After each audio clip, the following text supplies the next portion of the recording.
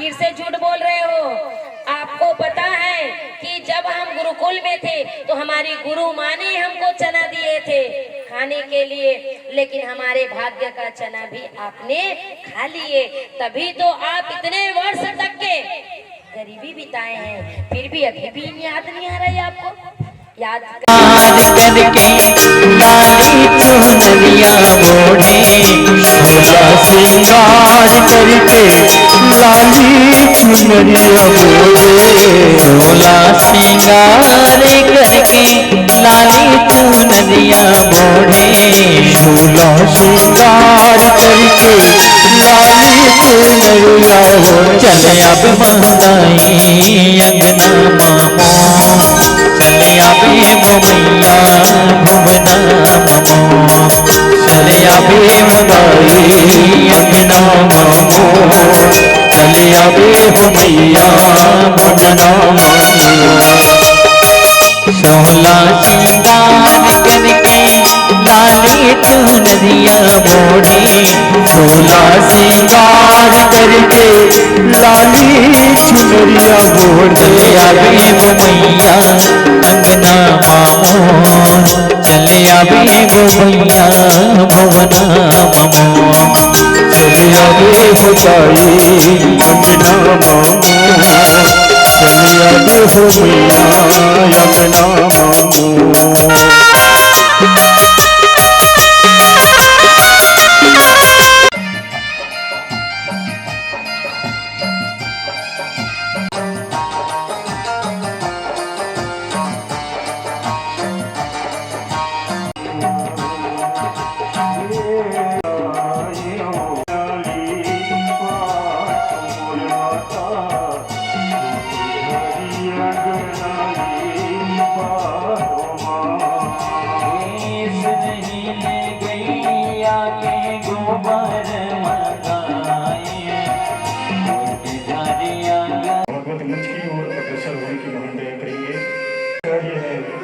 पंडित हैं, वो कहते हैं श्रीमद् भागवत पुराण से प्रेम की कथा है, दोस्ती की कथा है। चरित्र को अतएव सुदामा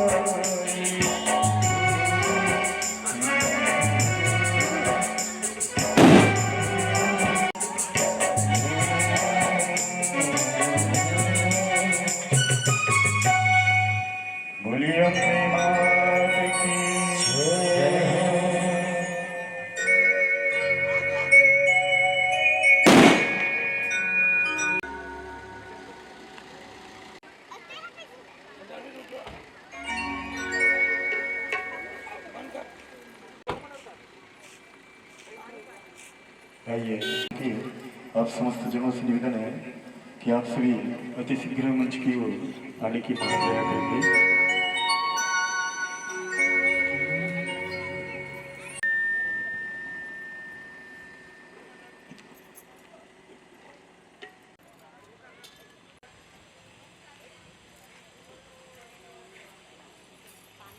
भगवान की जय, बोल राधा कृष्ण भगवान की।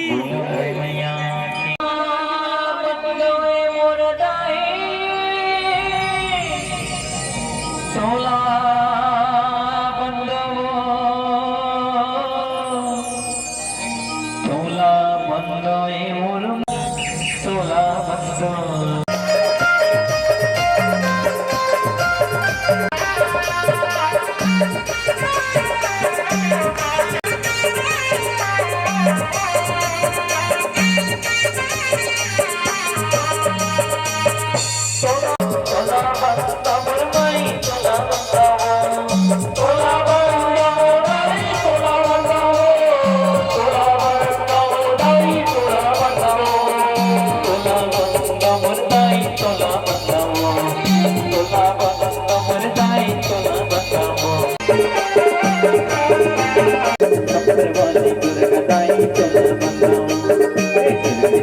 सरस्वती माई तोला बंदाओ शंकर माई दुर्गदाई तोला बंदाओ सरस्वती माई दुर्गदाई तोला बंदाओ सरस्वती माई तोला बंदाओ शंकर माई तोला बंदाओ तोला बंदाओ मुरदाई तोला बंदाओ तोला बंदाओ मुरदाई तोला बंदाओ तोला बंदाओ तोला बंदाओ मुरदाई तोला बंदाओ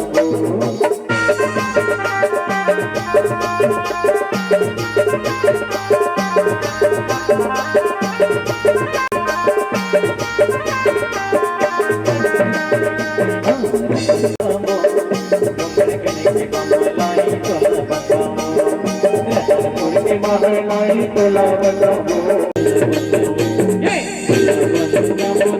तोला बंदाओ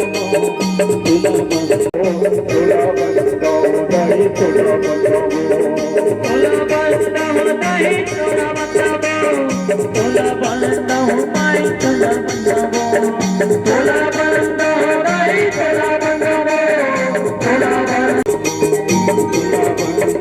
दाई तोला बंदाओ तोला बंदाओ दाई तोला तोला बंदाओ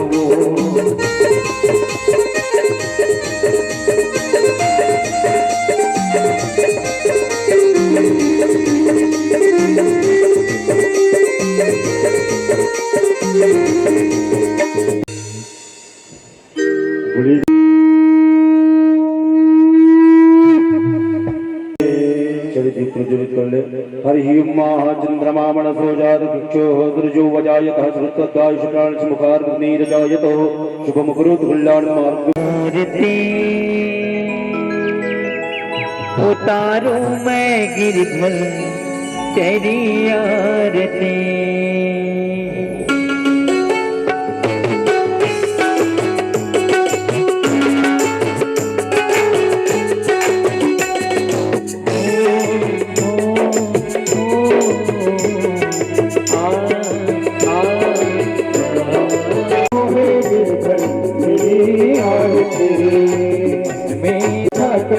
तेरे बोल के उतारो मैं गिरधर तेरी आरती उतारो है गिरधर तेरी आरती हो तेरी आरती हो तेरी आरती मन में बसा कर तेरी मूर्ति मन में बसा कर तेरी मूर्ति उतारो मैं गिरधर तेरी आरती उतारो है गिरधर तेरी आरती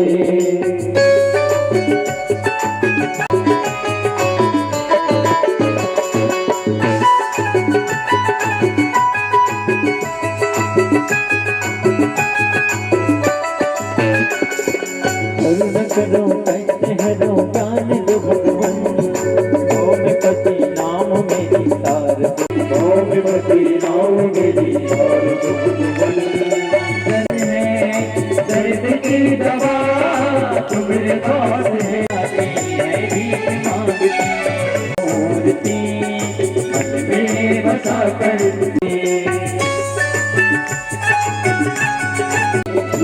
जब तेरा सब कुछ तेरा कुछ नहीं मन में बसा कर तेरी मूर्ति मन में बसा कर तेरी मूर्ति उतारो मैं गिरधर तेरी आरती उतारो है गिरधर तेरी आरती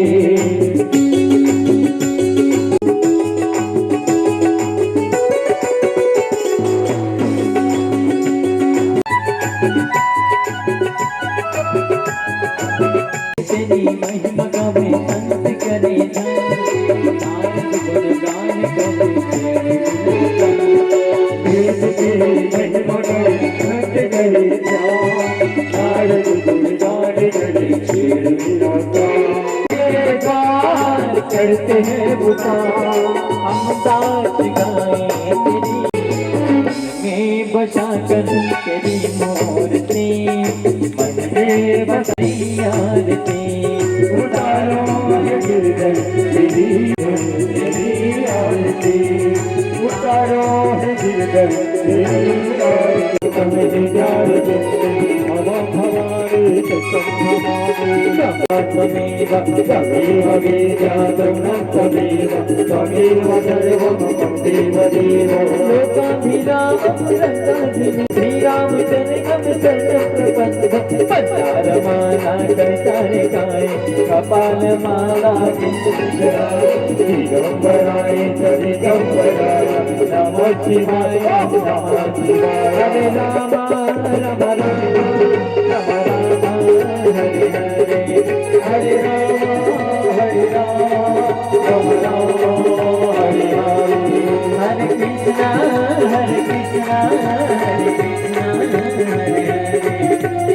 कृष्णा हरे कृष्णा कृष्ण कृष्ण हरे राम हरे हरे कृष्ण हरे राम राम हरे हरे कृष्ण हरे कृष्ण कृष्ण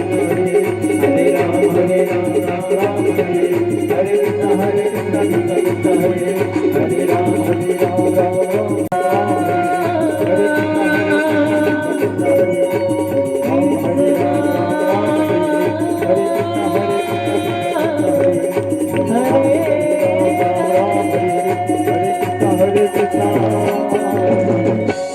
कृष्ण हरे हरे जल से आचमन करें सुवर्धनम माश्रयते चरण कमलेभ्यो त्रियाचमन्यं जलम समर्पयेत अगले स्थान में अर्घ दिखा करके परिक्रमा कर ले हरि ओम साचम चित्तम वाहिनां योजितं मया दीपं व्याणमदेवी शक्तिशक्ति विरावम् हरि ओम ये तीर्थानि प्रचलन्ति श्रीकाहस्तनि गंगिनः सहस्रयोजनैः अवधनमानि तन्मनाजगनामाय जन्ताः देवास्तानि धर्माणि प्रथमन्न सरते अनाकं महिमानः सचन्द्रजत पूर्वे साध्याः सन्ति देवाय कृष्णाय वासुदेवाय हरिये परमात्मने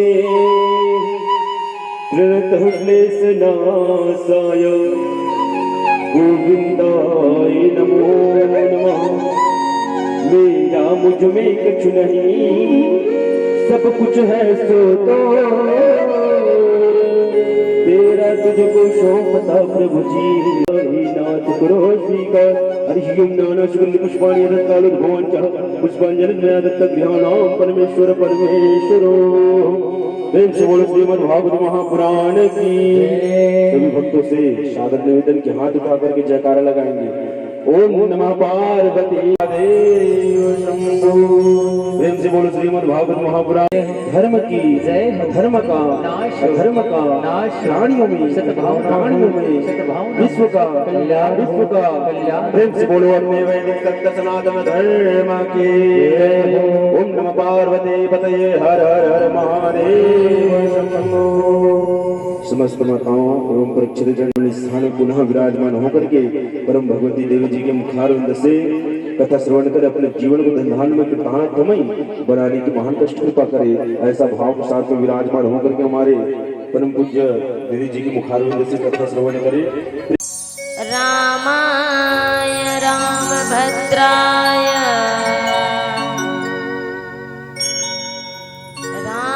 रामचन्द्राय वेदसे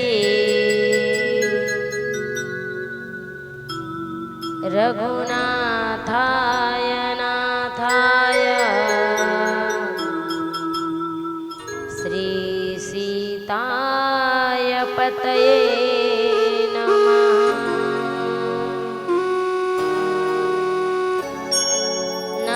नारायणं नमस्कृत्यं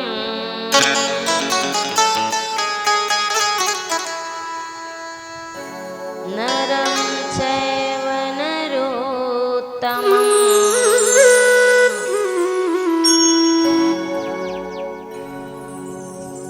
देवीं सरस्वतीं व्यासं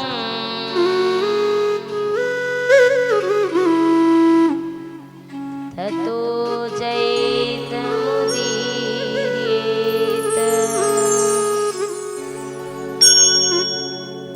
कृष्णाय वासुदेवाय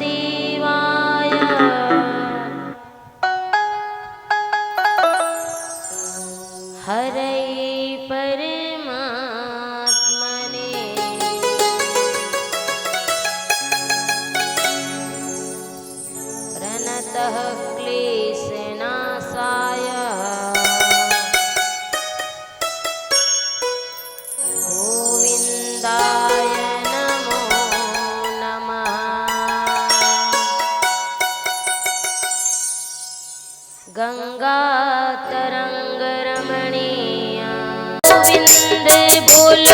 हरि गोपाल बोलो। गोविंद बोलो हरि गोपाल बोलो। राधा रमन हरि गोविंद बोलो। राधा रमण हरि गोपाल बोलो। राधा रमन हरि गोपाल बोलो। राधा रमण हरि गोविंद बोलो।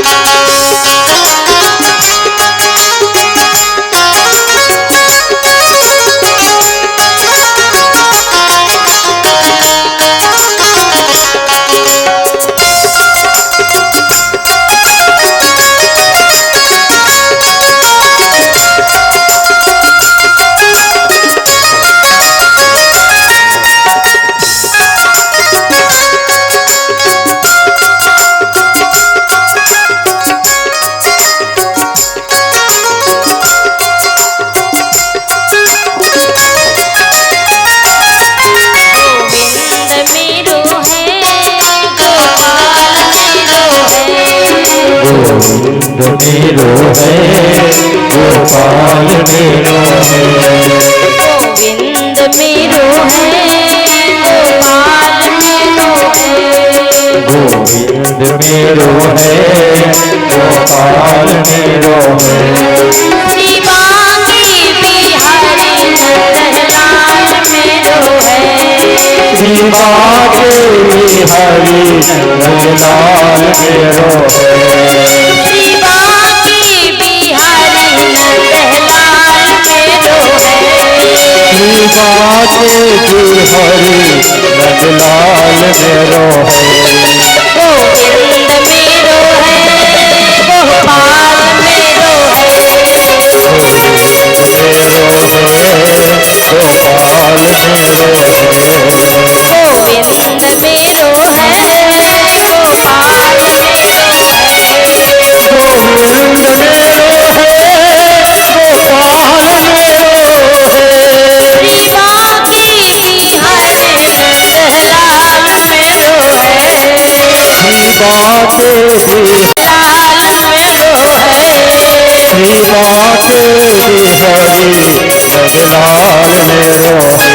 है। गोविंद मेरो है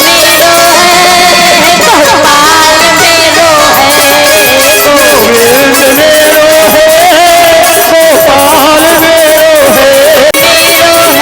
है गोपाल मेरो है। गोविंद मेरो है गोपाल मेरो है। लाल मेरो है। श्री हरि नंदलाल मेरो है। श्री बांके बिहारी नंदलाल मेरो है। गोविंद मेरो है गोपाल मेरो है। गोविंद मेरो है गोपाल मेरो है। गोविंद मेरो है गोपाल मेरो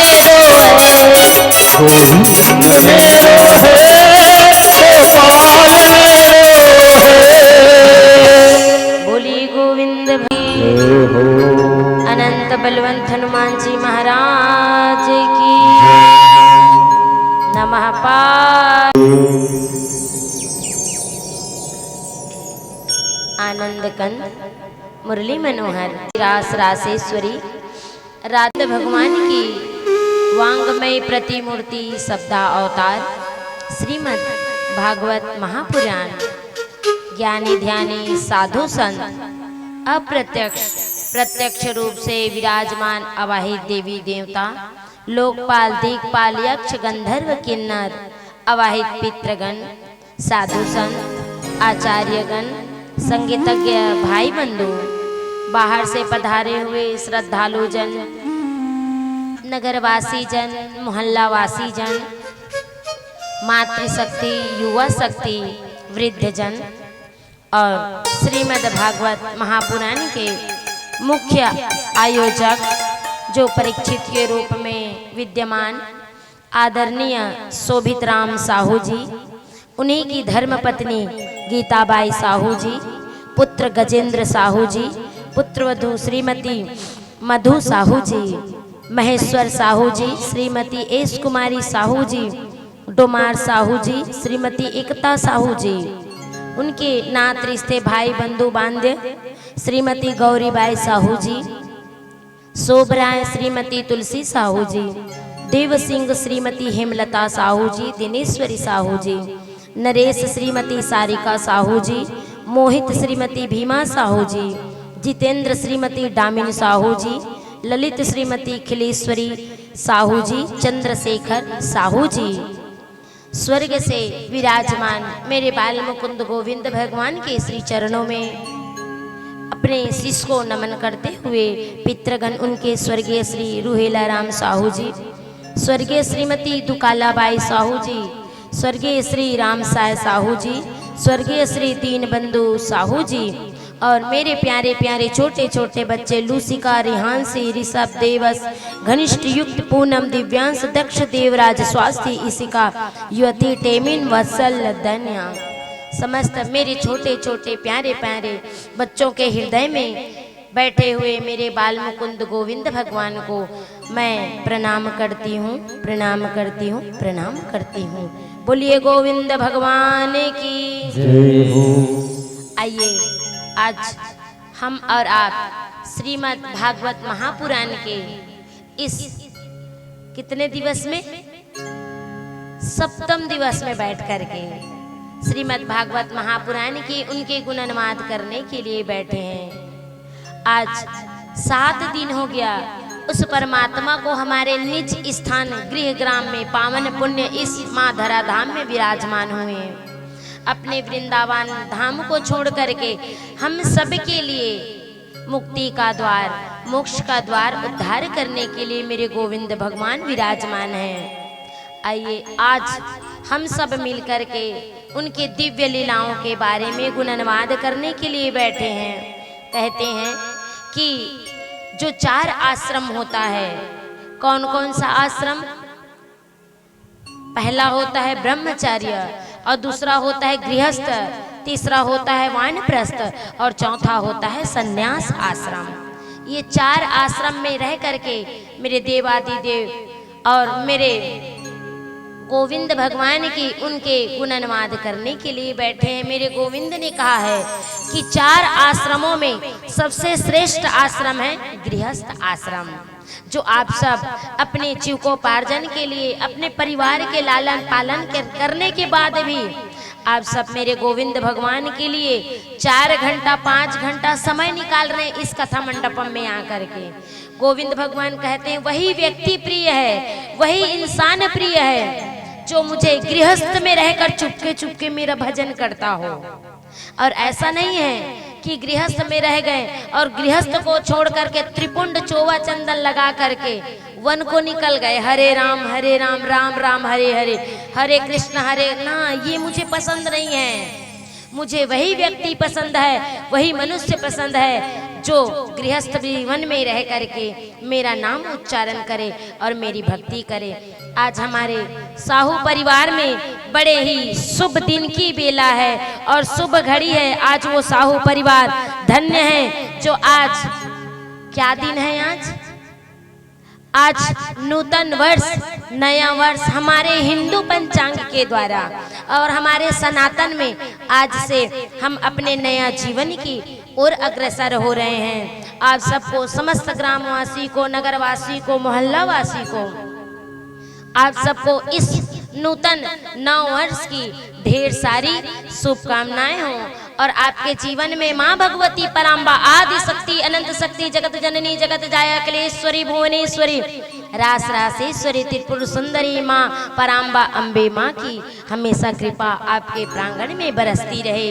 ऐसी भावना के साथ में देखिए, अंग्रेजों ने तो नया साल 1 जनवरी को बनवाया है, लेकिन हमारा जो हिंदू पंचांग है, सनातन धर्म है, वो नया साल आज से प्रारंभ हो रहा है। और आज से प्रतिपदा से आज हमारी माँ पराम्बा आदि शक्ति और नवरात्रि का दिन भी प्रारंभ हो गया है। और सबसे श्रेष्ठ जो नवरात्रि है, यही चैत्र महीने का ही नवरात्रि माना गया है। आगे की कथा में आएंगे कि ये चैत्र नवरात्रि में जो कलश जलाते हैं, वो कलश कहाँ से प्रारंभ हुआ है, आगे कथा चर्चा होंगे। आज हमारे अडिग परिवार, साहू परिवार के जितने भी नात रिश्ते हैं, वो बड़े पुण्य पतित पावन हो गए हैं कि इस नवरात्रि के पावन बेला में श्रीमद् भागवत महापुराण सुनने को प्राप्त हो रहा है। बड़े भाग्य है। कहते हैं कि माँ पराम्बा की जो भक्ति कर ले एक बार, तो उनके जीवन में अर्थ, धर्म, काम, मोक्ष, शिव और शक्ति और मेरे गोविंद भगवान की आकस्मिक वो कृपा प्राप्त होती है। बड़े भाग्य है। आज गुड़ी पर्व और नवरात्र की पावन बेला है। आज आप लोग याद रखिए, जितने भी मेरी माताएं हैं, भाई बहन, नात रिश्ते हैं, कहते हैं कि आज के दिन खाली पेट में अगर कड़वे नीम के पत्ती 5 पत्ता अगर उसको क्या करें, रमंज करके खाली पेट वो सेवन कर ले, तो मान करके चलिए कि साल भर तक रोग राई होने वाला नहीं है। और आज ही के दिन में जो कड़वा लीम है, उस लीम के बंधन द्वार, तोरण द्वार अपने द्वार पर सजाना चाहिए। जैसे आप लोग आम के पत्ता डालते हो ना, तो उसके जगह में नवरात्रि तक के पूरे 9 दिन तक के किसके पत्ता का बंधन द्वार करना है? नीम के पत्ते का, क्योंकि नीम के पत्ते में माँ भगवती पराम्बा, माँ शीतला माता भी प्रवेश करती है और माँ जगदम्बे भी प्रवेश करती है। तो आपके घर में जितने भी हैं, सब अपने द्वार पर, और वहाँ प्रवेश करने के बाद कहा जाता है कि हमारे घर में कभी भी रोग राई, कष्ट ये सब नहीं आते हैं। माँ भगवती उसको रोक करके रखते हैं। तो आप लोग, और इस नवरात्र में लहसुन प्याज वर्जित माना गया है। आप लोग इतने दिन तक लहसुन प्याज खाए, अगर 9 दिन तक माँ भगवती की पूजा अर्चन कर रहे हैं और मना रहे हैं, तो ये दिव्य चैत्र नवरात्र है, पुण्य पतित पावन बेला है। बसंत ऋतु की इस पावन बेला में माँ भगवती को मनाते हैं, तो इसमें लहसुन प्याज तो बिल्कुल भी नहीं खाना पीना चाहिए। और जहाँ भक्ति हो, सत्संग हो, वहाँ जा करके भक्ति सत्संग सुनना चाहिए। ऐसे यहाँ पर श्रीमद् भागवत महापुराण की बातें यही दर्शाती है। आज का दिन बड़े सुखमय और हमारे जीवन को कृतार्थ करने वाला है। और यहाँ से जाने के बाद हर माताओं को अपने घर के देहली में, मतलब सीधे हाथ, राइट हैंड जिसको बोलते हैं, तो राइट हैंड के सीधे हाथ के दरवाजे के पास में एक दीपक हमेशा जला करके रखना चाहिए। और वो दीपक की बत्ती 2 होनी चाहिए, 1 नहीं होनी चाहिए। याद रखिएगा, कितनी होनी चाहिए बत्ती? 2 होनी चाहिए। हम किसी किसी के घर में देखते हैं 1 बत्ती जलाते हैं। 1 बत्ती जब कोई इंसान गुजर जाता है, तब 1 बत्ती दीपक जलाए जाते हैं, और पितृ के लिए 1 दीपक जलाया जाता है। लेकिन हम अपने आराध्य को मनाते हैं तो 2 बत्ती दीपक जलाना है। आप लोग 9 दिन तक के माँ पराम्बा को मना करके सुंदर भक्ति करना है। आज का दिन साहू परिवार के लिए और उनके साथ साथ में हम भी बड़े भागी हैं, और जितने भी कातल बोड़वासी हैं वो भी बड़े भागी है। तो आइए सुंदर हम माँ पराम्बा को उनकी छोटी सी स्तुति करते हुए कथा की ओर प्रवेश करते हैं। बोलिए अम्बे मातु की जय हो।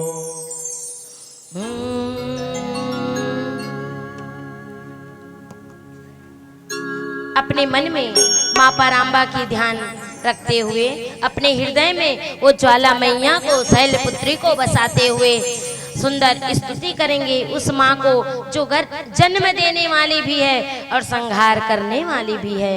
बोलिए अम्बे मातु की जय हो, बोलिए शीतला मैया की जय हो। ही गिरि नंदनी विश्व की स्वामनि नंदी गण तव शरण रहे, विंध्यगिरि पर रहने वाली इंद्रदेव तव नमन करे। हे गिरि नंदनी विश्व की स्वामी नंदनी गण तव शरण रहे, विंध्यगिरि पर रहने वाली इंद्रदेव तव नमन करे। भगवती गौरी शिव अर्धांगन जग का नित उद्धार करे। जय जय माँ महिषासुर मर्दन हम तेरा जयकार करे, माँ हम तेरा जयकार करे। देवों को बल देने वाली राक्षस दल को नष्ट करे, करत गर्जना देवी महेश्वरी असुरों का संहार करे। अहंकारी दानव दल डर डर सिंधु सुधा जल क्रोध करे। जय जय हे महिषासुर मर्दन हम तेरा जयकार करे।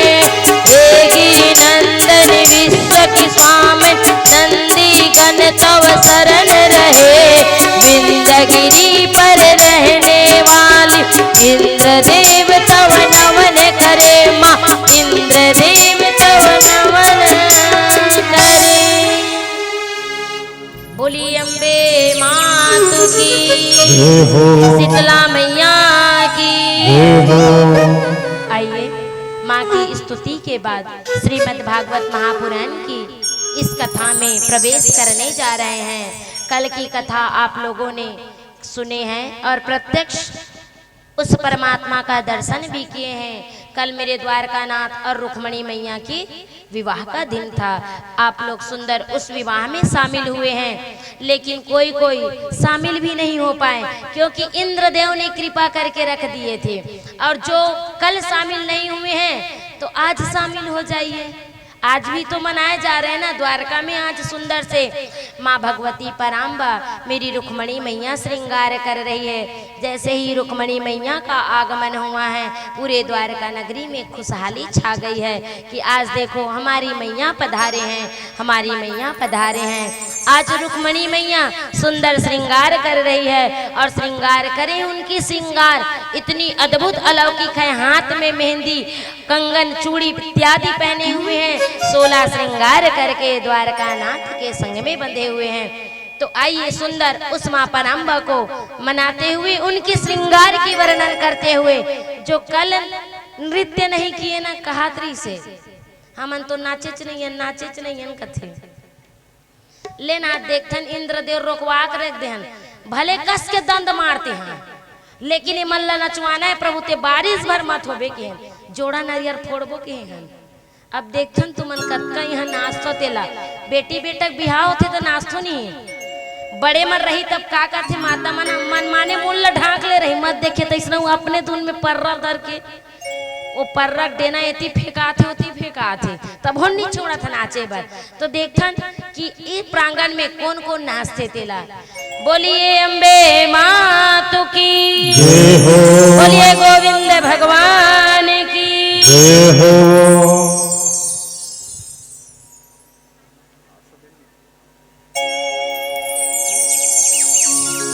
बोली अम्बे मैया की जय हो।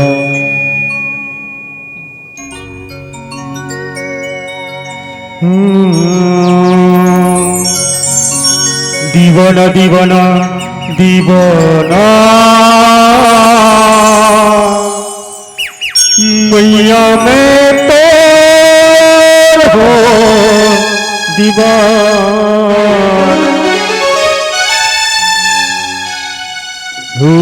दीवाना दीवाना दीवाना मैया में तोर हो दीवाना। दीवाना दीवाना मैया मैं तोर हूँ दीवाना। दीवाना दीवाना दीवाना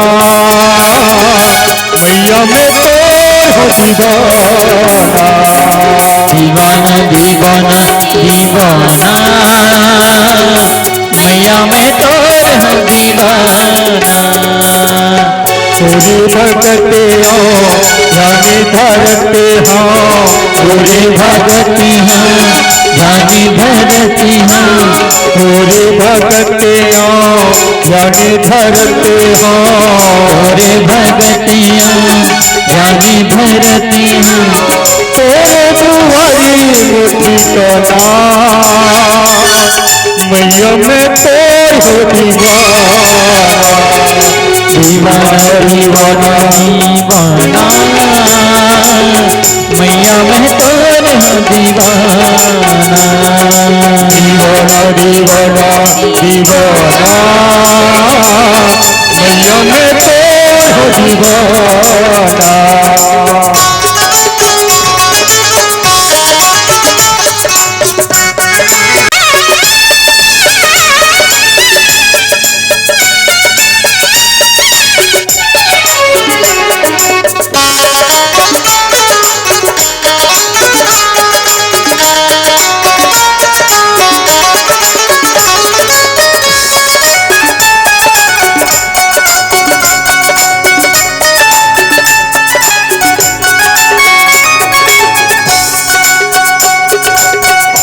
राती तोर मैया जपत तो नाम ला, जपत नाम लवैया जपत रे तो नाम रे हो जपत रे तो नाम। दिन राती तोर मैया जपत तो नाम ला, जपत तो नाम ला। जपत रे तो नाम लवैया जपत रे तो नाम ला, जपत रे तो नाम ला। कुछ हवे नहीं मोला बुतताम गो, मोला बुतताम गो। मोला बूता काम मैया मोला बूता काम वो, मोला बूता काम वो। दिया बाते मारे संघाते, दिया बाती मारे संघाती, दिया बाते मारे संघाते, दिया बाती मारे संघाती। गावते खातिर गाना मैया मैं तोर हूँ दीवाना। दीवाना दीवाना दीवाना मैया मैं तोर हूँ दीवाना हूँ दीवाना।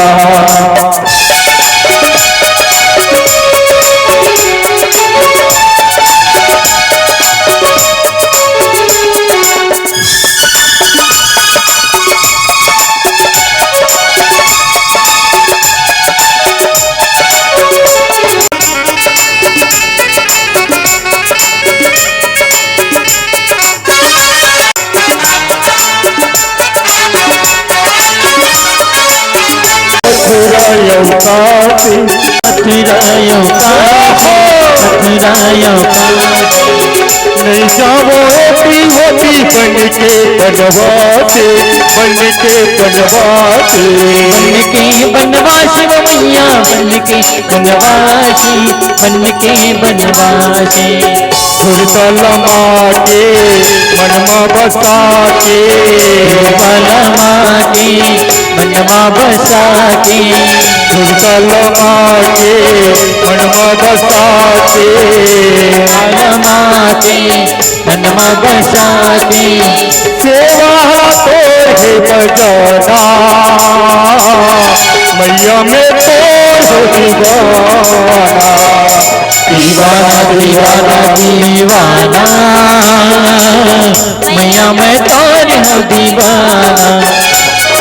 दीवाना दीवाना दीवाना मैया मैं तोर हूँ दीवाना।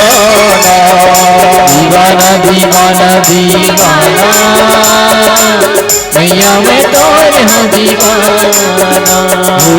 मैया मैं तोर हूँ दीवाना, मैया मैं तो हूँ दीवाना, मैया मैं तो हूँ दीवाना, मैया मैं तो हूँ दीवाना। बोली अम्बे मातु की जय हो, गोविंद भगवान की जय हो। आज द्वारका नगरी में सुंदर बारे में 4 प्रकार का आश्रम बताया है। पहला है ब्रह्मचर्य, दूसरा गृहस्थ, तीसरा वानप्रस्थ और चौथा है संन्यास आश्रम। इस आश्रम में सबसे श्रेष्ठ गृहस्थ आश्रम को माना गया है।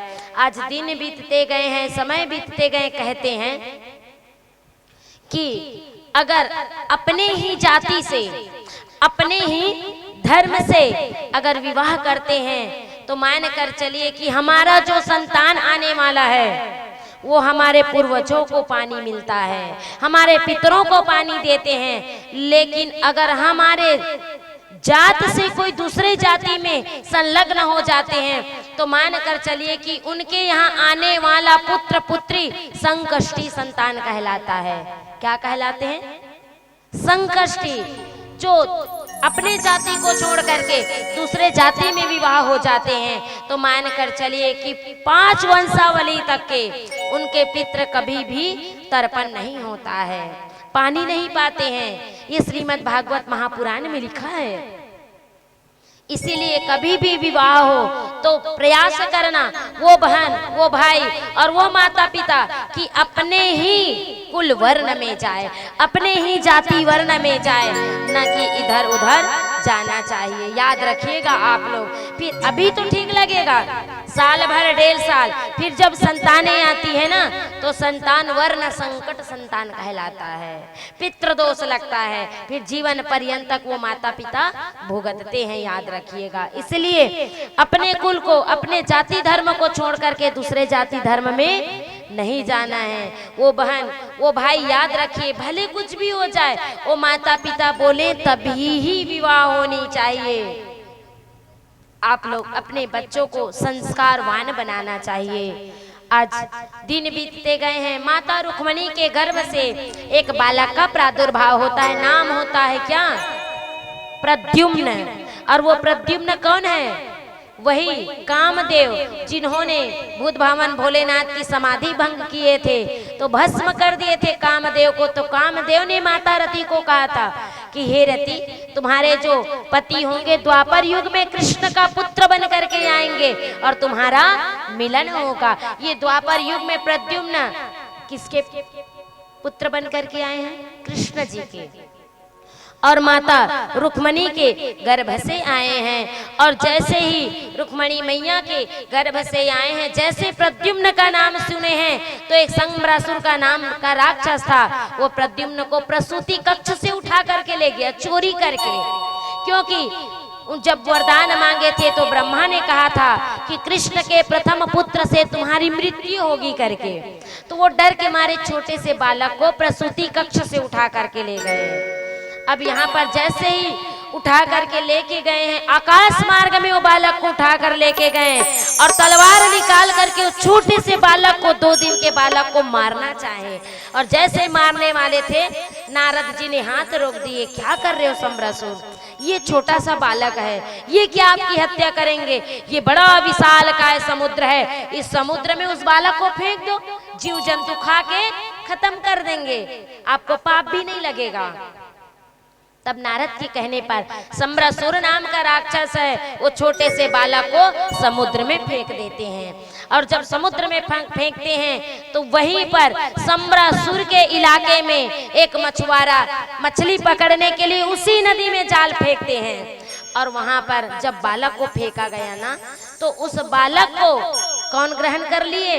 बड़ा विशाल काय मछली अपने उदर में डाल लिए, अपने पेट में ग्रहण कर लिए। और जब मछुआरा आया तो उसी जाल में वो मछली फंस गया था। और देखा मछुआरा, इतना बड़ा विशाल काय मछली, यहाँ के राजा संबरासुर को मैं दे देता हूँ तो अपने प्रजा को पूरा उस मछली को खिलाएंगे। ऐसे करके संबरासुर के द्वार में गए हैं। याद रखिए, कहाँ फेंके थे? समुद्र में। समुद्र में कौन थे? मछली। मछली ने ग्रहण कर लिए और उनकी मौत फिर कहाँ चले आए?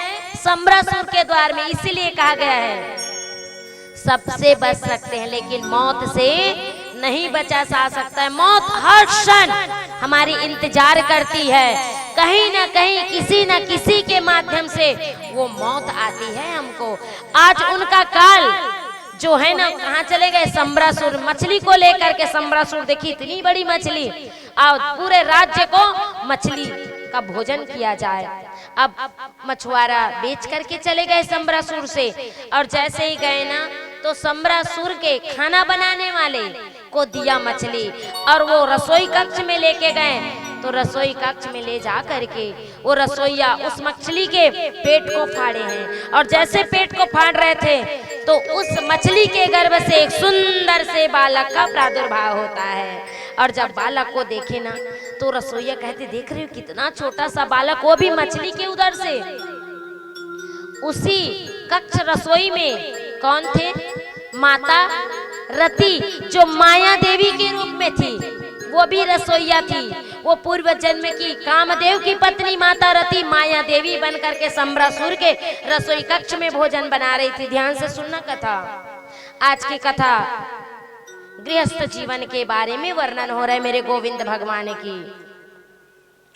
तब वहां पर देखे माता जो है ना माया देवी, कहे अरे कितना छोटा सा बालक है। अब माया देवी ने क्या किया? उनका लालन पालन करने लगे। सम्रासुर को नहीं बताए कि बालक हुआ है। माया देवी की कोई संतान नहीं थी, तो उनको लालन पालन करने लगे, पालन पोषण करने लगे। और माया देवी ने क्या पिलाए हैं? दूध पिलाना चाहे तो पहले की माताएं कैसे छोटे बच्चों को दूध पिलाते थे जानते हो? हाँ, कैसे पिलाते थे?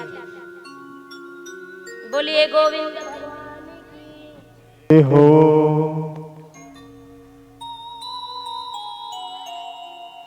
तो पहले के जो माता थे ना वो कैसे पिलाते थे? रुई में करके बच्चों को, छोटे रुई लेते थे, कॉटन लेने के बाद दूध में भिगाते थे, या कॉटन का कपड़ा रहता था तो उस बच्चे के मुख में डालते थे, वो बच्चा चूसते थे। लेकिन आजकल के माता क्या करते हैं? बोलो बोलो बोलो जोर से। बाटल। और वो ननपन से एक मुँह दो मुँह बेटा ला, नानचन लइका ला, शुरू से तुमन चूसने मुँह डाल दे हो, वो बाटल ला जीवन भर वो बाटल बाटल बाटल करीस, तो वो जवानी में बाटल ला छोड़ी का। बोलो बोलो, अभी आप ही लोग बोले हो ना उसको, कह तो रहे हो ना बाटल। कभी भी अपने छोटे बच्चे को बोतल नहीं देना है। वो बचपन से उस बोतल में दूध को पी रहे हैं तो बड़े होने के बाद वो बोतल छोड़ेगा? है छोड़ेगा? हाँ तो कैसे? और हम कहीं कहीं कथा करने जाते हैं ना तो कहते हैं दीदी ये गांव वाले ना बहुत बिगड़े हुए हैं, सब शराब पीते हैं, बच्चे लोग बिगड़े हुए हैं। माता पिता भी बोलते हैं कुछ ऐसे ज्ञानवर्धक बातें बोलना, ज्ञान की बातें सिखाना। तब हम उनको हाथ जोड़े, हे मैया आपका बेटा आपकी बेटी 9 महीना गर्भ में रखे आप और 18 साल तक पला बढ़ा करके बड़े किए, उनके पैर में खड़ा किए। जब 18 साल तक तू मन नहीं सुधार सके हो तो मैं 7 दिन सुधार सकबो है? बताइए मुश्किल है कि नहीं है? ये सोचिए ना जरा। और बोलेंगे कि दारू के लिए बोलना, शराब के लिए बोलना। भैया जीवन भर तो तुमन बोतल बोतल बोतल बचपन से ही आदत बना दिए हो, तो जमानी में वो बोतल छोड़ेंगे ना? इम्पॉसिबल है भैया, भूल जाओ। इसीलिए बचपन में भी बोतल मत पकड़ाना अपने बच्चों को। दूध पिलाने लगे, कॉटन में रुई में दूध पिलाने लगे। धीरे धीरे जैसे ही वो बालक साल भर का हुए तो माँ बोलने लगे। तब जब माँ बोलने लगे तो नारद जी आए, कहे हे देवी, हे माया देवी, ये जो बालक है ना और पुत्र समेत आप उनको खिला पिला रहे हो, ये आपका पति कामदेव है। पति कामदेव है? तब उनके बात में, दिमाग में ये बातें डाले हैं। तब से वो अपने पति का देख रेख करने लगे और परमात्मा की कृपा से वो बड़े हो गए। आज रति और कामदेव का मिलन हुआ है। और यहाँ पर सम्रासुर को पता चलता है कि मेरा काल मेरे गृहग्राम में है, मेरे कक्ष में है। तो सम्रासुर ने उस प्रद्युम्न को बंदी बना लिया गया। अब इधर द्वारका में कोहराम मच गया, चोरी हो गया, चोरी हो गया, चोरी हो गया। क्या चोरी हो गया? मुरझोड़ी, क्या चोरी हुआ है? बालक प्रद्युम्न चोरी हो गया भैया। अब देखना ना क्रम बाई क्रम कैसे चलेगा। पहले वंशावली चले आ रहे हैं। कृष्ण कितने बार चोरी हुए थे? द्वारकानाथ। अब उनके बेटा चोरी हो गया। अब और आएगा इधर कथा। चोरी हो गया, द्वारका में कोहराम मच गया, बेटा चोरी हो गया, चोरी हो गया। नारद जी ने बताया सम्रासुर के कक्ष में है, जाओ आप उनको छुड़ा करके लाओ प्रभु करके। और जैसे ही लाए हैं वहां जितने भी यदुवंश सेना थे मेरे द्वारकानाथ लेके चले गए और सम्रासुर के साथ में घमासान युद्ध होता है। सम्रासुर की प्राण पखेरु उड़ा देते हैं और प्रद्युम्न को बेटा तो आए ही आए, साथ में बहू को भी द्वारकानाथ में लेके आए। द्वारका नगरी में दोनों का विवाह संपन्न कराए गए हैं। इस प्रकार से एक बार की बात है, सुधर्मा नाम की सभा चल रही थी। वहां पर मेरे गोविंद भगवान उच्च आसन में बैठे हुए थे और जितने भी मंत्री अध्यक्ष सब बैठे हुए थे।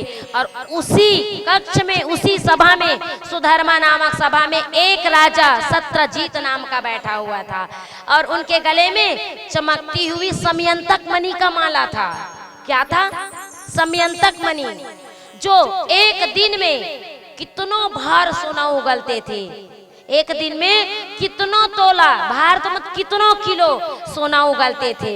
तो उसकी नजर, मेरे द्वारकानाथ की नजर वो समयंतक मणि पे पड़ा। सत्रजीत राजा के गले में जो मणि था, कहे अपने मंत्री को, ये भैया ये जो बैठा हुआ है राजा, ये कौन है? तब बोले ये सत्रजीत राजा है।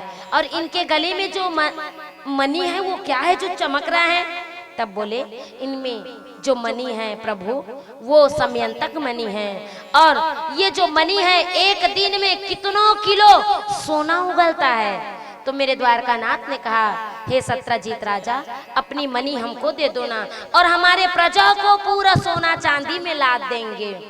सत्रजीत कहे, अच्छा मैं अपना मणि दूंगा? मैं रात दिन करके त्रिकाल पूजा मेरे सूर्य नारायण की करते थे और मुझे सूर्य नारायण ने प्रसन्न होकर के समयंतक मणि दिया है, मैं क्यों दूं आपको?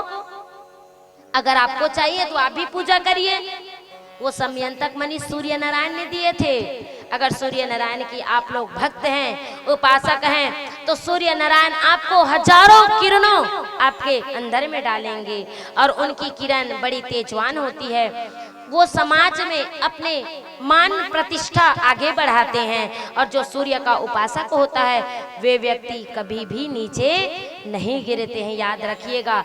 और जिसकी सूर्य कमजोर है, पढ़ने लिखने में हमने उस दिन बताया, जो बच्चे पढ़ने लिखने में कमजोर है और जो काम चोर है, जो काम भी नहीं करते हैं, जिनकी नौकरी चाकरी भी नहीं लग रही है, पढ़ लिख कर को अच्छा हो गए हैं, सूर्य नारायण को रोज अर्घ दो और आदित्य हृदय स्तोत्र का पाठ करना प्रारंभ करिए।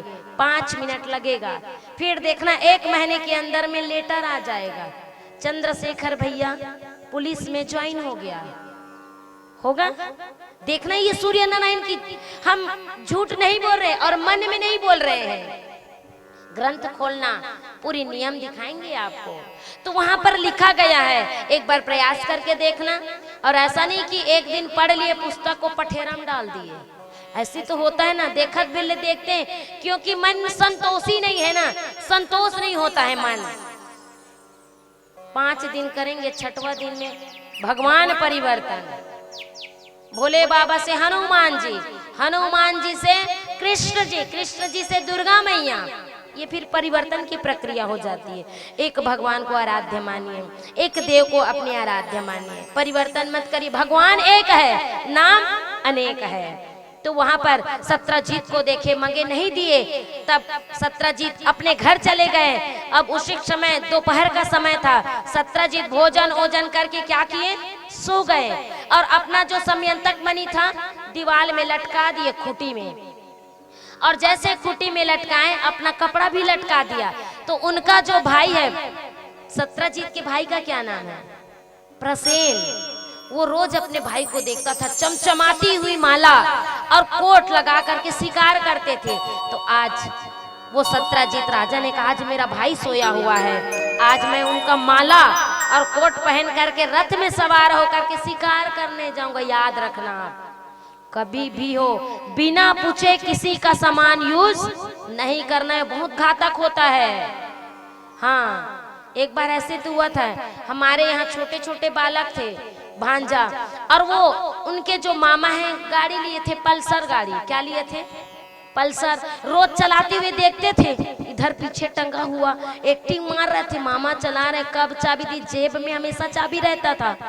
तो एक दिन क्या किया, चाबी को लटका दिए सामने में, और वो क्या किया, सो गया था। रात भर जगे थे, भावर पढ़े थे, तो सोना ही सोना है। कान नाक में पहनी वाला सोना नहीं कहा था ना, तुम सोचो दीदी घर बड़ सोना नहीं दाई, हमारे घर ऐसे वाला सोना है, जब देखबे तब ऐसे होते। तो वहां पे सोए देखे कि मामा सोए हैं, पल्सर की चाबी निकाले और चाबी निकाल के मस्त चश्मा वस्मा लगा करके पहन करके कहाँ चले गए, गरिया बन गए समोसा खाने के लिए। किसमें? पल्सर में। बताइए, क्योंकि देखे थे ना पल्सर में चश्मा लगा करके ऐसे चलाने से, भाएं भाएं चलाने से स्मार्ट दिखते हैं। भाई लोग भी करते हैं ऐसे ऐसे ऐसे गाड़ी को, तो झन पूछो कुछ नहीं बचता। फिर उसके बाद आधे बीच में जैसे ही मालगांव से, मालगांव और गरियाबंद मानकर चलिए 5 किलोमीटर है, तो जैसे आधे बीच में नाले में पहुंचे हैं, पुल था, उधर से कार आ रही थी, बाइक आ रही थी, और इन लोग क्या कर रहे थे, दो थे, करिया चश्मा। अब इसने मौसम साफ नहीं रही से, मौसम कैसे रही से, ये तो अभी हाबे ना कातल बोर्ड में, अभी करिया चश्मा जाक लगाओ झपाक मर जाबो है नहीं। हम तो नहीं सकन दादा, कभी चश्मा हम कभी भी गाड़ी मोटर चलाएं तो लगाते ही नहीं है भैया। चश्मा एक बार लगाबो तो हम तो राधे राधे, और हमारा तो काम ही है ठोकना पीटना, हम तो ठोकते ही रहते हैं। तो यहाँ पर क्या हुआ, जैसे ही गए पुल में आए, गाड़ी में कार आ रही थी और बाइक आ रही थी, ये लोग भन भन भन भन करके जा रहे थे, और बाइक में जो इतना जोर से टकराए हैं कि वो पल्सर में जो सामने का डिजाइन रहता है ना, चकनाचूर हो गया, और उनके हाथ में पूरा लहूलुहान, एक दांत टूट गया, पैर में पूरा गाड़ी पलट गया है। अब वहां से फोन आया कि आपके भांजा और ये ऐसा हो गया है, और घर में शादी, पहले दिन में शादी था। सब दौड़ करके उधर गए, और जब उनको उठाए ना, तब पहले तो डर गए थे, घर में समझा दिए थे गाली मत देना, बच्चे लोगों को गाली दी थे। और उन लोग क्या किए, इन लोग के जाते जाते वो मस्त होटल में बैठ के समोसा खा रहे हैं गमछम बांध के, ताकि मारे मत करके। बहुत दुर्गति हो गई थी, इसीलिए कहते हैं किसी का भी सामान बिना पूछे नहीं ले जाना चाहिए, पहले से ही धड़कन बढ़ जाता है। कहीं किराया का भी मोटर गाड़ी लेंगे ना, तो उसी में मुसीबतें आती है, अपने गाड़ी में नहीं आती है, दूसरे के गाड़ी में ही मुसीबत आती है। आज प्रसेन निकल गया है, और जैसे ही निकले ना, तो उनकी नजर उस समय तक मनी की नजर किसमें पड़ा, सिंह में। सिंह ने देखा ये तो लक लक लक लक करते हुए समय तक मनी है, प्रसेन के ऊपर झपट्टी मारे हैं, और जैसे झपट्टी मारे हैं प्रसेन की प्राण पखेरु उड़ गया, और उनके गले की समय तक मनी अपने मुख में ले गए, और जैसे मुख में देखे तो वहां से एक रिक्श भालू आया। भालू ने देखा ये तो बहुत सुंदर मनी है, और जैसे ही मनी को देखे हैं तो सिंह और भालू में घमासान युद्ध होता है, और उसी युद्ध में सिंह मर जाता है, और वो जो रिक्श है, भालू है, वो समय तक मनी ले करके गुफा में घुस जाते हैं। और जैसे ही गुफा में घुसते हैं, वो अपनी पुत्री किसको देते हैं, जामवंत की पुत्री कौन है, बोलो बोलो, मोलत लगते एक बार कथा सुने लागी तुम्हारा तैसे लागते है ना, याद ही नहीं होतीगा। जामवंत की पुत्री कौन, जामवंती, जामवंती है भाई। अब तुमन कहा तो हमार बेटी मन तो बाजू में बैठे है, टेमिन टोमिन डामिन ये मन सब बैठे बैठेगा है नहीं, तो जामवंती को दिए खेलने के लिए, जामवंती खेल रही है। अब इधर क्या हुआ, पूरे द्वारका नगरी में क्या हो गया, चोरी चोरी चोरी। अब राजा जैसे उठे, सत्रजीत राजा अपनी पत्नी को बताते हैं, देवी मेरा जो समयंतक मणि है ना वो नहीं दिख रहा है। कल मैं पहन के गया था द्वारकापुरी में, द्वारकानाथ सभा में थे और मुझे मांगे थे। पक्का वो द्वारकानाथ ने चोरी कर लिया माला को। किसके ऊपर लग गया चोरी का इल्जाम? द्वारकानाथ को लग गया। चोरी हो गया, चोरी हो गया। वही नहीं चोराया, किसी को बताना मत देवी। अब उनकी पत्नी थोड़ा से बाहर निकल करके बैठी थी दरवाजे में, तो बोलती अरे सुनती हो क्या है बहन, भोजन पानी बना लिए? जैसे माताएं एक जगह बैठेंगे ना तो अपनी बात नहीं करेंगे, वो सुख दुख की बातें नहीं करेंगे, पड़ोसी के बारे में बात करेंगे। देखा था सो कैसे देखते थे ला, ओकर चाल अलग है, रंग अलग है। आजकल बिगड़ गया वहाँ, तुम नहीं जाना पूरा गांव हल्ला होगी, वह दुनिया भर के चालू हो जाता है। अपने बारे में भैया ते पहले खुद लत देगा तब दूसरा का उंगली उठाबे।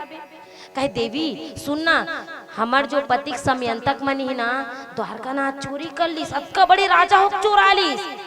किसी को मत बताना बहन। क्या बोले हैं? किसी को मत बताना। वो जो देवी थी पानी भरने के लिए गई थी, तो एक आई उनकी सहेली, पानी नल में पानी भर के हुंडी में बोहे थे। अरे सुनते हो क्या हुआ देवी? द्वारकानाथ चोरी कर लिए समयंतक मणि को, सत्रजीत राजा के। किसी को मत बताना बहनी। कितना हो गया? 3। किसी को मत बताना। फिर वो माता पानी भर के गए, अपने घर में भोजन दिए अपने परिवार को। जैसे शोभित बाबूजी अपने परिवार को इकट्ठा करके बैठे, वहां की हमारे माता जी गीताबाई जी। सुनते हो स्वामी का हो गए बताना? दिन भर तो घर में रहता, खेत तो जास नहीं, दुनिया भर के वायरलेस तो तीन रस कहा थे, वो जबरन गाड़ी दे थे। सुनना चाहिए ना, तो बता तो कहा थे। सुना था द्वारकानाथ चोरी कर ली प्रसेन के सत्रजीत राजा के माला ला। अच्छा माला चोरी कर ली, तब तो चोर हो गए, वो तो द्वारकानाथ था। अब शोभित बाबूजी क्या करे? सुबह 4 बजे उठ के चना देखेल गई। अब चना देखेल गई, 10 एकड़ खेत में धान बोआ, पूरा किसान भाई मन सुना थो काहे द्वारकानाथ है ना चोरी कर ली। का चोरी कर ली? समयंतक मणि चोरी कर ली।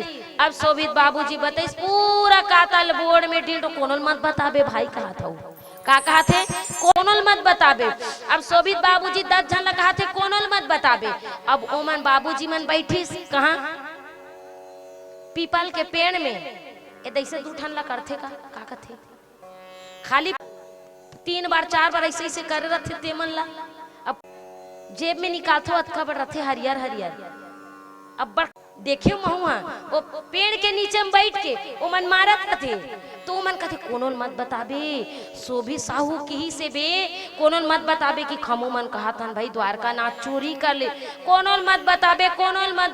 कोनोल पूरा कातल बोर्ड में डिंडोरा हो गए, द्वारकानाथ चोर है। खबर द्वारकानाथ को पहुंचे। द्वारकानाथ को जैसे ही पहुंचे हैं तो उस चोरी के कलंक को मिटाने के लिए समयंतक मणि की खोज में गए। उसी जंगल में सिंह का पैर था, प्रसेन मरा हुआ पड़ा था, वृक्ष का पैर था। पैर के निशान से जाते जाते यदुवंश अपनी सेना को लेके गए थे। द्वारकानाथ अंदर घुसे गुफा में, और उसी गुफा में जामवंती जो जामवंत की पुत्री थी, उस मणि को उछाल के खेल रही थी। और खेलते खेलते द्वारकानाथ ने छीन लिए हाथ से, तो जामवंती रोने लगे। तब वही उनके पिता वृक्ष ने कहा तुम कौन हो जो इस मणि को छीन लिए मेरे बेटी के हाथ से? अगर इसको चाहते हो तो मुझसे युद्ध करना पड़ेगा। क्या बोले? युद्ध करना पड़ेगा। अब दोनों में जामवंत और द्वारकानाथ के साथ में घमासान युद्ध छिड़ गया। इतना युद्ध छिड़ गया कि वहां से खून की धार बहने लगे उस गुफा से। और जैसे खून की धार बहने लगे, 27 दिन तक के घमासान युद्ध हुआ है। 28 दिन में मेरे द्वारकानाथ ने पूरे विश्व का भार लेकर के एक मुट्ठी जामवंत के गाल को दे दिए धड़ाम से। और जैसे ही दिए ना, जामवंत की दांत टूट गए। तब जामवंत को याद आया ये कोई ऐसा वैसा नहीं है। तब उन्होंने आंख बंद करके देखे तो साक्षात वही मेरे द्वारकानाथ द्वापर युग से त्रेता युग के मर्यादा पुरुषोत्तम श्री रामचंद्र जी महाराज है। तो द्वापर युग से त्रेता युग में वो जामवंत ने कहा था, प्रभु मेरी भुजाओं में खुजली हो रही है तो मुझसे युद्ध करो। तो राजा रामचंद्र मर्यादा पुरुषोत्तम ने कहा था कि अरे जामवंत भैया, मैं रघुकुल में जन्म लिया हूँ, प्राण जाई पर वचन न जाई, मैं मर्यादा में हूँ अभी, और मर्यादा में रह करके मैं किसी के ऊपर हाथ नहीं उठाऊंगा। और आपकी जो ये ख्वाहिश है ना आपसे युद्ध करने वाली, तो जा मैं आपको वचन देता हूँ कि मैं त्रेता युग से द्वापर युग में आऊंगा आपकी भुजाओं की खुजली मिटाने के लिए और आपसे युद्ध करूंगा। वही त्रेता युग का मेरा रामचंद्र जी महाराज द्वापर युग में कृष्ण बन करके आए हैं। 28वें दिन में प्रणाम की। अब इधर माता यशोदा अपना पुत्र नहीं आ रहे हैं, 27-28 दिन हो गया करके दीपक जला करके रखे हैं। और जैसे ही दीपक जलाए हैं, माँ भगवती पराम्बा आदि शक्ति अनंत शक्ति जगत जननी जगत जाय अखिलेश्वरी भुवनेश्वरी रास रासेश्वरी त्रिपुर सुंदरी माँ पार्वती मैया को मनाए हैं। और उसी पार्वती मैया ने अपने बेटे के कल्याण के लिए माँ यशोदा ने दीपक जलाए। और वो दिन कौन था? प्रतिपदा के प्रथम नवरात्रि आज चैत्र पक्ष के तिथि का दिन था। और आज के दिन देखिए माँ भगवती की प्रांगण में बैठ करके सुंदर साहू परिवार ने मेरे गोविंद भगवान के लिए दीपक जला करके रखे हैं। आज ही के दिन माता यशोदा ने प्रथम बार देवी भगवती की पूजा करके दीपक जलाए हैं। उसी दीपक से ज्योति का प्रकट्य हुआ है और उसी ज्योति से माँ पराम्बा को चैत्र नवरात्र की प्रतिपदा से नवमी तिथि तक के माँ पराम्बा को मनाते हैं। और जो भी माताएं अपने घर में ज्योत जमारा बोते हैं और ज्योति प्रकट करते हैं किसी के मनोकामना के लिए, तो उनके भी पुत्र में सुख समृद्धि और अभय वरदान प्राप्त होता है। यही चैत के महीना भरी मंझनी में तो अपन कथो नहीं का कथो तू मन मत कहा हमन कथन। बोलिए अम्बे मैया की। और झूमते हुए उस माता को मनाना है। चैत के महीना दाई अभी मंझनी, चैत के महीना दाई अभी मंझनी, भोरे बाछी संगमा हवा भूतु लागो, पताल चटनी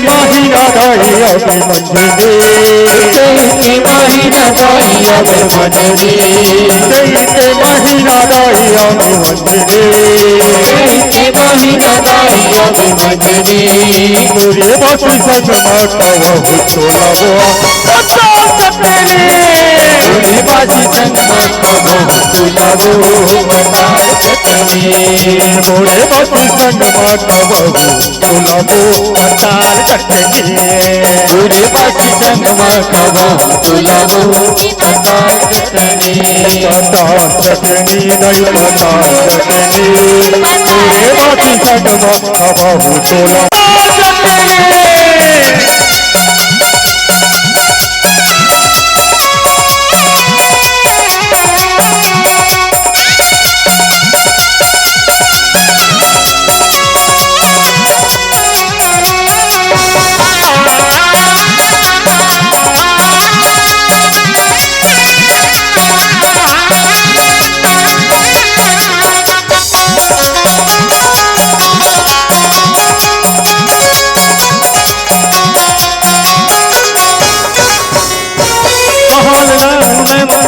कहाल राहु माल बुआ मैं निर्धन किसान गे, निर्धन किसान बुदाई मैं निर्धन किसान, कहाल राहु माल बुआ मैं किसान वो, घर में आवे दिलो माँ चौर के किसान वो, चौर के किसान बधाई चौर के किसान वो,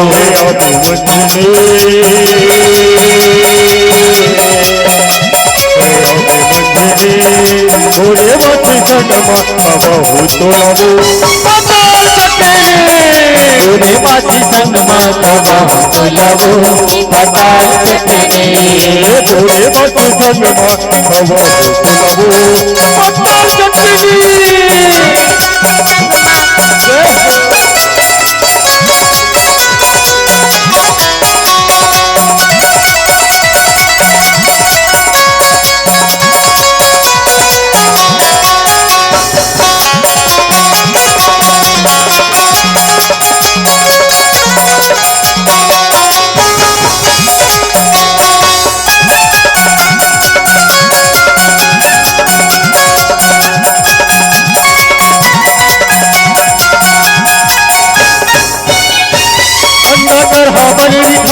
मिर्चा के साग वो, मिर्चा के साग बधाई संग मिर्चा के साग वो, अंडा दर हवन मिठाई संग मिर्चा के साग वो, मिर्चा के साग बधाई संग मिर्चा के साग वो, भोग लगा ले महामाई महूल देना तार वो, महूल देना तार बधाई महूल देना तार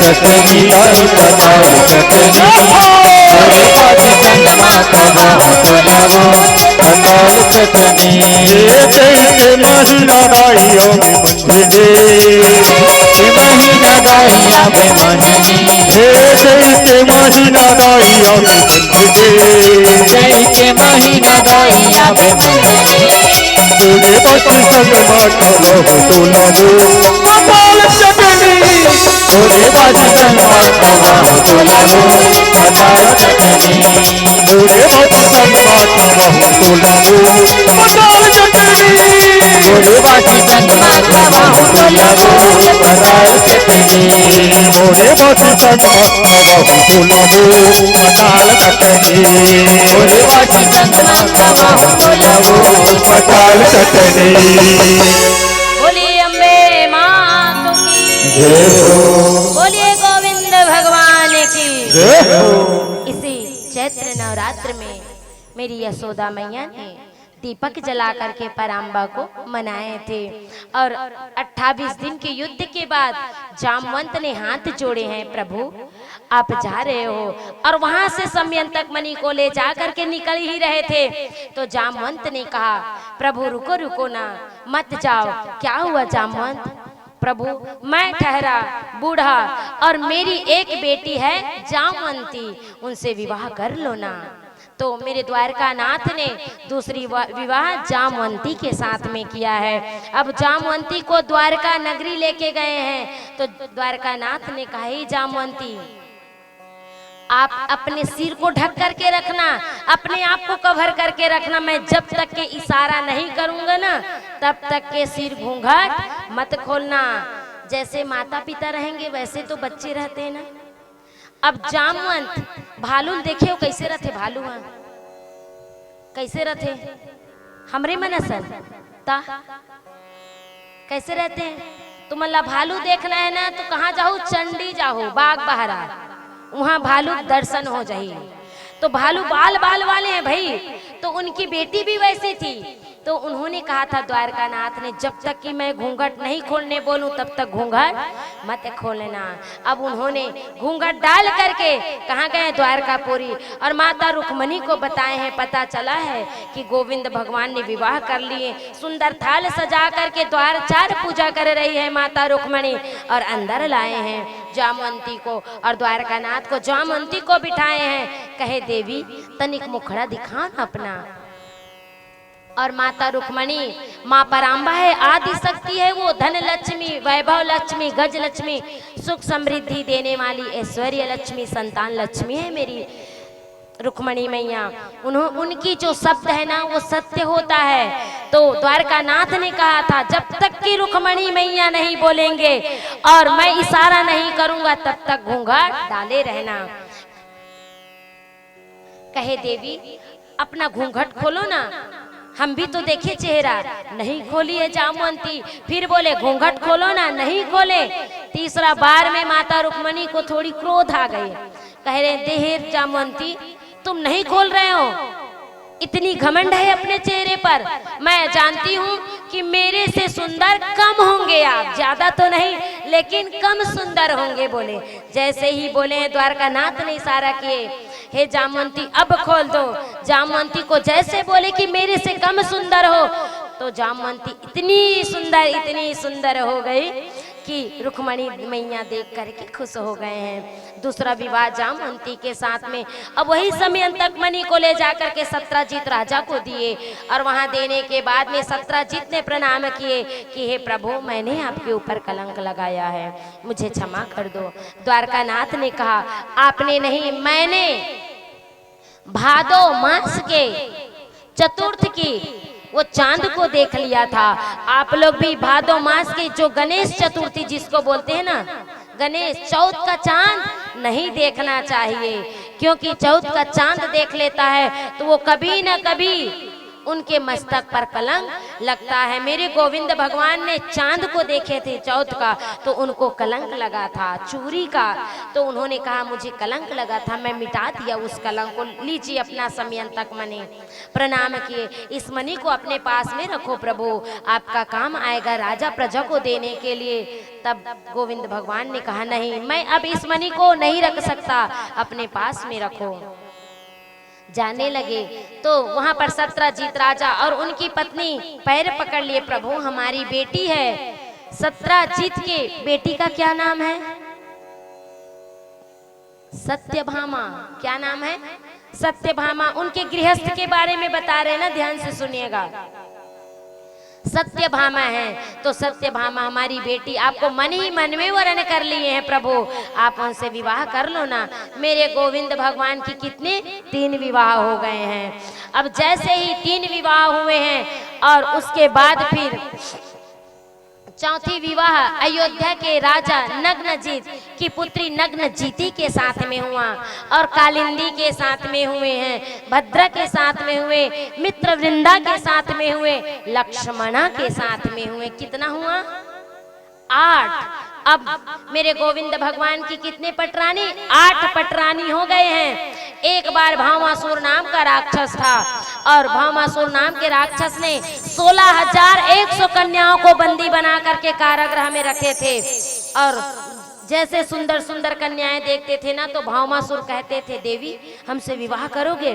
तब जब उन लोग कन्याएं मना कर देते थे तो घर में बंदी बना लेते थे उनको। जब बंदी बनाए तो वही 16,100 कन्याओं ने प्रणव निवेदन किए गोविंद भगवान को, प्रार्थना किए हैं कि हे द्वारकानाथ भगवान, आप तो सबकी पुकार सुनने वाले हो, आज ये दुष्ट भामासुर हमको बंदी बना करके रखे हैं, कितने बरस बीत गए हैं, इसी स्थान में हैं हम, हमें छुड़ा करके लेके जाओ प्रभु। निवेदन किए। चुपके से एक सैनिक ने जा करके द्वारकानाथ को दिए, और द्वारकानाथ जैसे ही पड़े हैं तो उन 16,100 कन्याओं को कहाँ लेके गए? उनको छुड़ाने के लिए भामासुर नाम के जो असुर था उनके द्वार पे गए, और उसके द्वारपाल के लिए, उस कन्याओं के द्वारपाल के लिए कौन थे वहां पे? मूर नाम का राक्षस था। और वो मूर नाम के राक्षस जैसे ही देखे हैं मेरे द्वारकानाथ और मूर नाम के राक्षस में घमासान युद्ध होता है, पूरे विश्व का भार लेकर के मेरे द्वारकानाथ भगवान मूर नाम के राक्षस को धड़ से अलग कर देता है, उनके प्राण पखेरु उड़ जाता है। उसी दिन से मेरे भगवान का एक और नाम पड़ता है मुरारी। बोले मुरारी भगवान की जय हो। अब इधर बंदी से छुड़ा करके 16,100 लड़कियों को, कन्याओं को अपने अपने स्थान भेजने का प्रयास करते हैं। तब वो कन्या कहती है, हे नाथ, हे नाथों के नाथ गोविंद भगवान द्वारकानाथ प्रभु, हमें वरण कर लो, हम आपसे विवाह करना चाहते हैं। द्वारकानाथ कहते हैं, देवी आपके माता पिता इंतजार कर रहे हैं, आप जाओ ना, हमारे पास रहोगे तो आपके माता पिता गलत समझेंगे, आप जाओ ना, इतने दिन तक रहे इस राक्षस के चंगुल में, तो आप अपने अपने घर जाओ ना। तब वो कन्याएं कहती है, हे प्रभु, हम मरना पसंद करेंगे लेकिन हम अपने माता पिता के घर नहीं जाएंगे, क्योंकि बरसों बीत गए हैं हमको इस दुष्ट भामासुर के चंगुल में फंसे हुए। अगर हम जाएंगे ना प्रभु, तो ये नात रिश्ते, ये परिवार, ये समाज हमसे प्रश्न करेंगे। कहते हैं कि लड़की अगर काम के लिए 1 घंटे के लिए भी बाहर चले जाए ना, तो पूरे समाज में, पूरे गांव में हड़कंप मच जाता है कि उसकी लड़की बाहर चली गई, उसकी लड़की बाहर चली गई करके। और हम तो इतने दिन तक के वो चंगुल में हैं प्रभु। यहाँ पर अगर एक भाई, एक लड़का कितनों भी दिन तक, 1 महीना, 2 महीना, साल भर वो बाहर रहेंगे तो उनको कोई पूछने वाला नहीं है प्रभु। अगर हम लड़की, हम कन्याओं को 1 घंटे के लिए बाहर कदम रखना पड़ जाए तो बहुत सोच समझ करके रखते हैं। हमें ये समाज जीने नहीं देंगे, ताना मार मार के हमारी बुरी स्थिति कर देंगे प्रभु। क्योंकि ये जो समाज है छोटे बुद्धि के हैं, अनेकों ने प्रश्न करेंगे हमसे।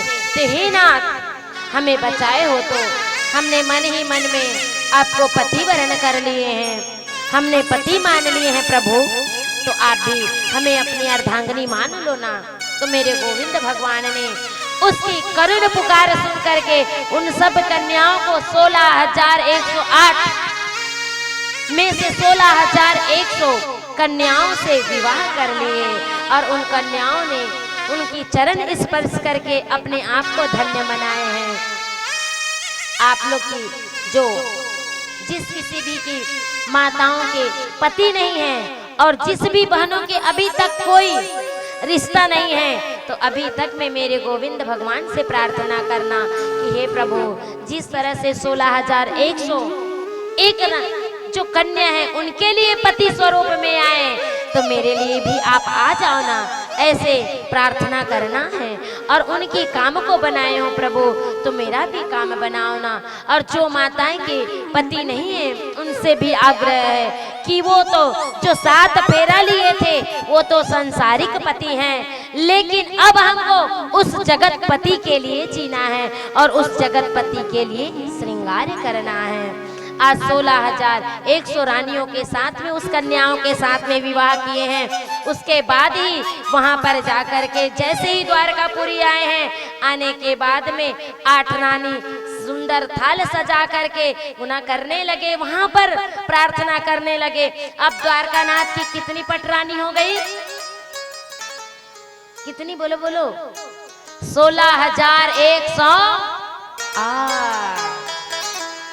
16,108 पटरानियों के साथ में मेरे द्वारकानाथ रहने लगे। और 16,000 पटरानी, वही 16,108 जो पटरानी है हमारे शरीर के नाड़ी है।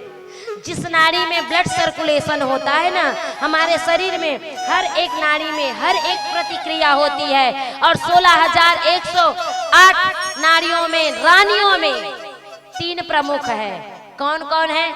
एक तो है माता रुक्मणी, एक तो है जामवंती और तीसरा है सत्यभामा। उसी तरह हमारे शरीर में 3 नाड़ी है, एक है ईड़ा, पिंगला और सुसुम्बा। और उसी ईड़ा, पिंगला और सुसुम्बा को देख करके डॉक्टर यहाँ नस को देखते हैं और बताते हैं कि आपको कितनी डिग्री बुखार है। वो ईड़ा, पिंगला, सुसुम्बा, रुक्मणी, सत्यभामा और जामवंती मेन है। 16,108 पटरानियों में 3 पटरानी को मुख्य माना गया है। वो हमारे शरीर का मुख्य अंग है। 3 रानियों में दिन बीतते गए हैं। अब जैसे जैसे दिन बीते हैं तो प्रद्युम्न के यहाँ उनके सुंदर पत्नी के गर्भ से एक बालक का जन्म होता है। प्रद्युम्न का पुत्र का क्या नाम है? क्या नाम है? कृष्ण के पुत्र का क्या नाम है? तार होती ही बता, खाए पिए नहीं, नवरात्रि चला थे कहा बताए बड़ा हुदाई में है। कौन कौन उपास हो? हाथ उठाओ तो है। कुछ नहीं हो, सब यहाँ बड़बड़ हो रहा पताल चट रही। हाँ, तभी बैठे दादा टस के मसरी होते। अब होना भी नहीं है, कल तो भाग गए भर भर ले। तन आखिरी महाराजी ला दोष देते, नाचे रतन दई गाना नहीं चलाइस कथे, और टिकान टिके रतन दई बलैस नहीं है कथिया। ले न देखथन 21 तारीख के दिन है नहीं, कौन कौन आते कौन कौन नहीं आए, सब ला आना है। तो यहाँ पे निमंत्रण की जरूरत मत पड़े, सबको आना है, सबको नाचना है, सबको नृत्य करना है भगवान के सामने में। आप लोग को इंतजार मत करो, आप लोग, ये भगवान का द्वार है। किसका द्वार है? भगवान का द्वार है, एक अकेले का नहीं है। कृष्ण के पुत्र का नाम है प्रद्युम्न, प्रद्युम्न का पुत्र का नाम हुआ है अनिरुद्ध। क्या हुआ? अनिरुद्ध। और यहाँ पर बाणासुर की जो पुत्री है, कौन? उषा।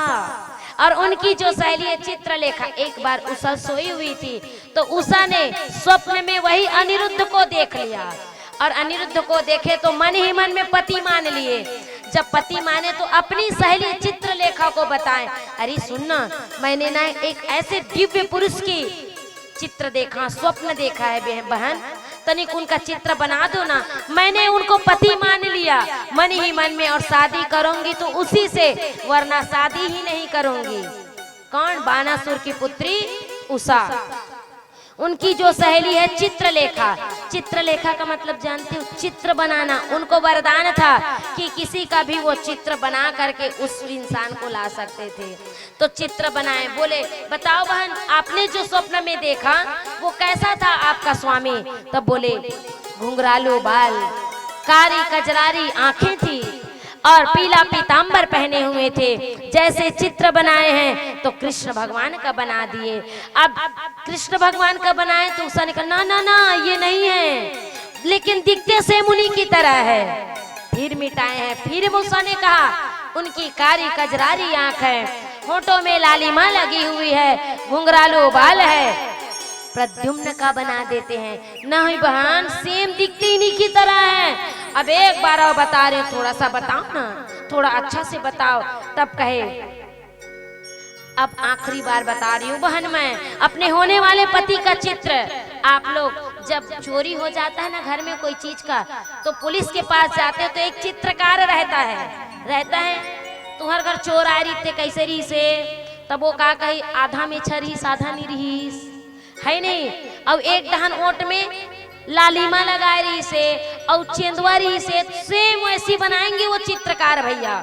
और वहां जैसे ही बनाए हैं, और बनाने के बाद में उषा कह रही आखिरी बार मैं बता रही हूँ। चित्रलेखा आप कारीगर करने लगे, अब बताते गए हैं। सुंदर ऊंचे लंबे हैं और उनके घुंघरालू बाल हैं, मुकुट पहने हुए हैं, पीला पीतांबर धारण किए हुए हैं और जूते पहने हुए हैं, सुंदर पायल पहने हुए हैं और श्रृंगार करे हुए हैं। जैसे बोले हैं चित्रलेखा अपने चित्रकारी के माध्यम से किसका चित्र बनाए हैं? अनिरुद्ध जी का चित्र बनाए हैं। और देख करके हाँ माता पिता के हिसाब से करना। हम शुरू से अंत तक यही बातें बताएंगे। ये श्रीमद् भागवत महापुराण की महिमा यही तो दर्शाती है। हमको अपने हिसाब से नहीं, अपने माता पिता के हिसाब से। जिस माँ ने 9 महीना हमको अपने गर्भ में रखे होंगे ना, कि हमारे घर में बहू आए अच्छा, और हम उनका हमारी बेटी का कन्यादान करें, लेकिन कुछ ही क्षण में उनको मिटा देते हैं, हम नामो निशान हटा देते हैं, पानी फिरा देते हैं। तो यहाँ पर उषा ने कहा जाओ बहन उसको लाओ। अब चित्रलेखा कहाँ गए हैं? द्वारका नगरी में। और द्वारका नगरी में हमेशा बच्चा चोरी होते हैं करके द्वारपाल किसको लगाए हैं? द्वारकानाथ सुदर्शन चक्र को। वो सुदर्शन चक्र गिर गिर गिर गिर गिर गिर गिर गिर पूरा राउंड लगा रहे हैं। चित्रलेखा देखे, अरे ये सुदर्शन चक्र तो पूरा राउंड कर रहे हैं द्वारका नगरी को, और मैं कहीं गई तो मेरा ही गर्दन कट जाएगा। तो सोच ही रही थी, उतने में नारद जी आए। नारद जी नारायण नारायण करते, हे देवी तुम कौन हो?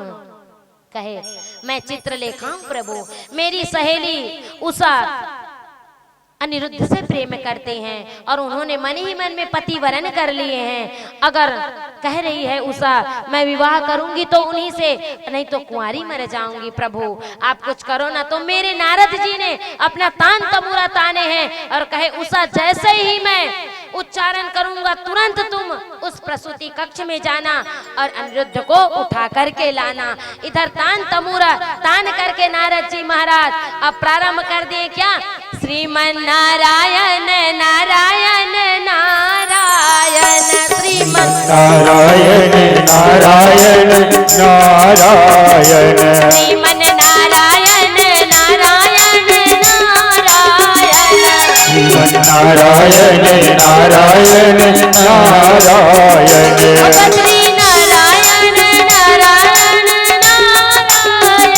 बद्री नारायण नारायण नारायण श्रीमन नारायण नारायण नारायण श्रीमन नारायण नारायण नारायण भजमन नारायण नारायण नारायण भजमन नारायण नारायण नारायण गंगा नारायण नारायण नारायण गंगा नारायण नारायण नारायण सूर्य नारायण नारायण नारायण हो सूर्य नारायण नारायण नारायण राम नारायण नारायण नारायण हो राम नारायण नारायण नारायण नारायण नारायण करने लगे। और जैसे ही नारायण नारायण कहे और उस नारायण की धुन सुनकर सुदर्शन चक्र रुक गए। रुकने के बाद में अब चित्रलेखा प्रसूति कक्ष में घुस जाते हैं और उस बालक अनिरुद्ध को खाट समेत उठा करके बानासुर की जहां उसकी पुत्री सोई हुई है उषा उनके कक्ष में रख देते हैं। और जैसे ही कक्ष में रखे हैं उस कक्ष में अचानक से अनिरुद्ध जी का नींद खुलते हैं और देखते हैं अरे मैं कहाँ आ गया। तब उसी समय में उषा कहती है हे स्वामी मैं आपकी होने वाली पत्नी हूँ। मन ही मन में मैंने वर्ण कर लिया है स्वामी। तब कहे तुम कौन हो देवी। तब कहे मैं बानासुर की पुत्री उषा हूँ। मैंने स्वप्न में आपको देखा और देखते देखते आपको पति वरण कर ली हूँ। स्वामी आप मुझे छोड़ करके मत जाना।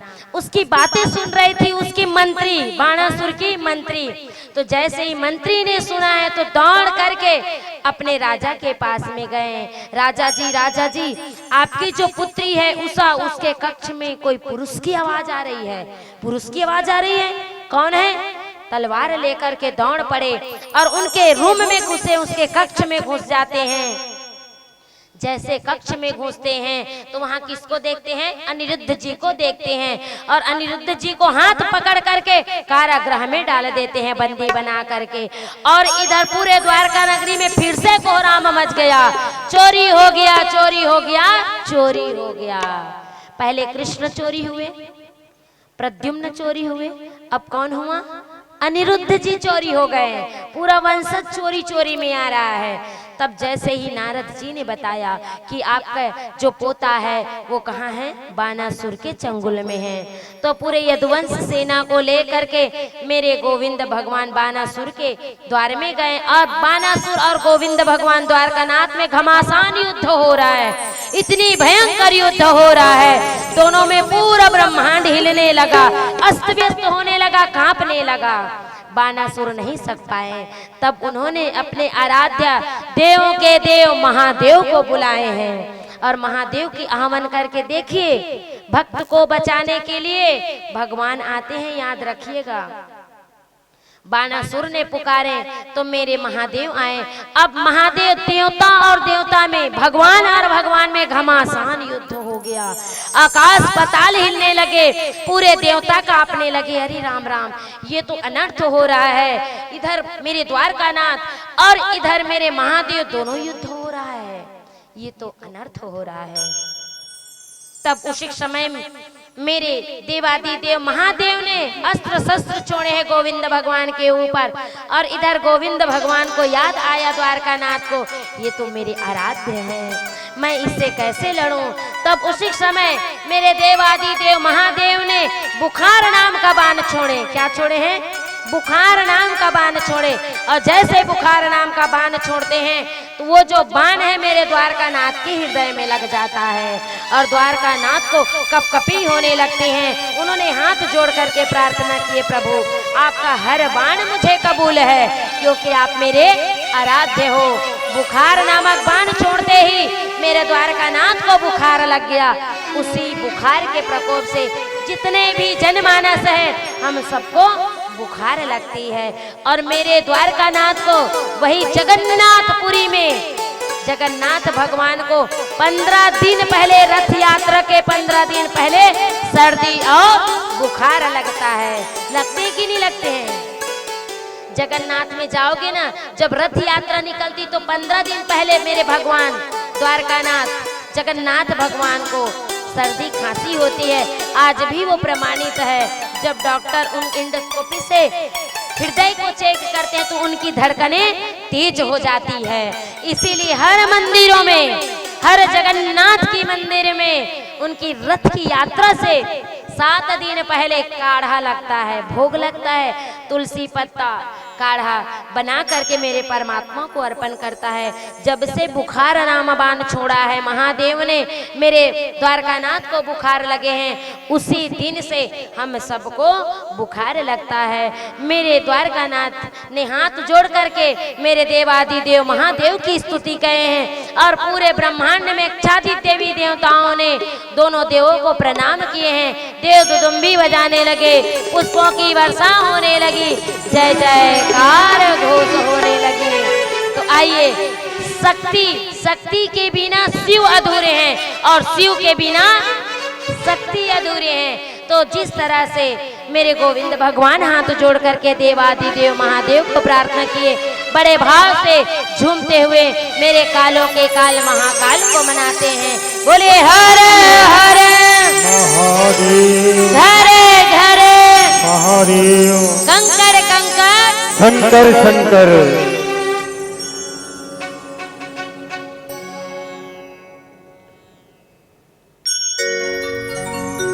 सत्य बने शिव शंकर से,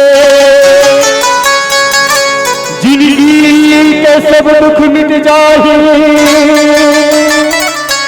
शिव भोला के भजन से,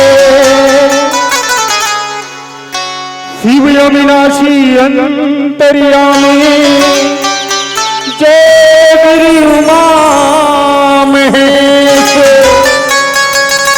आदि शक्ति है मातु भवानी, काटो सकल कलेश, काटो सकल कलेश। हो बैरागिया भोले बैरागिया, बैरागिया भोले बैरागिया, बैरागिया बैरागिया बोले बैरागिया, बोले बैरागिया। धुनीला रमाए हो भोला बैरागिया, धुनीला रमाए हो भोला बैरागिया, धुनीला रमाए हो भोला बैरागिया, धुनीला रमाए हो बैरागिया हो भोले बैरागिया, बैरागिया हो भोला बैरागिया, बैरागिया हो भोले बैरागिया, बैरागिया हो भोला बैरागिया। धुनीला रमाए हो भोला बैरागिया, धुनीला रमाए हो भोला बैरागिया, भोला बैरागिया।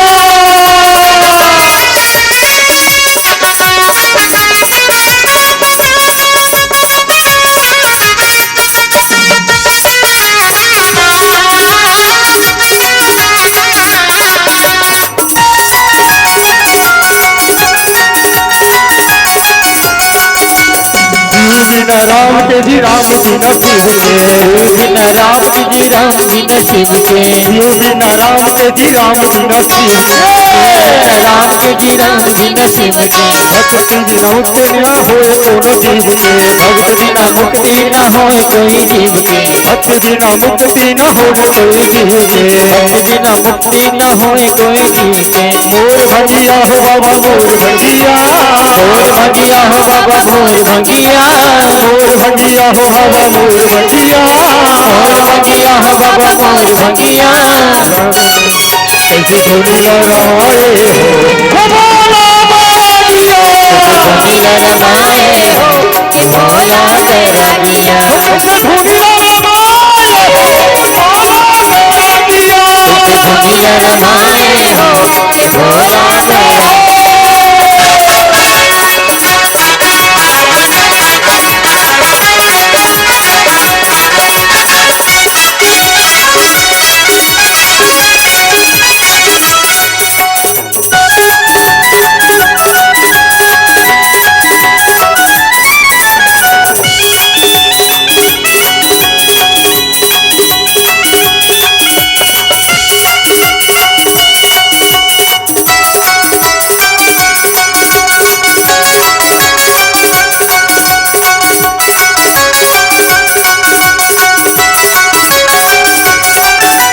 सीता बिना राम के जी सती बिना शिव के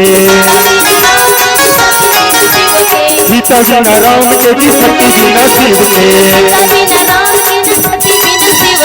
सत्य बिना मुक्ति न होए दोनों जीव के बिना मुक्ति न होए कोई जीव के सत्य बिना मुक्ति न होए दोनों जीव के बिना मुक्ति न होए बाबा मोर भगिया मोर भगिया हो बाबा मोर भगिया भगिया हो बाबा मोर भगिया रमाए हो भोला बैरागिया धुनी रमाए हो कि भोला बैरागिया धुनी रमाए हो भोला बैरागिया धुनी रमाए हो कि भोला बैरागिया बैरागिया हो बोले बैरागिया बैरागिया हो बोला बैरागिया बैरागिया हो बोले बैरागिया बैरागिया हो बोला बैरागिया धुनी रमाए हो भोला बैरागिया धुनी रमाए हो कि भोला बैरागिया धुनी रमाए हो भोला बैरागिया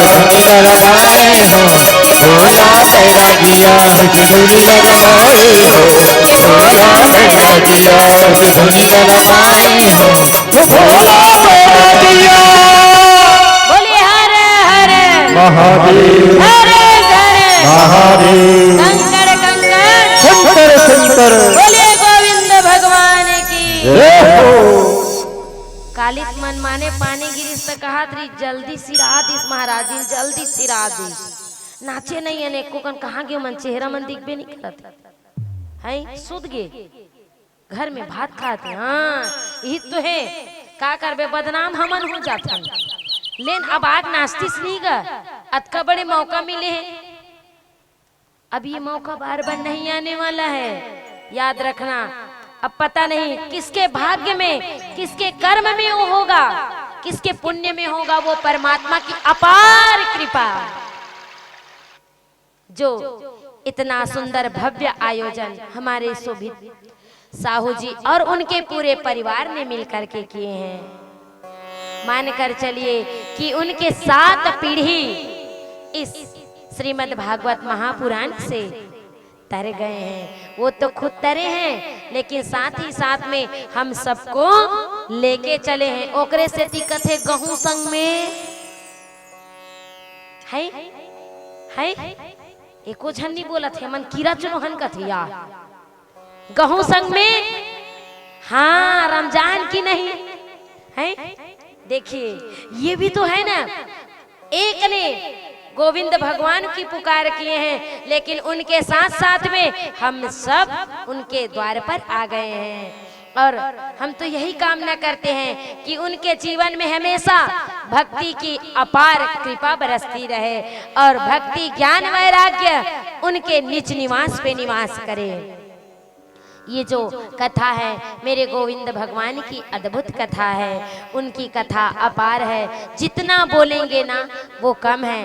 श्रीमद् भागवत महापुराण 7 दिन में कंप्लीट होने वाला नहीं है 1 महीना तक भी अगर बोले ना तो भी कम है फिर भी संक्षिप्त रूप में आनंद के लिए और मुक्ति के लिए 7 दिन क्योंकि कोई ज्यादा समय नहीं दे सकता है। आप लोग बड़े भाग्यशाली हैं। धन तो हर कोई दे सकते हैं धन हर कोई दे देंगे, लेकिन जो तन है ना वो नहीं दे सकते हैं। लेकिन इतना काम होने के बाद भी, खेती बाड़ी इतने सीजन होने के बाद भी आप सब भाई बहन, माता पिता और ये पूरा परिवार एकाग्र चित्त होकर के, संगठन होकर के कथा मंडपम में नित्य प्रतिदिन 5 घंटा सुनना, श्रवण करना बहुत बड़ी बात है। पैसा हर कोई दे सकता है, लेकिन समय और जो तन है ना वो कोई नहीं दे सकता है। परीक्षित जी महाराज कथा श्रवण पान कर रहे हैं, सुखदेव जी महाराज कथा श्रवण पान करा रहे हैं। कह रहे हैं राजा, आज मैं आपको दान के बारे में बताता हूँ। किसके बारे में? दान के बारे में। एक जो राजा है च्वांकु नरेश, उनके पुत्र नरेश, वो जो राजा नरेश था वो सब इतना दान करता था, ब्राह्मणों को इतना दान करता था। कैसे दान करते थे? गौ माता को। और गौ माता को कैसे? गौ माता को ब्राह्मण को दान तो करते थे, तो मन करू ये मन कोच का था हमार घर मरखंदीन गाहे तेल देबो नहीं चाहिए दादा, गोर हाथ लटोरे पर काबल ले गो। बाबूजी कहातरी से एक जन खेखरहीन गाहे महाराजिन लेगबे का कथे, तेनी ना संभाल सकत हस बाबूजी। और मैं कर हूँ एक, तो मैं तो है नहीं, देख के डर रहा था। तो कहातरी लागित बताहू कथे, मैं कह तोरे कर रहा, जब गौ माता जन्मी ना तब पेऊ सब खुजरी खाए बरा हूँ कि हमें तू ही मन रखो दादा। दान दान करते थे वो राजा ब्राह्मणों को। और कैसे दान? गौ माता दान करते थे, लेकिन उनके शरीर में सोने का चादर लपेट करके। कैसे? सोने का चादर साल भेंट करके। जैसे अभी मेरी माताओं ने मुझे जो भेंट किए हैं साल, और मुझे प्रेम स्वरूप किए हैं, उसी तरह से वो राजा नरेश क्या करते थे? साल भेंट करते थे सोने का। उनके पीठ में सोने की परत डालते थे, उनकी सींग में चांदी की परत डालते थे, और उनके खुरों में चांदी का डालते थे, जूता जैसे। इतनी दान किए, इतनी दान। तो एक बार क्या हुआ, घटना घटे राजा के साथ में। एक बार एक ब्राह्मण देवता को गौ दान किए, और जब गौ दान किए ना तो ब्राह्मण देवता अपने घर गौ माता को लेके गए। दूसरे दिन वो गौ माता फिर राजा के गोठान में आ गए। कोई कोई गाय मन का रथे, छत्तीसगढ़ी में कथे हरही, का कथे? हरही कथे का? तुमन का कथो? जे को कन्नी माने लात मारते पीछू पीछू में सबके घर जात खुसर के दार भात चौला खाते तेला, हरहित कथो का? हाँ, तो वो जो गाय थी ना वो चुलबुल चंचल थी, तो वो गई ना तो गोठान में जा गए राजा के घर में, रेखे में। और जब गोठान में गए तो दूसरे दिन वो राजा ने फिर वही गाय को दूसरे ब्राह्मण को दान कर दिए। और जब दान किए ना तो गौ माता को ले जा रहे थे वो ब्राह्मण देवता। रास्ते में दूसरे ब्राह्मण देवता देखे, अरे ये तो मेरी गौ माता है जो राजा ने मुझे दान किए थे, और ये चुरा के लेके जा रहे हैं। तब उन्होंने कहा, हे ब्राह्मण देवता, ये जो गौ माता है ना आप पकड़े हो, उसे तो मुझे दान किया हुआ है, राजा नरेश ने तुमको दान किया है, तो ये तो मुझे अभी दान किए हैं, मैं घर लेके जा रहा हूँ। नहीं नहीं नहीं, आप झूठ बोल रहे हो, मेरे घर से गाय चुराए हो। दोनों ब्राह्मण देवता में युद्ध हो गया, लड़ाई हो गए। तब वही लड़ाई को देख करके कहा, अगर तुम नहीं मान रहे हो तो चलो मैं उस राजा को बताता हूँ, वो दान मेरे को ही किया है, आपको नहीं किया है। तब राजा के पास में गए, नरेश के पास में। और जब राजा नरेश के पास में लेके गए तो वो जो नरेश राजा है उन्होंने कहा, हाँ ब्राह्मण देवता, मैंने अभी कुछ क्षण में वो दान किया है, और आपको तो मैंने कल दान किया था, आपकी गाय आपके घर में होगी। तब वो राजा ने कहा, उस ब्राह्मण देवता ने कहा, राजा कैसे बात करते हो, तुमने मुझे यही गौ माता को दान में किए हो, अब अपनी वाणी को पलट रहे हो, तुम झूठ मत बोलो। राजा ने कहा, नहीं नहीं ये सत्य है। तब ब्राह्मण देवता ने कहा, जा राजा, तुम मुझसे झूठ बोल रहे हो और यहाँ आके रंग बदल रहे हो, तुम गिरगिट की तरह रंग बदल रहे हो, तो जाओ तुम गिरगिट हो जाओ। श्राप दे दिए। तो वही राजा नरेश गिरगिट बन गया है, और गिरगिट बन करके एक विशाल काय कुएं में जा करके बैठे। उस राजा नरेश ने पैर पकड़ लिए, ब्राह्मण देवता मुझे श्राप मत दो। तब कहे, जाओ नरेश, तुम गिरगिट तो बनोगे, लेकिन तुम्हारे उद्धार के लिए द्वारका नाथ आएंगे। वही राजा नरेश दान का महत्व बताया है। दान को सोच समझ करके करना चाहिए। किनको किनको करना चाहिए? जो दान देता हो और लेता हो, जो ब्राह्मण देवता पढ़ता हो और पढ़ाता हो, और जो ब्राह्मण देवता यज्ञ करता हो और कराता हो। ऐसे वैसे को दान नहीं करना चाहिए। दान का भी महत्व है, और दान ऐसे करो जो उनके उपयोग में आ सके, ऐसे दान करना चाहिए। दान का महत्व बताया गया है। इस कलिकाल में, इस कलयुग में दान से बढ़ करके कोई वस्तु पदार्थ नहीं है। याद रखिए, अगर थोड़ा सा भी हम एक तीन का दान करते हैं तो ब्राह्मण देवता नहीं, आपके पूर्वज तृप्त होते हैं। कहते हैं गर्मी के दिन में जिस भी घर में कोई घटना घटे हैं तो गर्मी के दिन में उस इंसान के निमित्त में ब्राह्मण देवता को उनके लिए छतरी दान करो, जूता चप्पल दान करो, कुछ नहीं तो हवा संबंधित दान कीजिए। आज कल की रुक्मणी विवाह में आप लोगों ने देखे, हमारे साहू परिवार में शोभित राम साहू जी और उनके पुत्र पुत्रियों के द्वारा, उनके साहू परिवार के द्वारा रुक्मणी मैया और द्वारकानाथ में विवाह के उपलक्ष्य में जैसे एक बिटिया को दान करते हैं। कौन कौन देखे हो? हाथ उठाओ। जे मन देखे थे, मनौनी देखे थे, मतलब बताऊं मैं। 1 4 5 10 12 15, बाकी नहीं देखे वो। चना लुआई फुर्सत नहीं है, कहाँ देखो हो है नहीं। ए मन डरे में नहीं आ रही, इसका टिकान टिके लागी की एक आध उठन तो साड़ी है महाराज जी, वो चल दी का मतलब के टिकाने के डर में नहीं आएगा। एक आध जन तो, और एक आध की प्रक्रिया ऐसी होती है, अच्छा आरती होत रही ऐसे ताली बजा कर देखे पैसा चढ़ाए लागी है नहीं। हमने बताया जब पैसा चढ़ाते हो ना तो अपने पाप को उस परमात्मा को अर्पण कर रहे हो। कम से कम अपने जीवन के कमाए हुए धन में दशांश दान करना चाहिए। हम भी आप लोग से लेते हैं ना तो हम भी दान करते हैं। ऐसा नहीं है कि केवल हम आप लेना जानते, दान भी देना पड़ता है इसमें। तो कल हमारे आदरणीय शोभित साहू जी और उनके कुटुंब परिवार के तरफ से माता रुक्मणी को एक दीवान, गोदरेज, कूलर, पंखा, टीवी, रेडियो, सोफा, एक पिकअप, अभी 3 लाख में गाड़ी लेता हूँ कहा तरी साथ ले जबे बेटी की खाओ। बोलिए गोविंद भगवान की जय हो। बेटी तो ही, बेटियों को कितनों भी दो संतुष्ट नहीं होते हैं। और हमारे आदरणीय चंद्रशेखर भाई बोले दीदी तुहर गांव गे रहे, तोर घर में पंखा नहीं है की से, इसने पंखल दे टिकान टिके मोर भैया। मैं देखे तुहर घर में घिटीर घिटीर बाजत है पंखा, गेरी सोई कोनो काल में चालू करके देखी सोई, तब देखिस ना तब वो पुरुष ले पंखा लानी सब कही से गारंटी दीदी 2 साल के कस के घुमाबे लगी से। हाँ बेचेच नहीं भाई, जाबो तक घुमा बोला और दिन भर घिटिर घिटिर घुमाऊ माहू। हाँ 2 साल के कहा था ना कस के बिगड़ी ले गहूँ एकरे करा, और बिगड़ी एक बार देखो 2 बार, तीसरा बार में अगर बिगड़ गया ना धर दादा तोरे पंखा ला और बदला दूसरा टीक देबे कहूँ है नहीं। बोलिए गोविंद भगवान की जय हो। तो हमारे कुटुंब परिवार ने सुंदर रुक्मणी मैया में सोना चांदी इत्यादि आभूषण भी अर्पण किए हैं। आज उन्होंने इतनी प्रबल और इतने भव्य रूप से श्रीमद् भागवत महापुराण का आयोजन करवाए हैं। तो जो दान है कहने का मतलब सोच समझ करके दान करना चाहिए, दान पात्र को ही करना चाहिए। उनकी क्या कसूर थी नृक की बताइए, गिरगिट हो गया, कुएं में पड़े रह गए।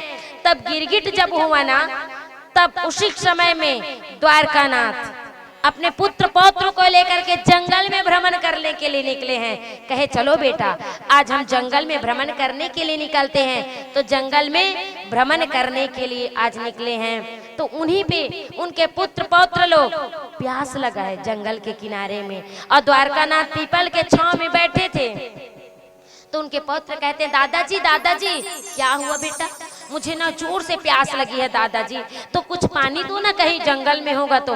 बोले बेटा जाओ ना देख लो ना यहीं कहीं होगा। तो वो बच्चे लोग दौड़ करके जंगल जंगल जंगल जाते जाते कुआं दिखा है। उस कुएं में जैसे ही देखे हैं और झांक करके देखे तो बहुत बड़ा विशाल का जीव गिरगिट पड़ा हुआ था। ये कथा ध्यान से सुनना आप लोग।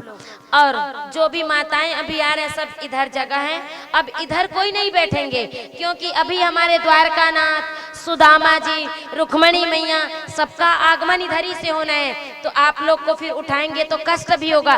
तो आप लोग जितने भी मेरी माताएं भाई है सब यहाँ इधर आकर के स्थान ग्रहण करेंगे। आप लोग अपने यथा स्थान पर बैठेंगे।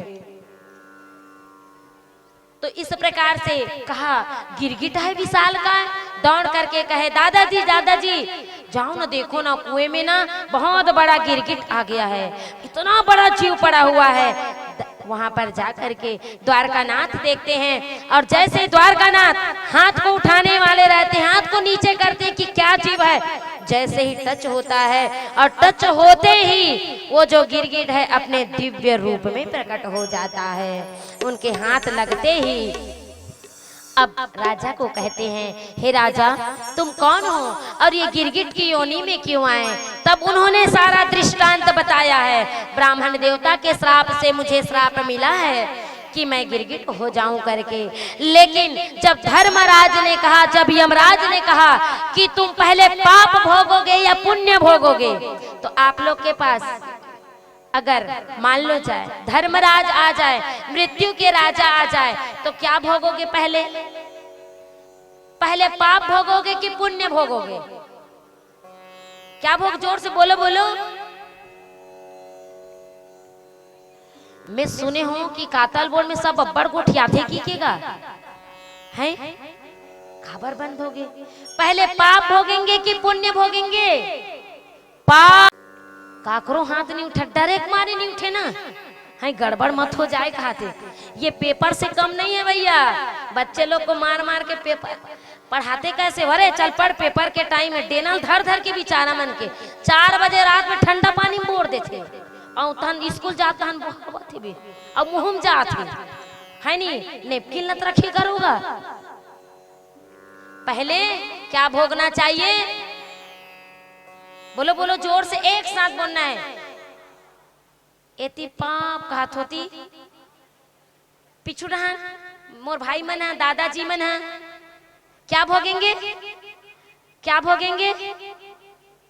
हाँ मुंह करना है तो मैं समझ जाऊंगी, चिल्लाना नहीं है। पुण्य ऐसा भी कहना है। क्या भोगेंगे? पाप। तो राजा नृग ने कहा कि मैं पहले पाप भोगूंगा, लेकिन आप लोग किसी घर में जाएंगे या किसी के घर भोजन करने जाएंगे या भोजन दो तो सर्वप्रथम उस भोजन के थाली में मीठा डालना बहुत जरूरी है। एक बालूशाही ही डाल दो, कुछ नहीं तो गुड़ डाल दो। तो जब भोजन करेंगे ना तो करेला सब्जी पहली खाही कि वो गुड़ ला खाही?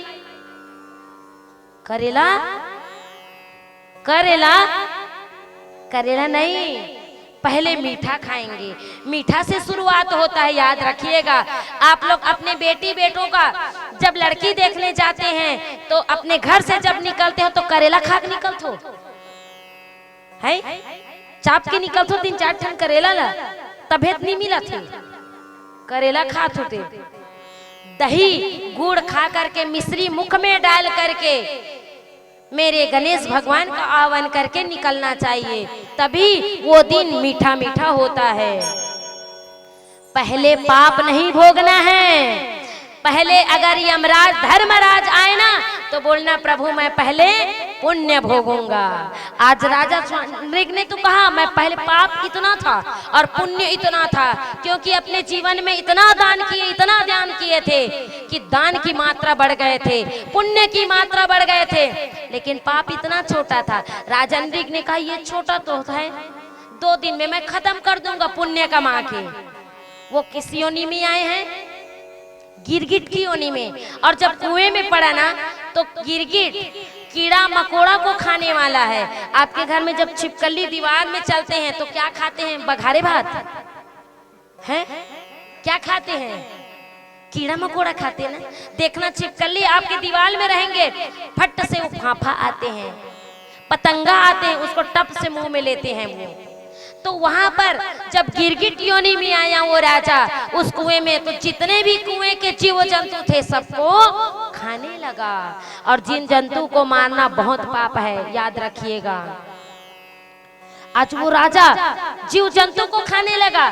पाप के चक्कर में, पाप कम है तो पहले पाप भोग लेता हूँ, लेकिन उनकी गलती हो गई कि पाप बोल करके रात दिन कीड़े मकोड़े जीव जंतु को खाने लगे, तो उनका पाप पुण्य से बड़ा हो गया। तो अब कौन कौन पहली पाप ला भोगू? हाथ उठावा। काकरो हाथ नहीं उठत यार। कैसे के पाप पाप पापा पापा की हैं? पाप नहीं भोगना है। अगर कोई बोले ना तो पुण्य भोगना है। और किसी जीव को नहीं मारना चाहिए, निर्जीव को। और ये बताइए इस कातल बोर्ड में जल परी खाने वाला कौन है? हाथ उठाइए। जल परी मतलब जानतो? हाँ, कैसे नहीं जान, मछली का थी, अक्की बड़ वाला नहीं बचा थे, है ना? कौन कौन खाते हैं? हाथ उठा ईमानदारी से। नवरात्रि का प्रथम प्रतिपदा तिथि है और आप द्वारकानाथ के सम्मुख में बैठे, हाथ उठाइए। सब बावन बन के कागा है ना? अरे राम राम राम। सब जन एक आज जन भूल चुक में चिखना में चिखना कथे, चिखड़ा चिखड़ा काय कथे एला काहे करते तहन लाओ रे चिखला कथे काय कथे भाई मन। हाँ देख चखना का हाथे एकर मन से कौन जान सकते भैया, है नी? चखना का हाथ पहली ले खातो भाई हो, खातो नहीं ना तो कौन बताइस? वही मन बताइस, ही मन बिगाड़े तू ही मन हो, है नी? दोस्त दे तो कभी नहीं खाना चाहिए। एक बार सत्य घटना है, हमारे गांव में यादव भैया रहते थे। कौन रहते थे? यादव भैया। सत्य घटना है, जीव निर्जीव को कभी नहीं मारना चाहिए। वो भी तो जीव है, उनको भी तो कष्ट होती है। एक यादव भैया थे, तो तालाब में एक मछुआरा जल कन्या को मार रहे थे। तो वहां से यादव भैया ओकर बेनील धर कैसे हालात आतरी से दोनों हाथ में धर के अतका बड़े बड़े ला। तो हमन कहन गा ए भैया इला कहा नहीं गा थसगा, तो किस तुम नहीं जानो इला हमन अभी बना खाबो, मत मारोगा जीव जंतु है। अब यहाँ तिहार बार के दिन जीव जंतु मारथो, कितना बड़े कष्ट है। तुमन नहीं खात मत खाओ ना, तुमन खुद नहीं खाओ दूसरों खान नहीं दो कि कैसे आंखी देखा थली। हाँ दादा खा के ना मना, बोलत भले बोलबेगा, समझात भले समझाबे। और कोनो कोनो ऐसे रथे ढीला रथे, लौठी चला धर के चढ़ जाते थे, कौन हो थस के का कर ले बहनी, भागना पड़ जाते। फिर तब वो गए और अपनी जो श्रीमती है उनको दिए, देवी इसको बना करके रखना, मैं आ रहा हूँ। गाय को चरा करके, गाय चराएं और संध्या कालीन गोधूली बेला में है, रात्रि कालीन में कहते हैं देवी भोजन निकालो। निकाली है उनकी धर्म पत्नी, मस्त उस सब्जी को जल कन्या को बनाए हैं घर में आज। और या इतना सारा चावल लिए हैं, भात कथे का कथे भात, सोसाइटी चावल है नहीं, और राहर के दाल और उमे उड़द दाल और मिजरा कतका टेस्टी। कोकरो कोकरो तार ऐसे करब दादा लाड़ मैं आमाम लिन्नी कहा थूं काबर खाए मारे टक रहा है ना गा, ताही थोड़ा बहुत तो हमार मन तो नहीं आया दादा। तो वहां पर ना सुंदर परोसे गए उसको, और जैसे परोसे हैं तो उस जल कन्या को खाने लगा। एक निवाला जैसे लिए हैं और लेने के बाद में वही जल कन्या की कांटा है वो अटक गई टोटा में, खैस्ता ने।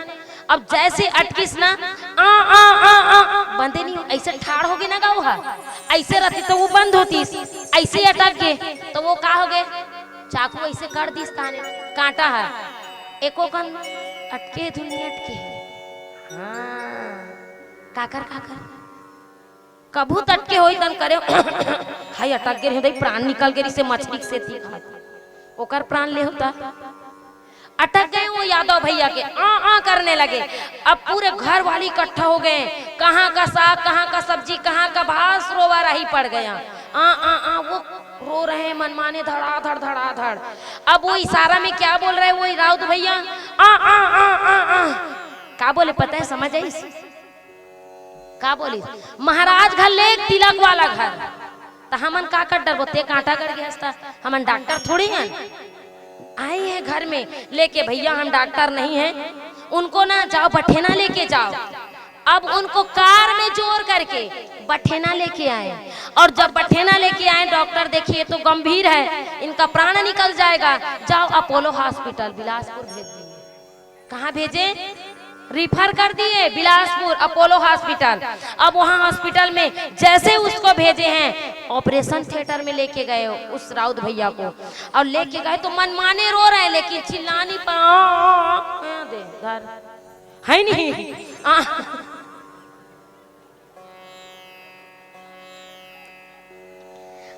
करने लगे। सत्य है ना, ये हंसी मजाक नहीं है भैया। अब रोने लगे। अब डॉक्टर बोले शांत रहो, निकल जाएगा। अब जैसे ऑपरेशन थिएटर में लेके ना, या बड़े चाकू, या बड़े कैंची, या बड़े तलवार, और बाटल चढ़ाए अरे तोरा ऑपरेशन कर वो बेटा त निकल ही, ऐसने नहीं निकले कथे। तो हाथ जोड़ा था ऑपरेशन थिएटर में, निकालना ही पड़ेगा। अब उनको बेहोश करके गले को काट करके कांटा को निकाले हैं। 15 दिन रहे उस अपोलो हॉस्पिटल में। 16वां दिन में छुट्टी होकर के घर से गुजरे तो हमारे घर में पहले रुके। अब रुक करके ना हम लोग थे, तब बोलते हैं काश महाराज जी थोड़ा बात मान रहते हो तो ये दिन देखे नहीं पड़े रहते। 5 लाख लागी से ऑपरेशन में कथे, यही 5 लाख ला भागवत करा ले रहते हो, मंदिर बनवा ले रहते हो, कुआं खोदवा ले रहते हो, कोनो बेटी बिहाव कर दे, गला काट के कथे, सब होश ठिकाना है। तो कहा गया है, कहने का मतलब ये है अभी हमको समझ में नहीं आता है। जब जो जैसा जिसके साथ व्यवहार करेगा उनका रिजल्ट वैसे ही मिलता है। इसीलिए कहा गया है करनी दिखे आगे आगे, करनी दिखे मरने के बेरा में सबको दिख गए। मैं मछली कैसे काटे रहे हूँ, कैसे तले रहे हूँ, तन कैसे खा रहे हूँ, पूरा दृश्य ऑपरेशन थिएटर में दिख गया। तो बड़ा सोच समझ करके किसी निर्जीव की हत्या नहीं करना चाहिए। आप लोग शौक से खा लेते हो, लेकिन जब वो रोती है ना तो आंख से आंसू निकलता है। तो कभी उसके आंख से आंसू को झांक करके देखी हो कि वो क्यों रो रहा है ना। टेस्ट डॉक्टर के ही इम्यूनिटी पावर बढ़ाए बार तो जल कन्या खाना है, लेन अब खाऊ पक्का फंस ही महू का हाथ हो तहन जाहू बठेना और कहूँ महाराजी देखे बर आओ कि पाँ पर अथन दादा। बोलिए गोविंद भगवान की।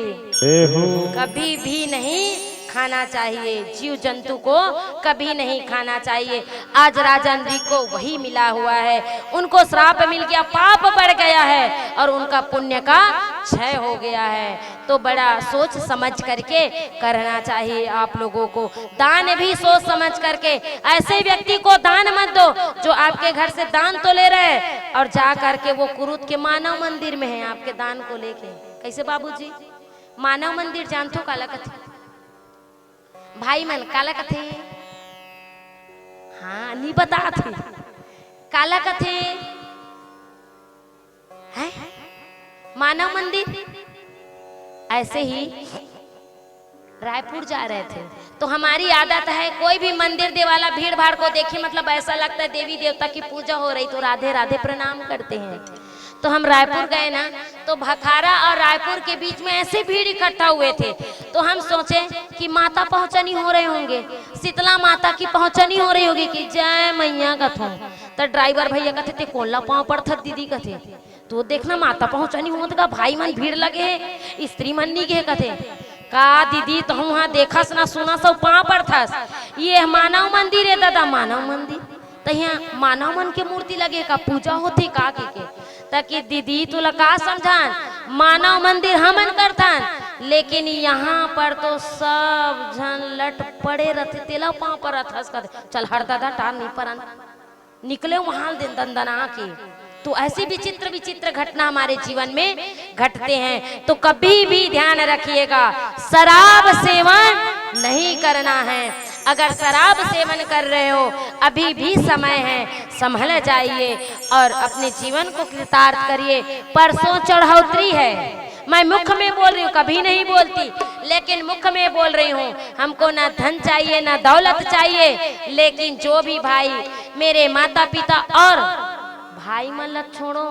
आजकल देखें दादा गरियाबंद में यहाँ कलश यात्रा निकला थे।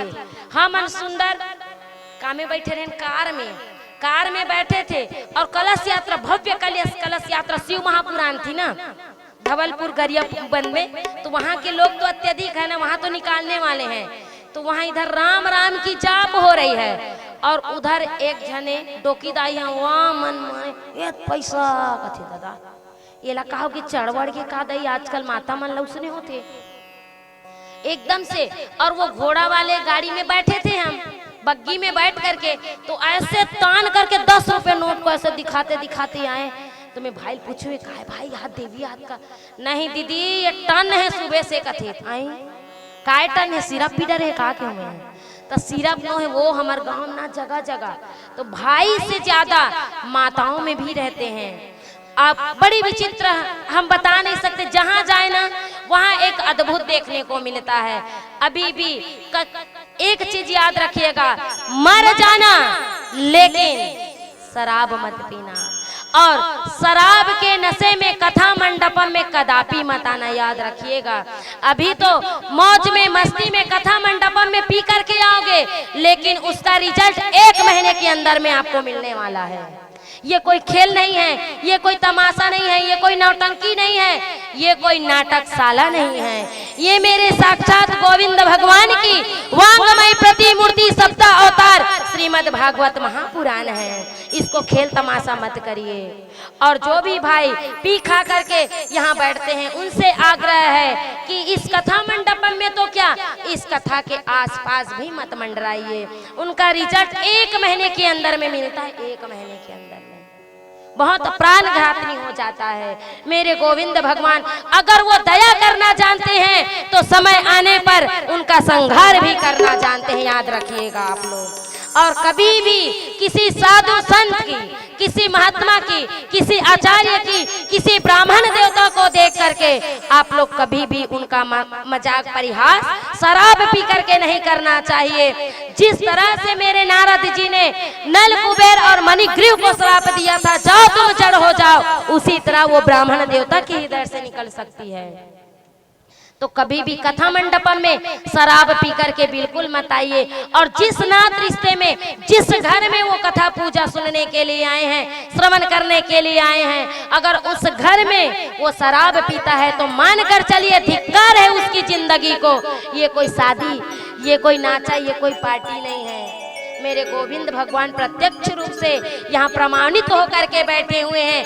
अगर आप लोग को यकीन नहीं आता है तो मैं इस व्यास गादी से संकल्प लेकर के कहती हूँ, एक बार मांग कर तो देखो मेरे परमात्मा को, आपको 1 हफ्ते के अंदर में वो पूर्ण करेंगे। आज मेरी इस साहू परिवार ने इतना खर्च करके ये भव्य आयोजन पूरे नात रिश्ते के लिए, पूरे परिवार मोहल्ला वासी नगर वासी जनों के लिए किया है। तो मैं दावे के साथ में कह सकती हूँ शोभित साहू जी, मेरे गोविंद भगवान जितना आप इस कथा के लिए खर्च किए हो 1-1.5 महीने के अंदर में सूद सहित आपको दिया जाएगा। बोलिए गोविंद भगवान की जय हो। अब बाबूजी कहा थे मन माने सोफा सेट ला दीवान ला धल ले औ काला सूद समेत धी के, मैं नहीं दूंगी। मेरे परमात्मा डंके के चोट में बोलती हूँ। अभी भी वो उदाहरण है धमतरी में, अभी 10 नवंबर को कथा हुई थी, उस माता के पास एक चवन्नी नहीं थी। इधर उधर से मांग अपने पति की मुक्ति के लिए, उनके पति परमधाम को गए, लेकिन स्वप्न में आते थे मुझे भूख लगी है, प्यास लगी है। उनकी मोक्ष के लिए वो बहन ने श्रीमद् भागवत महापुराण सबसे मुन में घड़ा भरता है, मांग करके कथा करवाए। उनके हाथ में 100 रुपया भी नहीं था और वो कथा के लिए आगे बढ़े। किसी पंडित जी के पास में गए तो बोले कोई 2 लाख, कोई 4 लाख, कोई 3 लाख। हमारे पास में आए, कहे बहन हम भक्ति का मोल भाव नहीं करते हैं, सच में हम बता रहे हैं। हम कभी भी आज तक के, नहीं तो यकीन नहीं हो तो हमारे शोभित बाबूजी से पूछ सकते हैं कि हम उनसे क्या मांगे हैं। अगर हमारे जाने के बाद उनसे पूछ सकते हैं। हम कभी भी खरीदी बिक्री हमारे उस परमात्मा के लिए नहीं करते हैं। जिस दिन खरीदी बिक्री प्रारंभ हो गया उस दिन मान करके चलिए कि हम अपने भगवान को खरीद रहे हैं आपको। तो उस माता ने श्रीमद् भागवत करवाए हैं और ऐसी कृपा उस 9 दिन में हुआ है कि पूरे भंडारे का आयोजन पूरे धमतरी वासी के तरफ से हुआ। और 3 महीने के अंदर में उस बहन के घर में ऐसी अचानक कृपा हुई है कि उनके पति के मरने के बाद उनके पति का रुका हुआ धन था 3 साल से नहीं आ रहा था, और जैसे कथा हुए 3 महीने के अंदर में 4.5 लाख रुपए उसके अकाउंट में आया है गोविंद भगवान की कृपा से। तो ये कृपा नहीं तो क्या है? भगवान को जानना है, क्या करना है? जानना है, मानना है भगवान को। हमारे सदगुरुदेव जी कहते हैं आप भगवान उस परमात्मा को जानो मत, मेहमान को जानो मत, मानो। जिस दिन उस परमात्मा को मानना प्रारंभ कर दोगे वो परमात्मा आपको छप्पड़ फाड़ के देंगे। जब देते हैं वो परमात्मा तो छप्पड़ फाड़ के देते हैं। अगर आप कंजूसी करोगे दान के लिए तो वो परमात्मा चमड़ी उधेड़ करके लेते हैं। बोलिए गोविंद भगवान की, आगे बिहारी लाल की, राधा रमन सरकार की जय हो।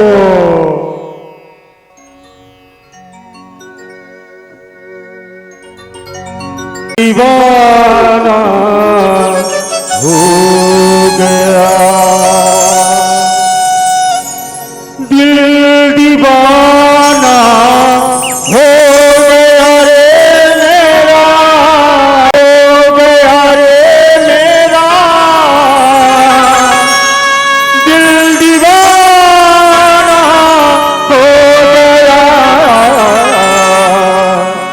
सावले सूरत के मोहन दिल दीवाना हो गया, सावली सूरत पे मोहन दिल दीवाना हो गया।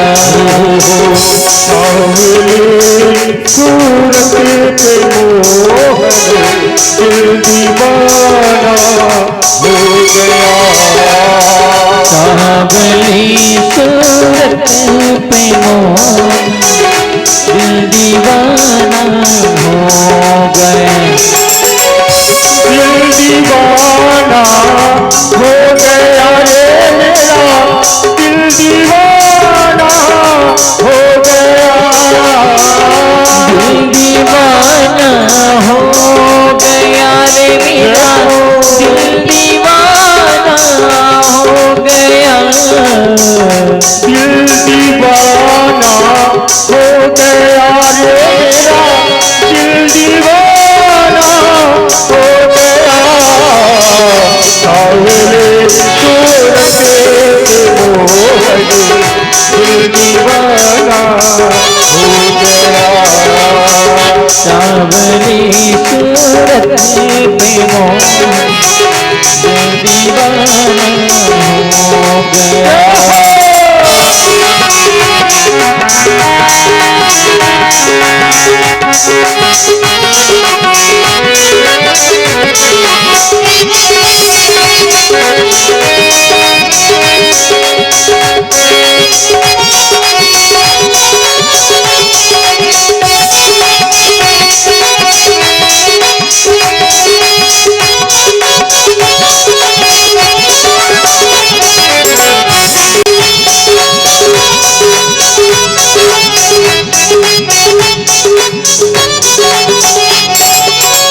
एक तो तेरे नैन तिरछे, दूसरा काजल लगा, एक तो तेरे नैन तिरछे, दूसरा काजल लगा, एक तो तेरे नैन तिरछे, दूसरा काजल लगा, एक तो तेरे नैन तिरछे, दूसरा काजल लगा, तीसरा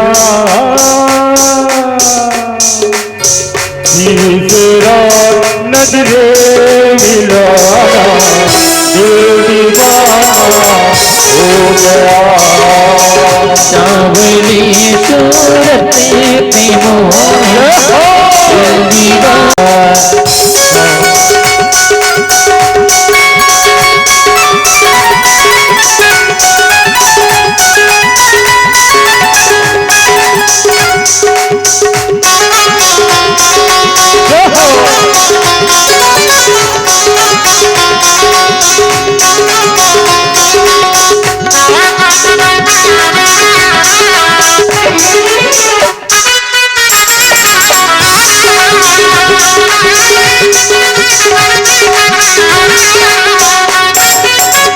एक तो तेरे होठ पतले दूसरा लाली लगे।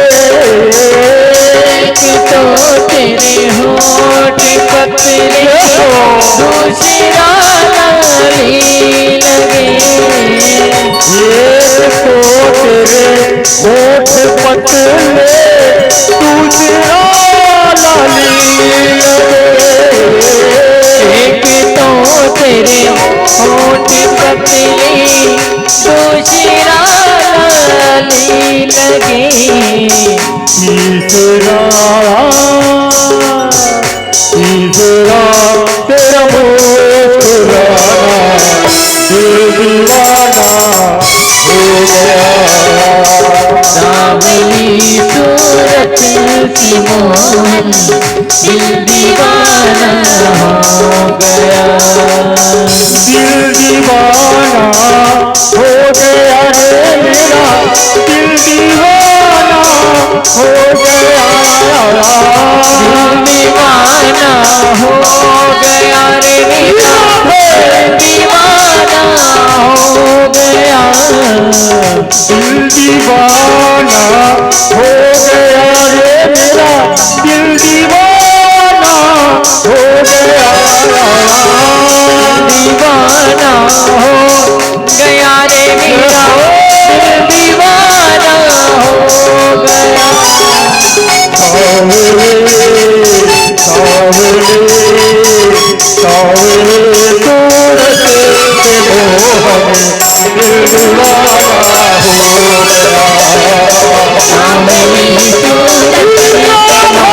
मोहन दिल दीवाना हो गया। सावरे सूरत पे मोहन दिल दीवाना हो गया। सांवली सूरत पे मोहन दिल दीवाना हो गया। दिल दीवाना हो गया। दिल दीवाना दिल दीवाना हो गया। बोलिए गोविंद भगवान की, जय हो राधा रमन सरकार की। जय हो। इस प्रकार से अनेक श्रीमद् भागवत महापुराण में सुखदेव जी महाराज परीक्षित जी को कथा श्रवण पान करवा रहे हैं। एक बार की बात है, एक पौंड्रुक नाम का नरेश राजा रहते थे काशी में। और वो पौंड्रुक जो राजा थे ना, वो सेम टू सेम मेरे द्वारकानाथ जैसे दिखते थे, मेरे गोविंद भगवान के जैसे। तो एक बार क्या हुआ, जब द्वारकानाथ को देखे ना तो उनको चिढ़ हो गई और कहने लगे मैं भी वो द्वारकानाथ के जैसा दिखता हूँ, मेरे को सब भगवान मानो। तो काशी के जितने भी लोग थे ना, सबको बोले पौंड्रुक राजा भगवान है, भगवान है। कभी कभी इंसानों को अपने पद, अपने मान और अपने सम्मान और अपनी सुंदरता पर घमंड हो जाता है। होता है कि नहीं होता है? तो हम पूछते हैं कि ये जो सुंदरता का हम घमंड करते हैं, तो ये सुंदरता जीवन पर्यंत तक रहेगा क्या? रहेगा? बोलो बोलो, रहेगा नहीं ना? तो किस चीज का घमंड कर रहे हो बताइए भैया। घमंड करना है ना तो ऐसे घमंड करो कि परमात्मा हमारे साथ है, हम परमात्मा के हैं। अपनी सुंदरता का, अपनी तन का घमंड मत करो, ये तो मिट्टी में मिल जाना है। राख होना है एक दिन। क्या होना है? राख होना है। छेना राख जानते नहीं? जब एक कंडे को, जब ये गौ माता गोबर देती है, जब गोबर देती है तो माताएं क्या करती? उस गोबर को कौन कौन करती? हाथ उठाए। अब तो करना पड़ी, काबर गैस सिलेंडर है। हाँ, अब सब चूल्हा मांगी बारा थे। पहली क्या करे? पुटले बटन दबाए और गैस में चालू हो जाए। अब तो भैया गैस भी मिलना दुर्लभ हो गया है। तो सोच समझ करके ईंधन खपत करिए। राख जो कंडा हम गोबर थोप करके छेना बनाते हैं, उस छेना से राख जलती है और हम भोजन बनाते हैं। हमारा जीवन भी वही है। हम किस चीज का घमंड कर रहे हैं? 2 किलो के हैं। कितने किलो? कितने किलो के हैं? कौन कौन 2 किलो को हाथ उठाओ। कोई कहा थे 67, कोई कहा 68। कैसे कथा महाराज 2 किलो का थे। अब तुम अल्लाह का कहा मोरे हाथ नहीं उठता है नहीं। बहुत उसने चौं कैसे लाग थे, नापेत नहीं उठल लाग थे। बोलिए गोविंद भगवान की। जब एक माँ के गर्भ से जब बालक का जन्म होता है, तब वो बालक 2 से 2.5 किलो, ज्यादा से ज्यादा 3 किलो एकदम उच्च होंगे तो, है ना, लेकिन अधिकतर 2 से 2.5 किलो का रहते हैं। जब मरते हैं तो हमारी अस्थि संचय किया जाता है तो भी उतने ही रहते हैं। 50 रुपया के लोटा में जाना है हम लोगों को। कितने रुपया में? 50 रुपया के लोटे में। या लोटा नहीं मिला तो एक घड़ा होता है मिट्टी का, और मिट्टी का घड़ा ही क्यों उपयोग करते हैं? क्योंकि ये जो तन है ना, मिट्टी का है, राख होना है, इसीलिए मिट्टी के वस्तु से ही हमको डाला जाता है। और उसी मिट्टी के वस्तु से हमको गंगा मैया में प्रवाहित किया जाता है। हम 2 किलो से ज्यादा नहीं हैं। हड्डी विसर्जन करेंगे तो 2 ही किलो होता है। हमारा जो शरीर है 5 तत्व से मिलकर बना है। कितने तत्व से? 5 तत्व से। कौन कौन से? बोलो बोलो बोलो। दाल भात साग टमाटर चटनी का थिया है। नोहेदाई दाल भात टमाटर चटनी का बार याद दिलाते तुमन है। एक तो खुद तो एक ठन चिरपिटी टमाटर ला चढ़ाऊ नहीं। 3 दिन से कहा था का ठन चढ़ा देती। आज पूछूंगा। आज हमारे आदरणीय भैया जी के यहाँ हमारा भोजन निमंत्रण था, तो आज तो आनंद ही आ गया बड़ा। कौन कौन खाओ? हाथ उठाओ तो बोलो बोलो। हमार दाई खा था, हमने खानदाई दंदर गहन बड़ा रोटी खा ना ते खा था। समझ लखवा से को दिन हाँ बड़ा बनाए थे। और मोर फेवरेट का बनी रही जानथो? कांदा भाजी नहीं, चेंच भाजी। हाँ चेंच भाजी अतकी बड़बड़ रही, तेकरो प्राण ललेक बना है। दीदी फेवरेट है की का माया प्रेम दुलार देखिए बड़ी अद्भुत होती है। और जहां हम निवास करते हैं ना हमारे चंद्रशेखर भैया के यहाँ, ओकर यहाँ चिरपिटी टमाटर कच्चा नहीं बाँचा थे है नहीं, पेड़ सहित खा दे रही से तो फिर गड़े देख दी के ले बता नी बाँची हमारे मन के मारे। बड़ी अद्भुत होती है। तो जो 5 तत्वों से मिलकर के बना है, चिति जल पावक गगन समीरा। हमारा जो शरीर है मिट्टी से बना है, जल से बना है, अग्नि से बना है, आकाश से बना है। अब तुमन कहो हमार शरीर अग्नि कहाँ आगे? 2 दिन उपास रह के देखना, और जब उपास रहोगे ना तो आपके पेट में जलन होगा। होता है जलन? किसके किसके पेट में गैस बनता है? जो आगी जैसे जलन होता है, वही जठरा अग्नि है, अग्नि से बना हुआ है। और हमारा शरीर मिट्टी से बना हुआ है। नान नान लड़का मन छोटे छोटे मन अंगठल काय करते? क्या करते बोलो? हाँ, और तुमन देखो वो 1.5, 2 साल, 3 साल, 5 साल के बाद वो लड़का का अंगठल देखो अति पतला हो जाते, घूर जातेगा चुसाई के मारे। तो क्यों घूरते हैं? क्योंकि हमारा जो शरीर है मिट्टी का बना हुआ है, इसीलिए मिट्टी को अगर जल में डालोगे तो वो क्या हो जाएगा, घुल जाएगा। तो हमारा शरीर प्रमाणित है। ये छोटे बच्चे को देखना, जो अंगूठा चूसते हैं ना, उस बच्चे का जो अंगूठा है वो पतला होंगे और कहा ओठ घलोक मोटा हो जाते है ना, चूसाई के मारे तो वो होती है। इसीलिए कभी भी अपने पद का, चेहरे का, सुंदरता का, अपने विद्या का कभी भी घमंड नहीं करना चाहिए। हम ये कर सकते हैं, हम वो कर सकते हैं, सबको राख होना है।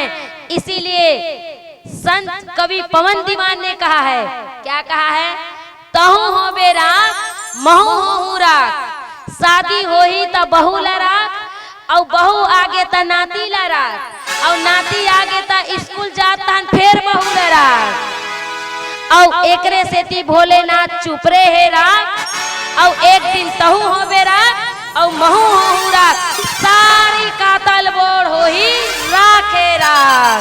बोलिए गोविंद भगवान की जय हो। ओदे मन तो मुंह फुलाक बैठे थे, हमारा राग करे बार हंस थे। नहीं दाई बता तुम यहाँ, ये कटु सत्य है। ये इतना गुस्से से मत देखो, ऐसे कन्नेटेर का कथे, नटेर कथे का कि बटेर कथे। हाँ कोनो कोनो कथे मोल बटेर के देखथस करे का करन दई आँखिज बड़े जान लेता। बोलिए गोविंद भगवान की।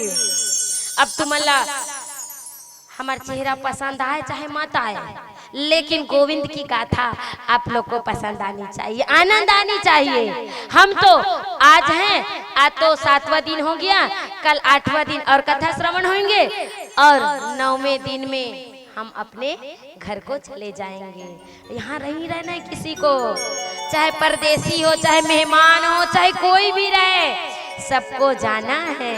और जाकर के जब हम उस परमात्मा के पास जाते हैं ना, तो उस परमात्मा के पास जाते हैं, उस इंसान के लिए ना कोई चिट्ठी रहती है, ना वो पाती रहती है, कुछ नहीं रहता है।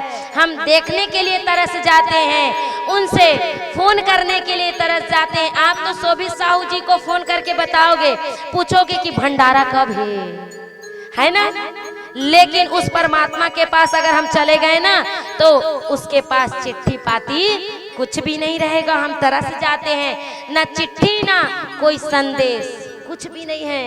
उस इंसान के पास जाने के लिए केवल यादें और केवल उनका बिताया हुआ उनके साथ में पल, उनका प्रेम ही याद आता है। याद रखिएगा। तो आइए सुंदर भक्ति के साथ में हम गोविंद भगवान को मनाते हुए थोड़ा 2 मिनट का बार 2-3 जन करत थे पिछुड़ा हनुमान तो नींद आते, तो चलिए आइए गोविंद भगवान को मनाते। बोलिए गोविंद भगवान की हो। चिट्ठी न कोई संदेश, जाने वो कौन सते, जहाँ तुम चले गए, जहाँ तुम चले गए।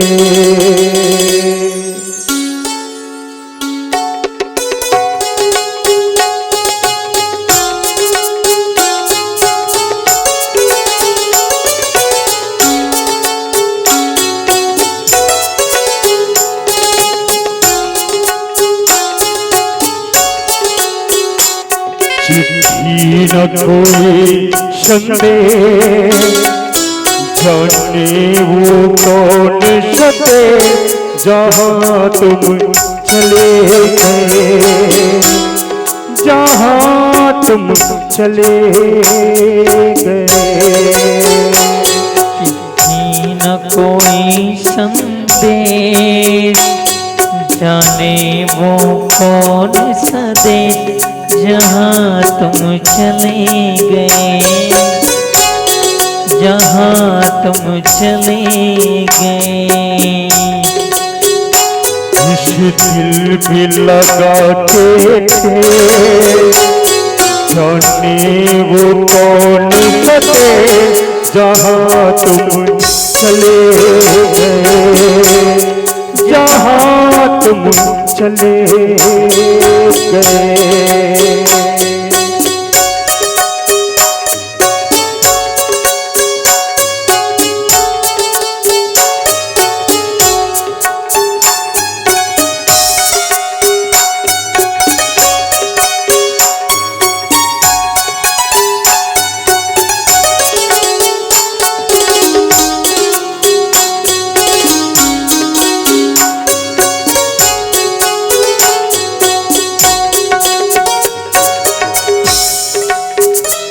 एक आह भरी होगी हमने न सुनी होगी, एक आह भरी होगी हमने न सुनी होगी।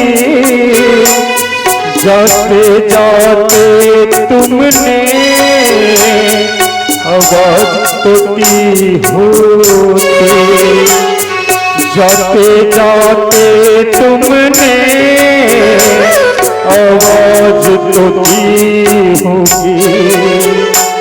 हर वक्त यही है गम, हर वक्त यही है गम। उस वक्त कहाँ थे हम जहाँ तुम चले गए, कहाँ तुम चले गए। चिट्ठी न कोई संदेश, जाने वो कौन सा थे जहाँ तुम चले गए, जहाँ तुम चले गए।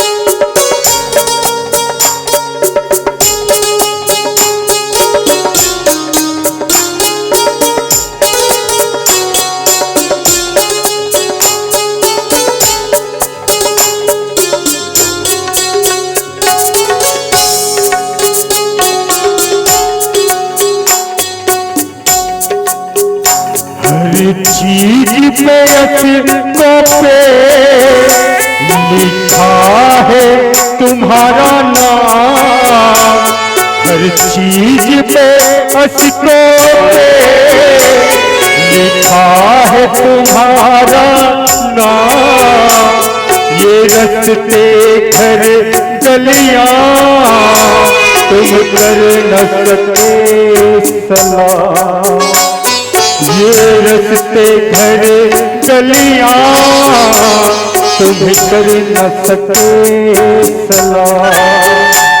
है दिल पे रह गई बात, है दिल पे रह गई बात, जल्दी से छुड़ा कर कहाँ तुम चले गए, कहाँ तुम चले गए।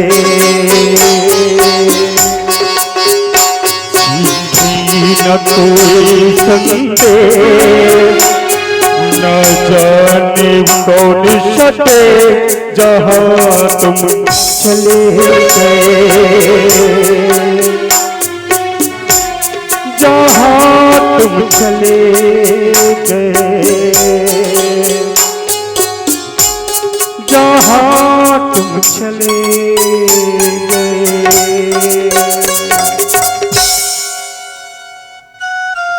बोलिए गोविंद भगवान की जय हो, राधा रमन सरकार की जय हो।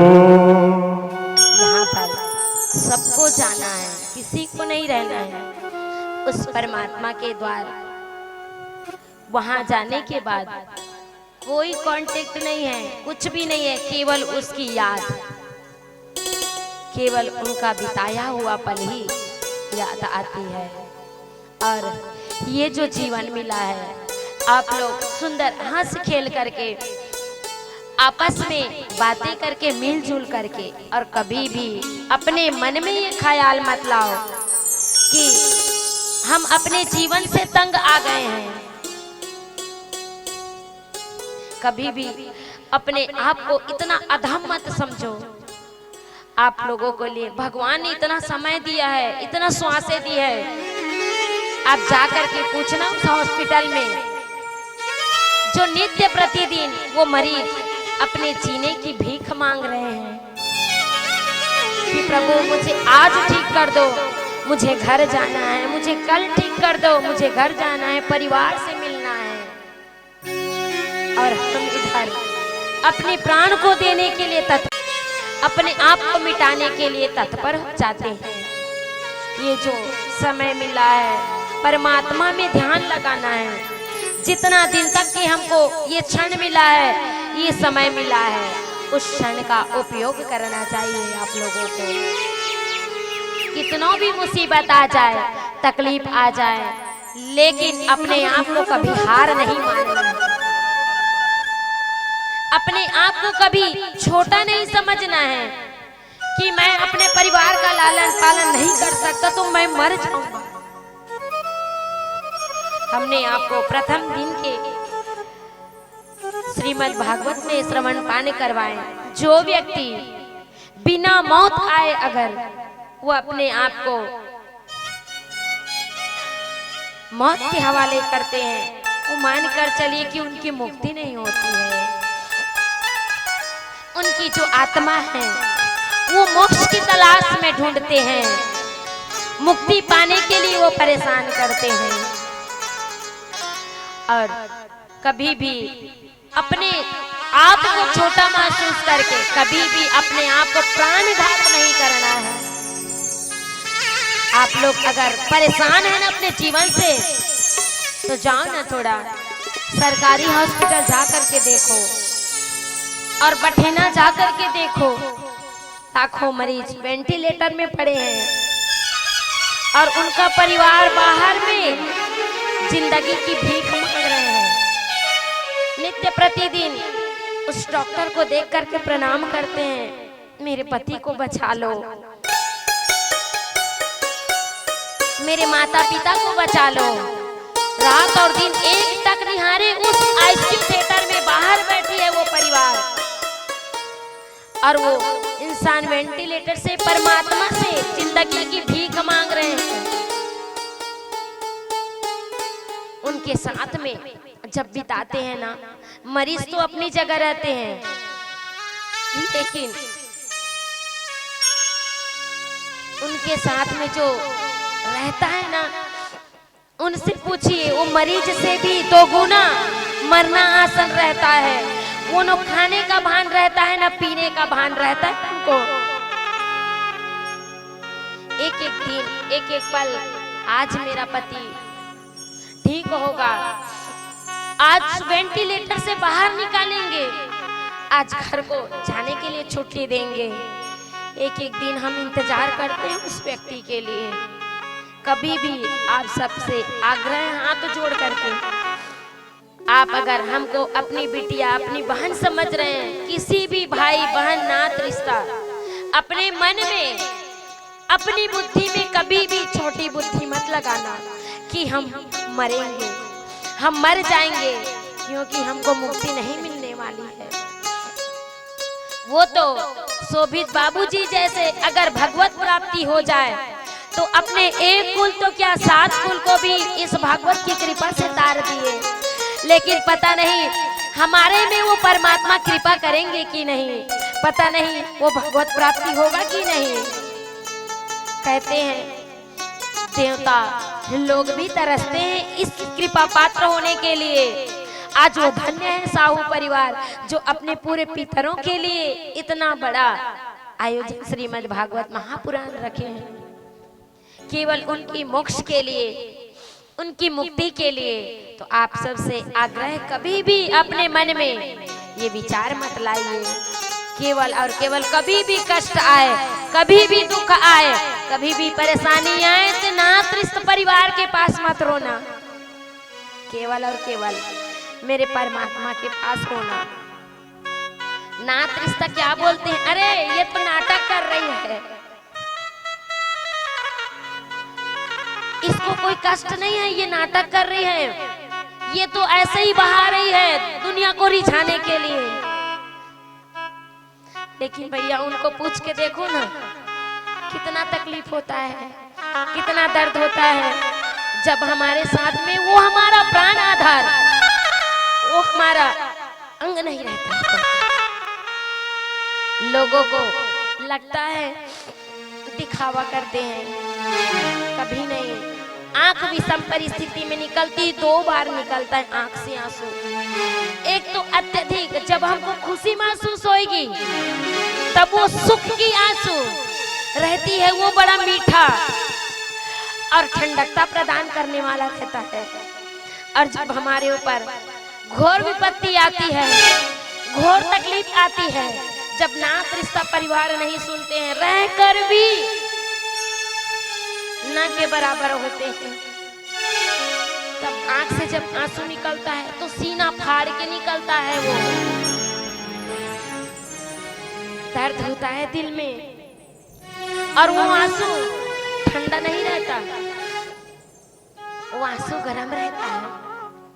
इसीलिए किसी की आंख से आंसू या तो निकलता नहीं इतना जल्दी, और जब निकलता है ना तो हृदय को फाड़ करके निकलता है वो आंसू। किसी की हंसी में, सुंदरता में मत जाओ कि उनको सुख ही सुख है। एक बार झांक के देखो ना उनके अंदर कितना दुख है, वो भी रोती होगी ना हर पल उनको याद करके।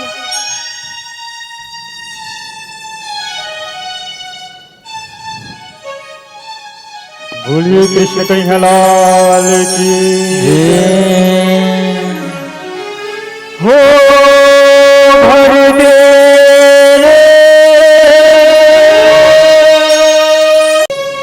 भर दे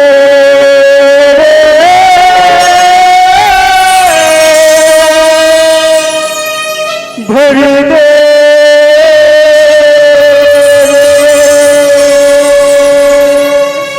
हो, भर दे भर दे हो, भर दे श्याम झोली भर दे लाबो बातों में। भर दे रे श्याम झोली भर दे बातों में। न बहला वो बातों में, न बहला बातों में।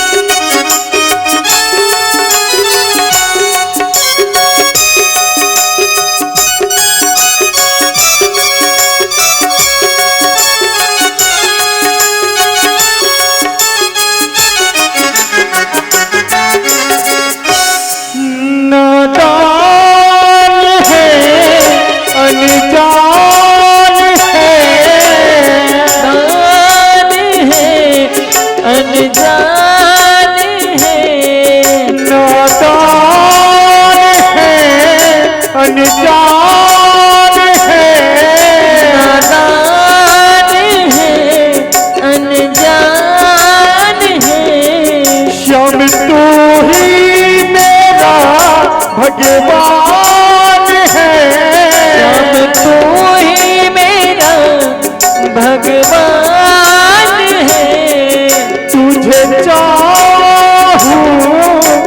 तुझे पाऊं, तुझे पाऊं, मेरे दिल का यही अरमान है, मेरे दिल का यही अरमान है। पढ़ ले पढ़ ले पढ़ ले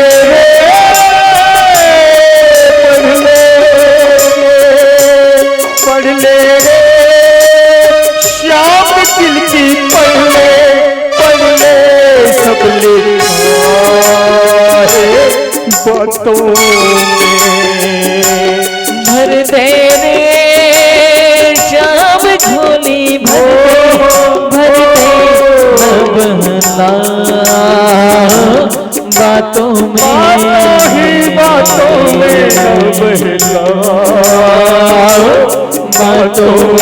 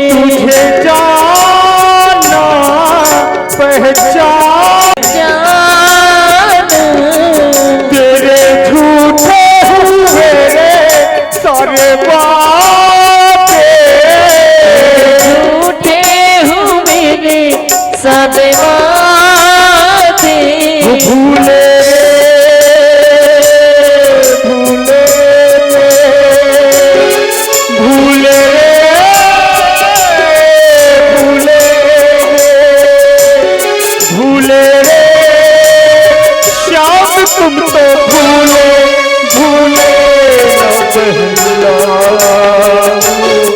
बातों में। भर दे रे श्याम झोली, भर दे बहला बातों में भर बहला बातों में।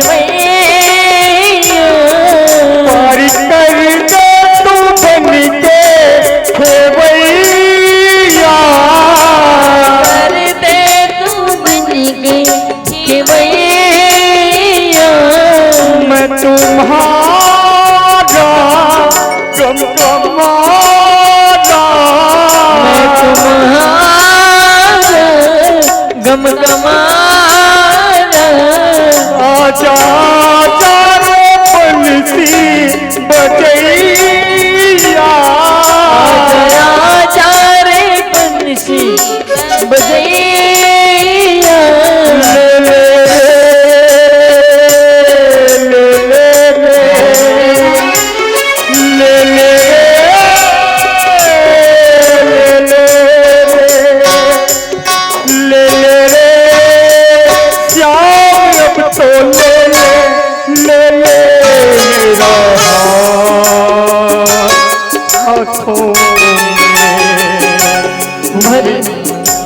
मेरा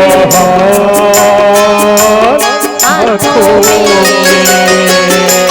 भर दे श्याम झोली भर देना बहना बातों में बहला बातों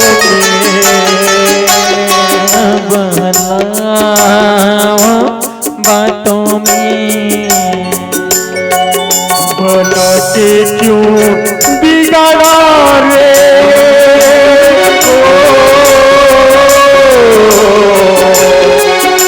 भला के क्यों बिगाड़ा रे नसीबा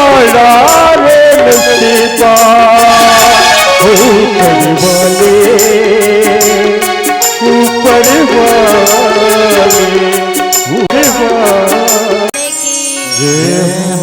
राधा रानी सरकार की जय हो। इसलिए सब माता पिता से आग्रह है, जब तक जीवन है तब तक हंसते खेलते रहो। जिंदगी का कोई ठिकाना नहीं है, कब क्या होना है, कौन से समय में होना है। इसलिए हंसना है, खेलना है और आनंद के साथ में भक्ति करना है प्रभु की। पौंड्रुक अपने आप को भगवान मानने लगा और जब भगवान मानने लगा तो उन्होंने देखा कि उस परमात्मा के 4 हाथ हैं। तो उन्होंने राजा पौंड्रुक ने क्या किया, लकड़ी के हाथ बना लिए 2 और कितने 2। पहले उनका 2 हाथ थे, लेकिन देखे द्वारकानाथ के 4 हाथ हैं।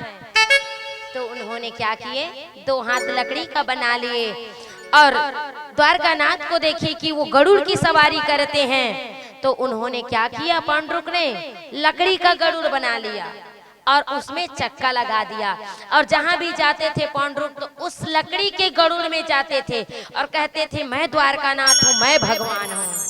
अब वहां के राजा में इतने अत्याचार बढ़ गए। राजा पौंड्रुक के अत्याचार को देख करके सब प्रजागण काशी के नगरवासी लोग भगवान द्वारकानाथ को पुकारे।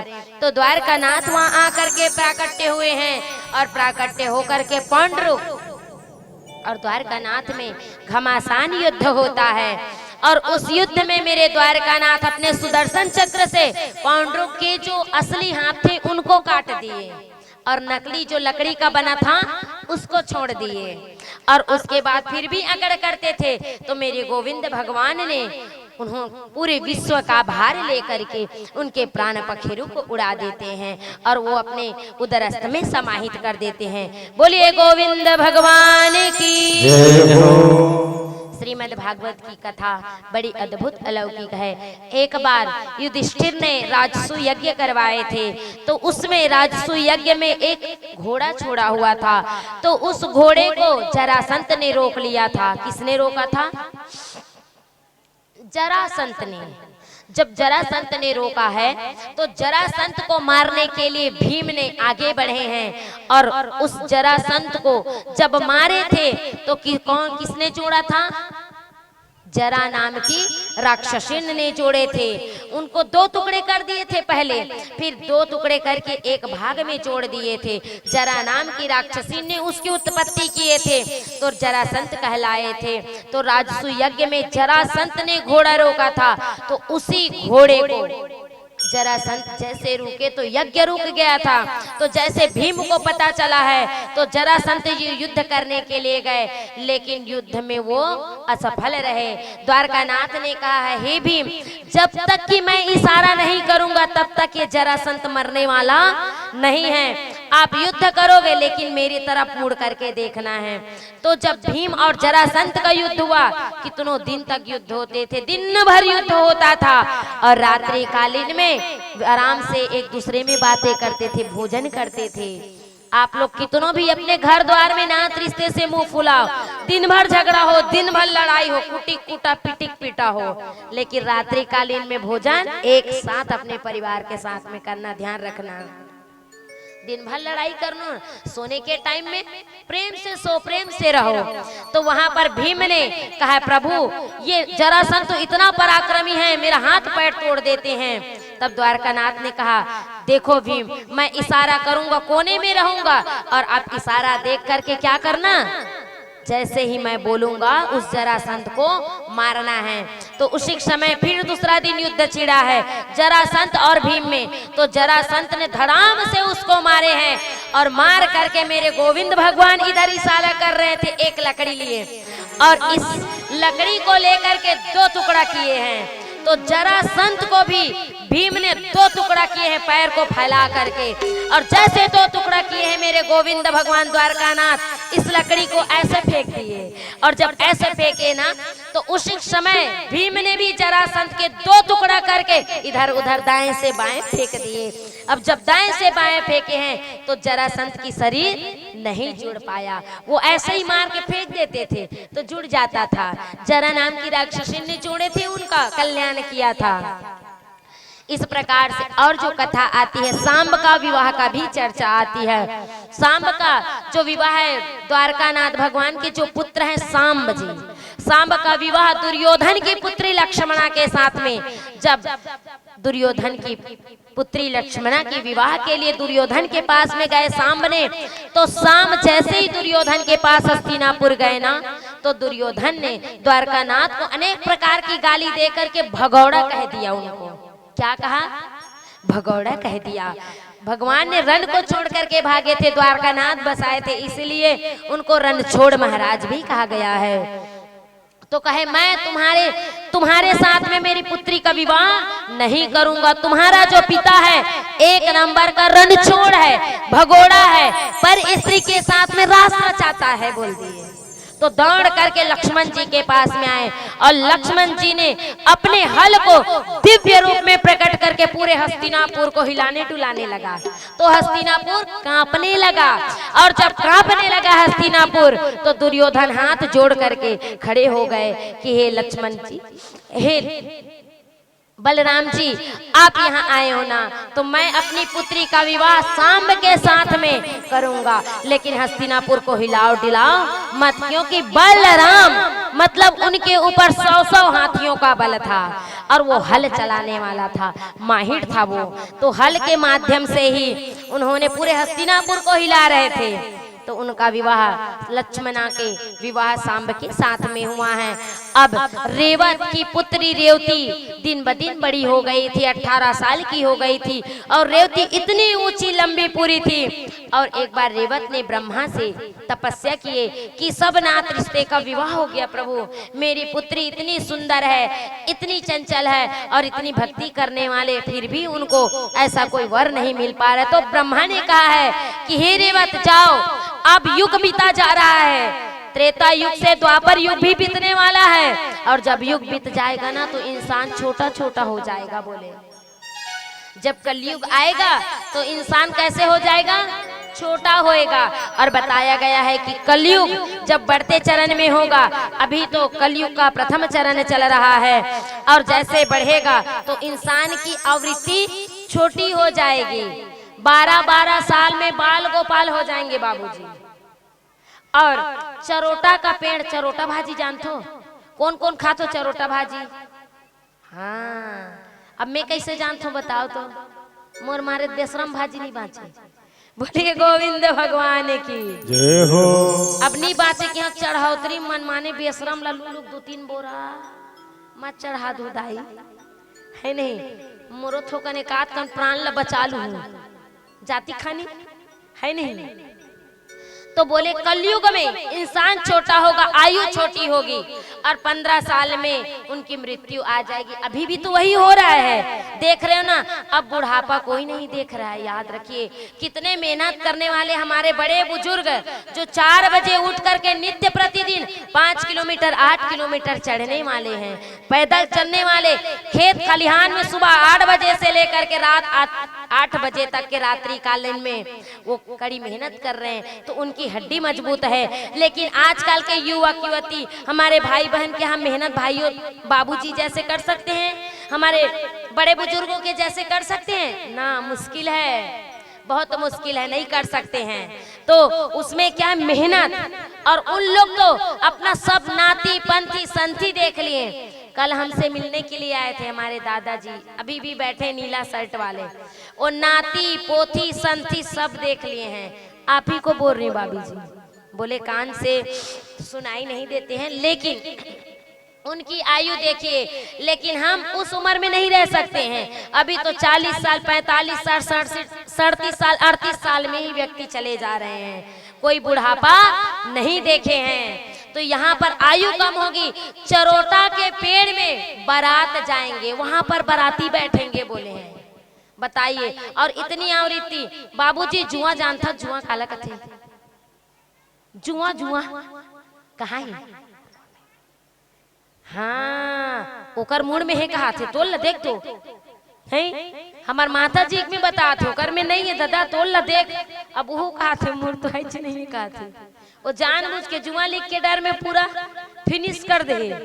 तो जुआ के बाद कहा थे लिख भरा है ना, देकर से मुड़ घूम घूम ले ढांक दे, इतनी उफलाए मत की। हाँ, भारी चतुर है माता मन है, भारी चंचल है। और मान लो जाए जुआ के बाद लिख, और लिख के पेट में औली खा जाए तो दिखी का आई दिखी। लिख मन कतका बड़ रबर थे जानतो,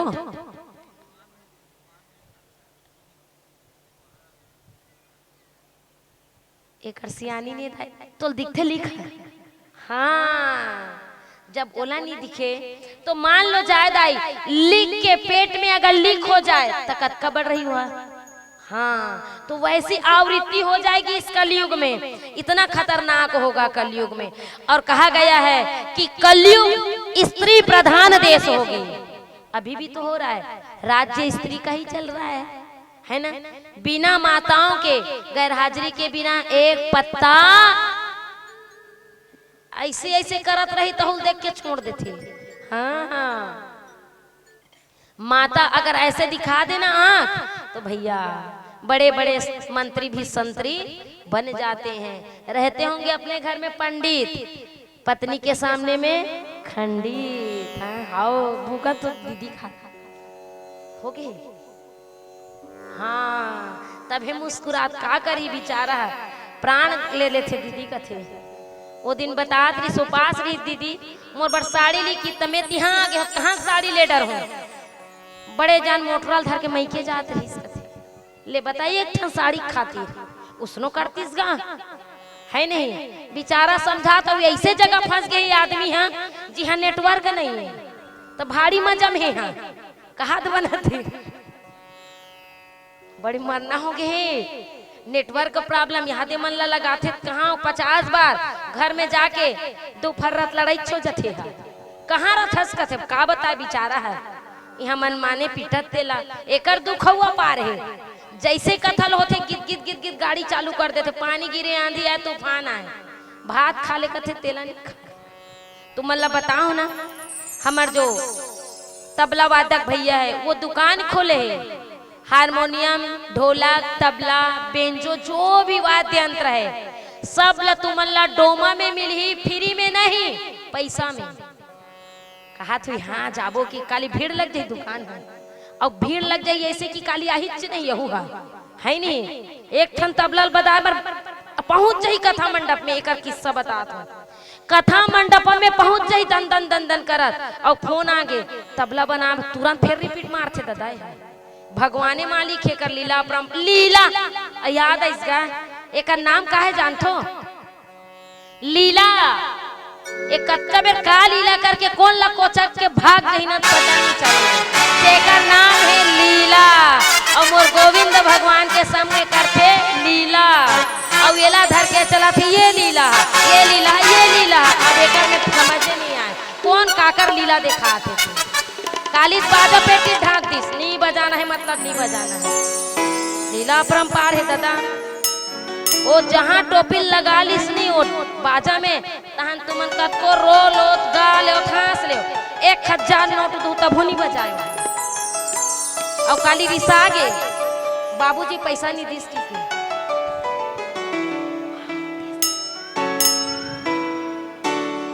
कैसे बता झूठ बोलता मोर करा करो बता। यह स्थिति भाई हमरो साथी के बदनाम करते, 200 रुपया नोट ला धल ली विचारा कर ले, जब ले आए तब ले पैसा की ना थे। बताओ, लीला अपरंपार है दादा लीला महाराज की। बोलिए गोविंद भगवान की जय हो। कलयुग बड़ा भयंकर होगा और अद्भुत होगा। आकृति छोटी छोटी हो जाएगी, माताओं का ही राज चलेगा, माता ही हर घर में प्रधान होगी। स्त्री प्रधान देश कहा गया है, इसलिए तो कहते हैं कलयुग बड़ा भयंकर होगा और कलयुग में स्त्री प्रधान होगी और हर घर हर गांव में स्त्री सरपंच होगी और वो बड़ी हाँ प्रपंच होगी कहा थी। बोलिए गोविंद भगवान की जय हो। कलयुग में स्त्री प्रधान माताओं का प्रधान माना गया है। कलयुग बड़ी द्वापर युग से त्रेता युग चले गए हैं यहाँ पे, और यहाँ पर जैसे ही रेवत के यहाँ गए हैं अपनी बेटी को मांगने के लिए, उसकी बेटी को बलराम जी महाराज जैसे ही गए हैं तो जा करके देखते हैं कलयुग वहां पर प्रवेश करके और अपना जो युग है वो परिवर्तन हो गया है। अब जो रेवत की पुत्री थी रेवती वो बड़ी इतनी बड़ी थी और जो हमारे बलराम भैया थे वो छोटे थे, तो उनके साथ में कन्यादान हुआ, विवाह हुए। तो जब भी रेवती के साथ में वहां पर बलराम भैया जी बात करते थे ना, तो कैसे बात करते थे जानते हो? ए रेवती एती देख, तो ढाल देखा थी, लेकिन वो इतनी ऊंची पूरी और वो जो भाई है वो कितने छोटे हाइट के हैं। तब उन्होंने क्या किया, जब देखो तब मुझे ऊपर टांग के इससे बात करना पड़ता है, ये अपने आप को ऊपर समझती है करके मुसल से कूट दिए उनको, ऊपर से सिर को नीचे किए। अब नीचे किए ना तो उन्होंने जो अपना हल पकड़े थे उस हल से ओकर घेंच ला नवा दिस तन ओकर से छोटे हो गए रेवती मैया। बताओ, ऐसी अनेक प्रकार की कथा प्रवाहित होती है। एक बार उस राजसूय यज्ञ में युधिष्ठिर जब अश्वमेध यज्ञ को हो रहा था तो जरासंध को मार दिए, तो वहां पर जितने भी पांडव थे सबने मेरे गोविंद भगवान को बड़े बनाए हैं, भगवान बड़ा है करके उसके चरण स्पर्श किए। तो उसी समय उसी राजसूय यज्ञ में कौन आया था? शिशुपाल आया था। शिशुपाल ने कहा ये कौन सा भगवान है आपका?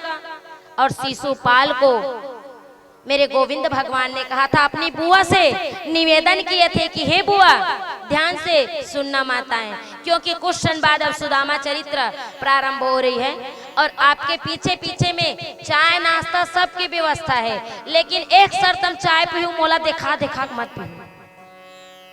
और तू मन ठसन से चाय पिया थे अब मोहन लागी नहीं मोरो जीवे है ना, तो चाय कैसे पीना है? ऐसे पीना है, लुका लुका के, या तो दुपट्टा में डाल लू दाई और पीहू, ऐसे हासा थनकी के चाय पीना है तुम्हारा। सब व्यवस्था हमारे शोभित बाबूजी ने आप सब जितने भक्त के लिए किए हैं, तो इधर उधर नहीं कथा में ध्यान देना, क्योंकि आजकल बस हो गया, सुख के दिन निकल रहा है, अब कैसे बीत रहा है पता नहीं चल रहा है। तो भगवान द्वारकानाथ को बड़े हैं करके तो शिशुपाल ने कहा कि ये आपका भगवान है। द्वारकानाथ ने अपनी बुआ से प्रॉमिस किए थे कि हम उनको 99 गाली तक के माफ करेंगे। कितने गाली? 99 और जैसे 100 गाली होंगे तो हम इनको नहीं छोड़ेंगे।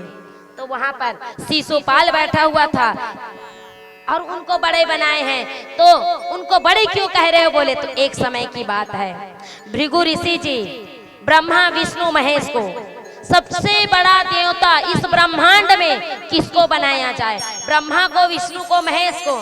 तब भृगु ऋषि जी को काम सौंपा गया था कि जाओ ऋषि आप तीनों देवों की परीक्षा लेने के लिए जाओ। क्या बोले? तीनों देवों की परीक्षा लेने के लिए। जब ब्रह्मा के पास में, ब्रह्मा को देख के देख रहे भी भगवान को, अपने आप को भगवान बोलते हैं और इन्हीं की बनाई हुई सृष्टि में कोई काला है, कोई गोरा है, कोई लूला है, कोई लंगड़ा है, कोई अंधा है, और इन्होंने तो अपनी पुत्री को भी नहीं छोड़े हैं। ना ना ये बड़े नहीं हो सकते हैं। तो उसी समय ब्रह्मा क्रोध में आकर के भृगु ऋषि को दौड़ाने लगे मारने के लिए। भृगु ऋषि ने कहा ना ये भगवान बड़ा नहीं हो सकता है, ये तो क्रोधी है। अब कहाँ गए? महेश के पास में गए, भूत भावन भोलेनाथ के पास में। भोलेनाथ कैलाश पर्वत में धुनी रमा करके बैठे थे और माता पार्वती बाजू में बैठी थी। तब उसी समय भृगु ऋषि परीक्षा लेने के लिए आए। कहते हैं, देख रहे हो ये कैसे भगवान है, भांग धतूरा खा पी करके मदमस्त रहते हैं और जब देखो तब माता पार्वती को गोदी में ही बैठाए रहते हैं। इनको तो सृष्टि का ध्यान ही नहीं है। बस उतने बोले हैं, मेरे देवादि देव भोलेनाथ त्रिशूल डमरू उठा करके भृगु ऋषि को मारने के लिए दौड़ पड़ते हैं। भृगु ऋषि कहते, ना ना ना, ये महादेव बड़ा नहीं हो सकता है, ये तो क्रोधी हो गया। देखो ना, तनिक से बात में क्रोधी हो गया है। अब उतने में ही कहाँ गए, क्षीर सागर में गए हैं। माता लक्ष्मी चरण दबा रही है डेवलप के गद्दा में, शेषनाग की सैया पे मेरे गोविंद भगवान बाके बिहारी सोए हुए हैं। एक हाथ लिटा करके सुंदर निद्रा में थे और माता लक्ष्मी चरण दबा रही थी। उसी समय भृगु ऋषि आते हैं। आओ देखते हैं नेता। भृगु ऋषि अपने राइट पैर से, सीधे पैर से धड़ाम से गोविंद के हृदय में वार करते हैं, एक लात मार देते हैं और जैसे लात मारते हैं गोविंद भगवान उठ जाते हैं, आंख खोलते हैं और क्या बोलते हैं, हरि राम राम राम। हे भृगु जी, आपके पैर में कोई तकलीफ तो नहीं आया? मेरे वज्र जैसा हृदय, मेरा वज्र जैसा छाती है और आपने लात मारा तो आपके पैर पर कोई कष्ट तो नहीं हुआ ना, मोच तो नहीं आया ना? वो परमात्मा क्या बोले मेरे गोविंद ने, आपको कुछ कष्ट तो नहीं हुआ, आपके पैर में तकलीफ तो नहीं हुआ है? मेरे वज्र जैसे छाती पे लात मारे हो। जैसे ही उधर से लक्ष्मी मैया देखे, लक्ष्मी मैया अपने पति के पैर को छोड़ करके क्या किए हैं, भृगु ऋषि को देख करके आंखें लाल हो जाती है, भवें टेढ़े हो जाती है और कहते हैं, हे दुष्ट ऋषि, तुमने मेरे इतने शांत पति के हृदय में लात मारे हो। जाओ, मैं समस्त साधु ब्राह्मणों को श्राप देती हूँ कि आपके यहाँ लक्ष्मी टिकेगी नहीं और कभी भी कितनों भी धन दौलत मिल जाए आपको संतुष्टि नहीं मिलेगी। ओकर से ती बाबूजी कतको ते दान करबे ना, हमला संतुष्टि नहीं मिले। माता लक्ष्मी श्राप दे, ब्राह्मण मन लना कतको दक्षिणा दे देवे, अंत में कहीं 12,000 नहीं दे रतीस, 11,000 ला दे दीस, श्राप मिले माता लक्ष्मी। भृगु ऋषि ने कहा, ठीक है मैया, आपने मुझे श्राप दिए, मैं आपके श्राप को स्वीकार करती हूँ। ब्राह्मण ने कहा, मैं आपके श्राप को स्वीकार करता हूँ, मैं आज से आपको नहीं, मैं गोविंद भगवान को लेकर के चलूंगा और जहां जहां मैं अपने गोविंद भगवान को, कृष्ण कन्हैया को लेके जाऊंगा, लक्ष्मी मैया पति को खोजते हुए ऑटोमेटिक आएगा। आपके कातल बोर्ड में हम एक सिक्का भी नहीं लाए थे, केवल और केवल इस गोविंद भगवान को लाए थे। तो लक्ष्मी मैया हाबी की नहीं है, नहीं है, चढ़ाए चढ़िए खला। बोलिए गोविंद भगवान की जय हो। हाँ बोले, इसीलिए ब्राह्मण देवता केवल और केवल फटे पुराने चिटिया कपड़ा भगवान लपेट किया थे लड्डू गोपाल ला और सत्यनारायण के कथा करते। और जब कथा करते ना तो तुमन यजमान मन 1101 रुपया सिक्का चढ़ावे में, सिक्का में सिक्का में सिक्का 21 रुपया बाई बेदिन चढ़ाता नहीं बाबूजी। पता नहीं भाई सिक्का फैक्ट्री का कर करा अतका कर सिक्का, अतका कर सिक्का थे यहाँ कर कि ही देख दीदी हमारे एक ठन खोली में पूरा सिक्का भरा है तथा तभी पूरा सिक्का। तो महाराज जी कहने का मतलब है, ये तो हास्य परिहास है, लेकिन ब्राह्मणों को श्राप मिला है, लेकिन उस ब्राह्मण ने कहा, भृगु ऋषि ने, हम उस परमात्मा को लेके जाएंगे। तो मैया आप तो हमारे पीछे पीछे ही आओगे। इसीलिए ब्राह्मण देवता भगवान को लाते हैं, उस परमात्मा को, और लक्ष्मी को रपोट के घर में लेके जाते हैं। इसीलिए लक्ष्मी को सहेजना जानो। अब कौन ला लक्ष्मी चाहिए, हाथ उठाइए।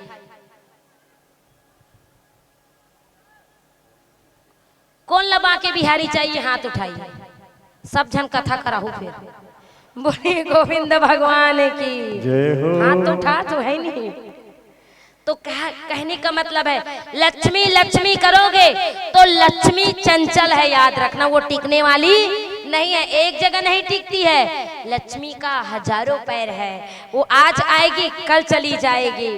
किसी न किसी बहाने से अगर पकड़ना है तो मेरे गोविंद भगवान के श्री चरणों को पकड़ो, लक्ष्मी मैया को मत पकड़ो।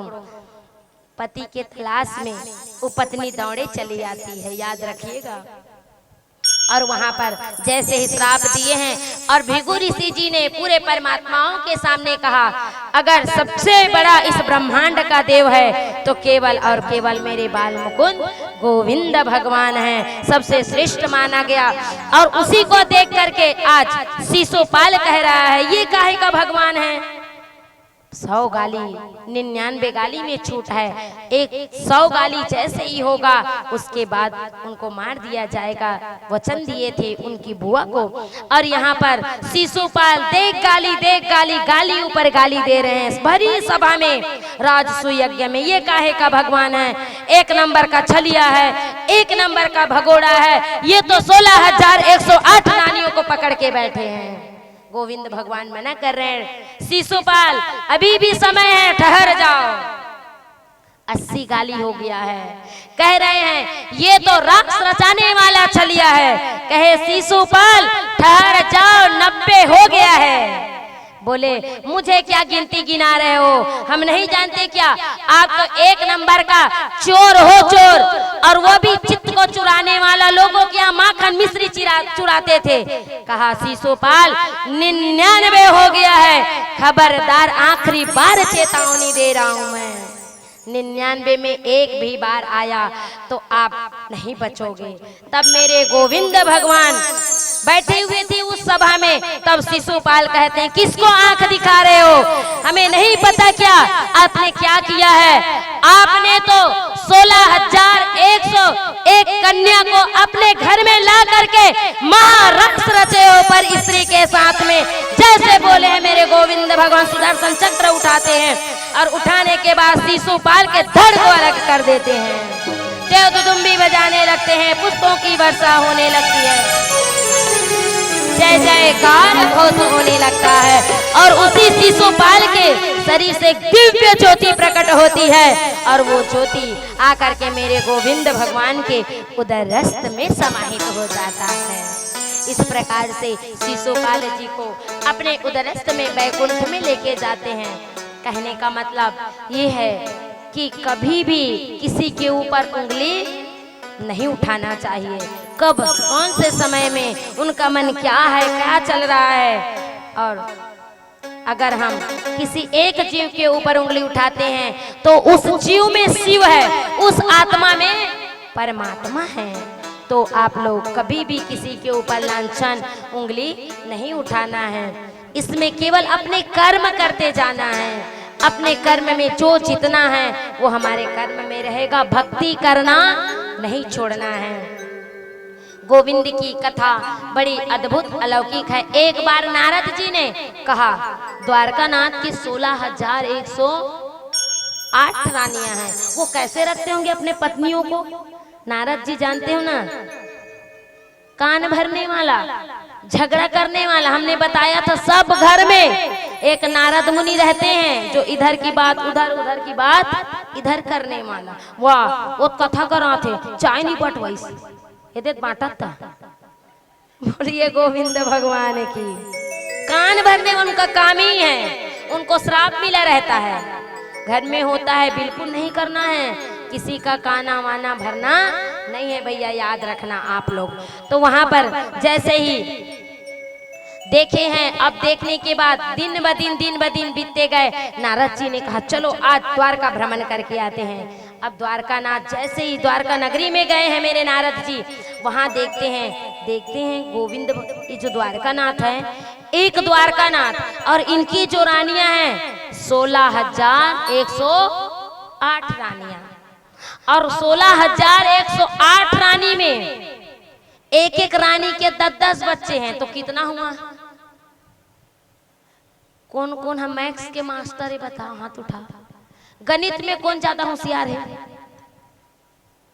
सब कोई नहीं है। गणित कौन कौन आते एक हाथ ले, तो 10-10 बच्चे हैं तो कितना हुआ।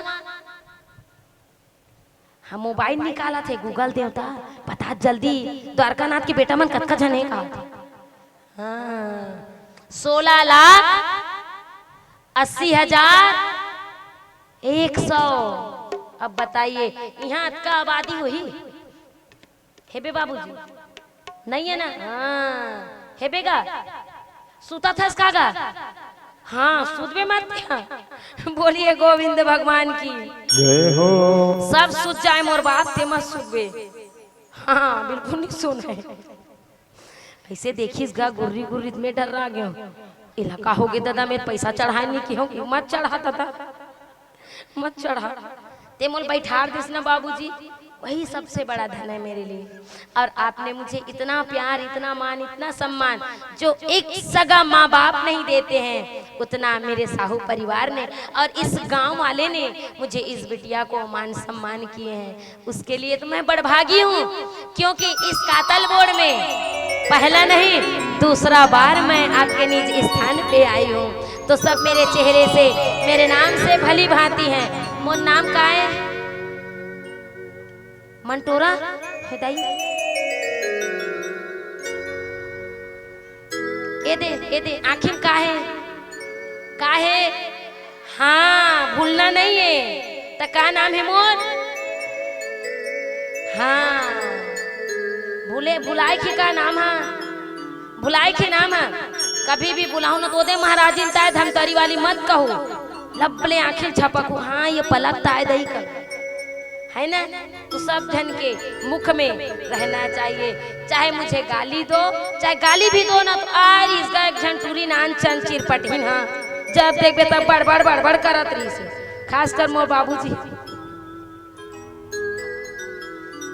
वो अभी नहीं बताए वहां जाबे नहीं ता गरम पानी इस प्रकार से अनेक प्रकार की आप देखे जैसे देखे हैं नारद जी ने और देखते हैं क्या रुक्मणी मैया द्वारकानाथ को सुंदर भोजन परोस रहे हैं और द्वारकानाथ भोजन ग्रहण कर रहे हैं। उस भोजन में क्या था पता है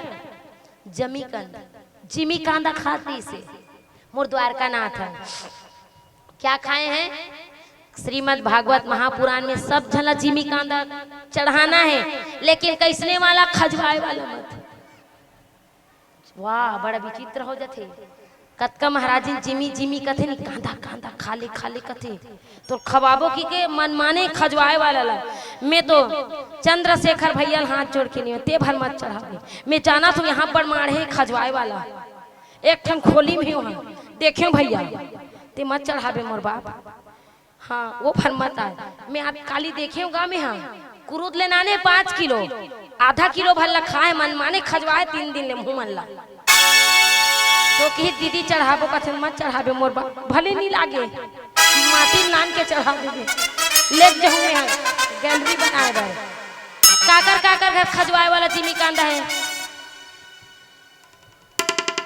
सब ग्रहण कर अच्छा वाला है हाय कन बने लगी थी बोलिए गोविंद भगवान की जय हो। हाँ कभी भी हो जो आप लोग यूज कर रहे हैं उसी को खिलाना पिलाना है कभी भी इस ऐसे वैसे को नहीं ताकि यूज कर सके अपने में ही नहीं कभी भी कहीं भी जाओ तो जो आप लोग इस्तेमाल कर रहे हैं ना उसी को करना चाहिए। तो इस प्रकार से वहां पर देखने जिमी कांदा खा रहे हैं मेरे भगवान जमी कंद खा रहे थे देखिए अरे द्वारकानाथ रुक्मणी मां तो उधर तो जामवंती के रूम में तो नहीं होंगे तो हाँ अभी लड़ाने का टाइम है। जैसे नारद जी उस रूम को छोड़ करके जामवंती के रूम में गए तो वहां पर मेरे गोविंद भगवान क्या पी रहे थे काके चाय पी रहे थे क्या पी रहे थे काके चाय पी रहे थे। नारद जी का दिमाग भन्ना गया अरे इति द्वारकानाथ हुकर द्वारकानाथ पक्का अब सत्यभामा के पास नहीं हुई जाके सत्यभामा मैया ना लड़वा थो कर मन से जाके सत्यभामा के कक्ष में देखे तो सत्यभामा के कक्ष में मेरे गोविंद भगवान सांब अपने पुत्र को खिला रहे थे। वहां भी देखे ऐसे करते करते करते वो जो नारद जी महाराज थे द्वारकानाथ में एक एक रूम में जाने के लिए 6 महीना लगे हैं। कितने महीना 6 महीना 6 महीने के बाद द्वारकापुरी से बाहर आए हैं। सब जितने भी 16,108 रानियां थी, सब रानियों के पास में मेरे द्वारकानाथ भगवान विहार कर रहे थे, अपने गृहस्थ जीवन में थे। इस प्रकार से उनकी लीला अद्भुत है। एक बार की बात है, मेरे द्वारकानाथ गोविंद भगवान अपने कक्ष में बैठे हुए लेटे हुए थे, मन में मायूसी थी और ऐसे उदास थे। तो मेरी मैया रुक्मणी ने कहा, हे स्वामी, आप जगत के तारनहार हो, जगत के मालिक हो और आप उदास लग रहे हो, क्या हुआ? कुछ बताओ ना। पत्नी वही है जो अपने पति के सुख दुख में काम आए, याद रखना।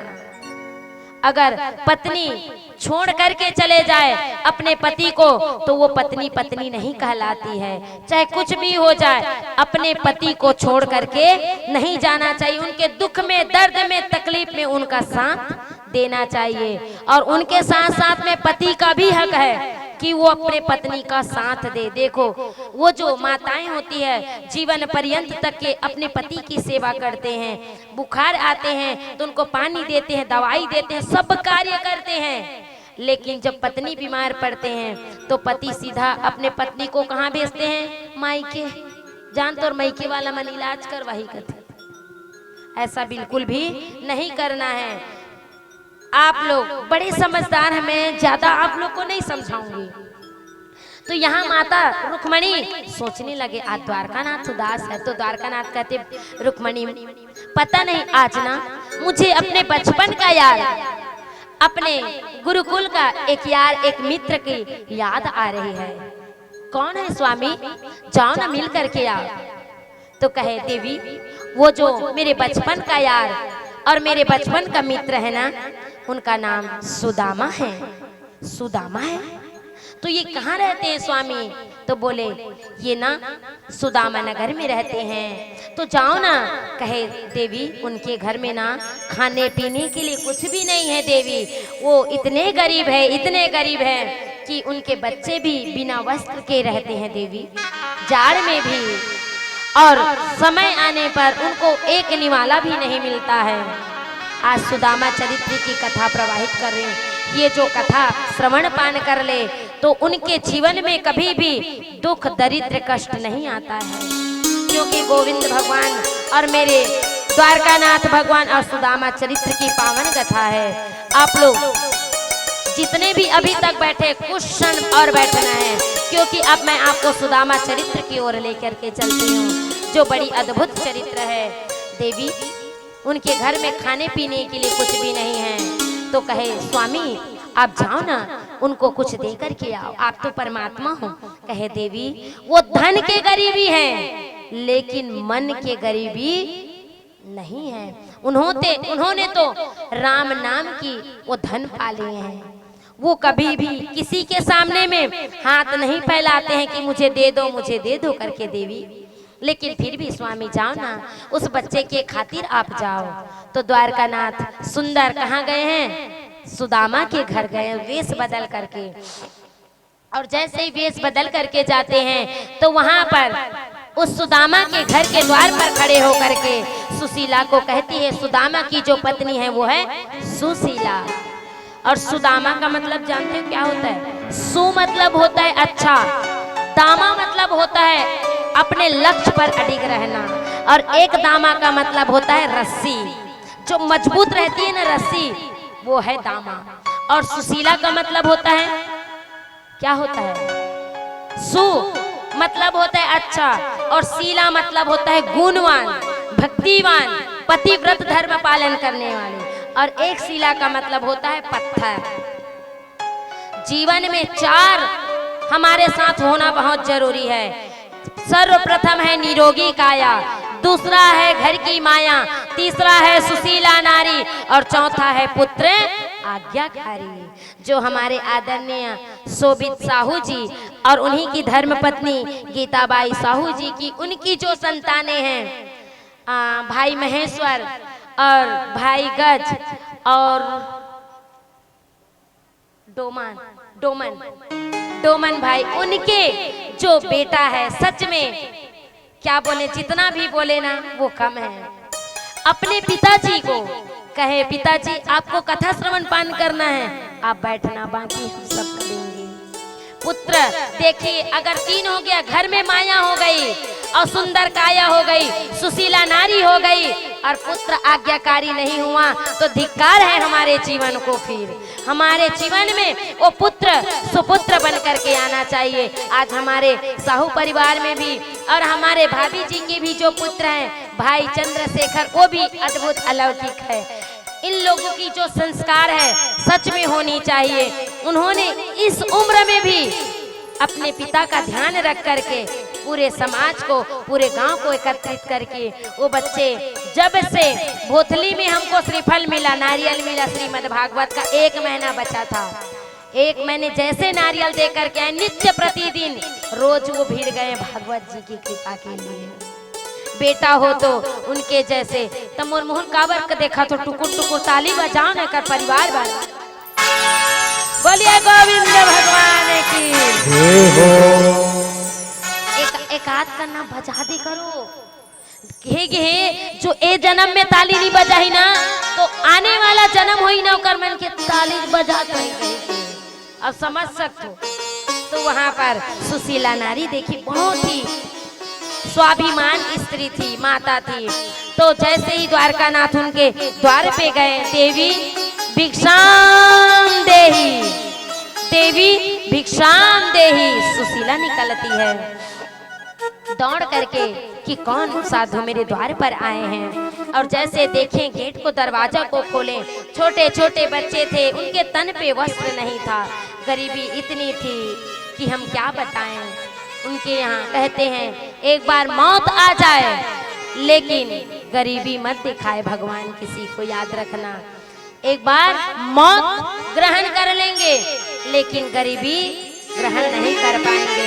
उनसे पूछिए जो एक टाइम भोजन करके नित्य प्रतिदिन अपने खेत खलिहान में जा करके अपनी जीविकोपार्जन करते हैं, और उनसे पूछिए जिस घर में एक टाइम चूल्हा जलते हैं और दूसरे टाइम चूल्हा नहीं जलता है।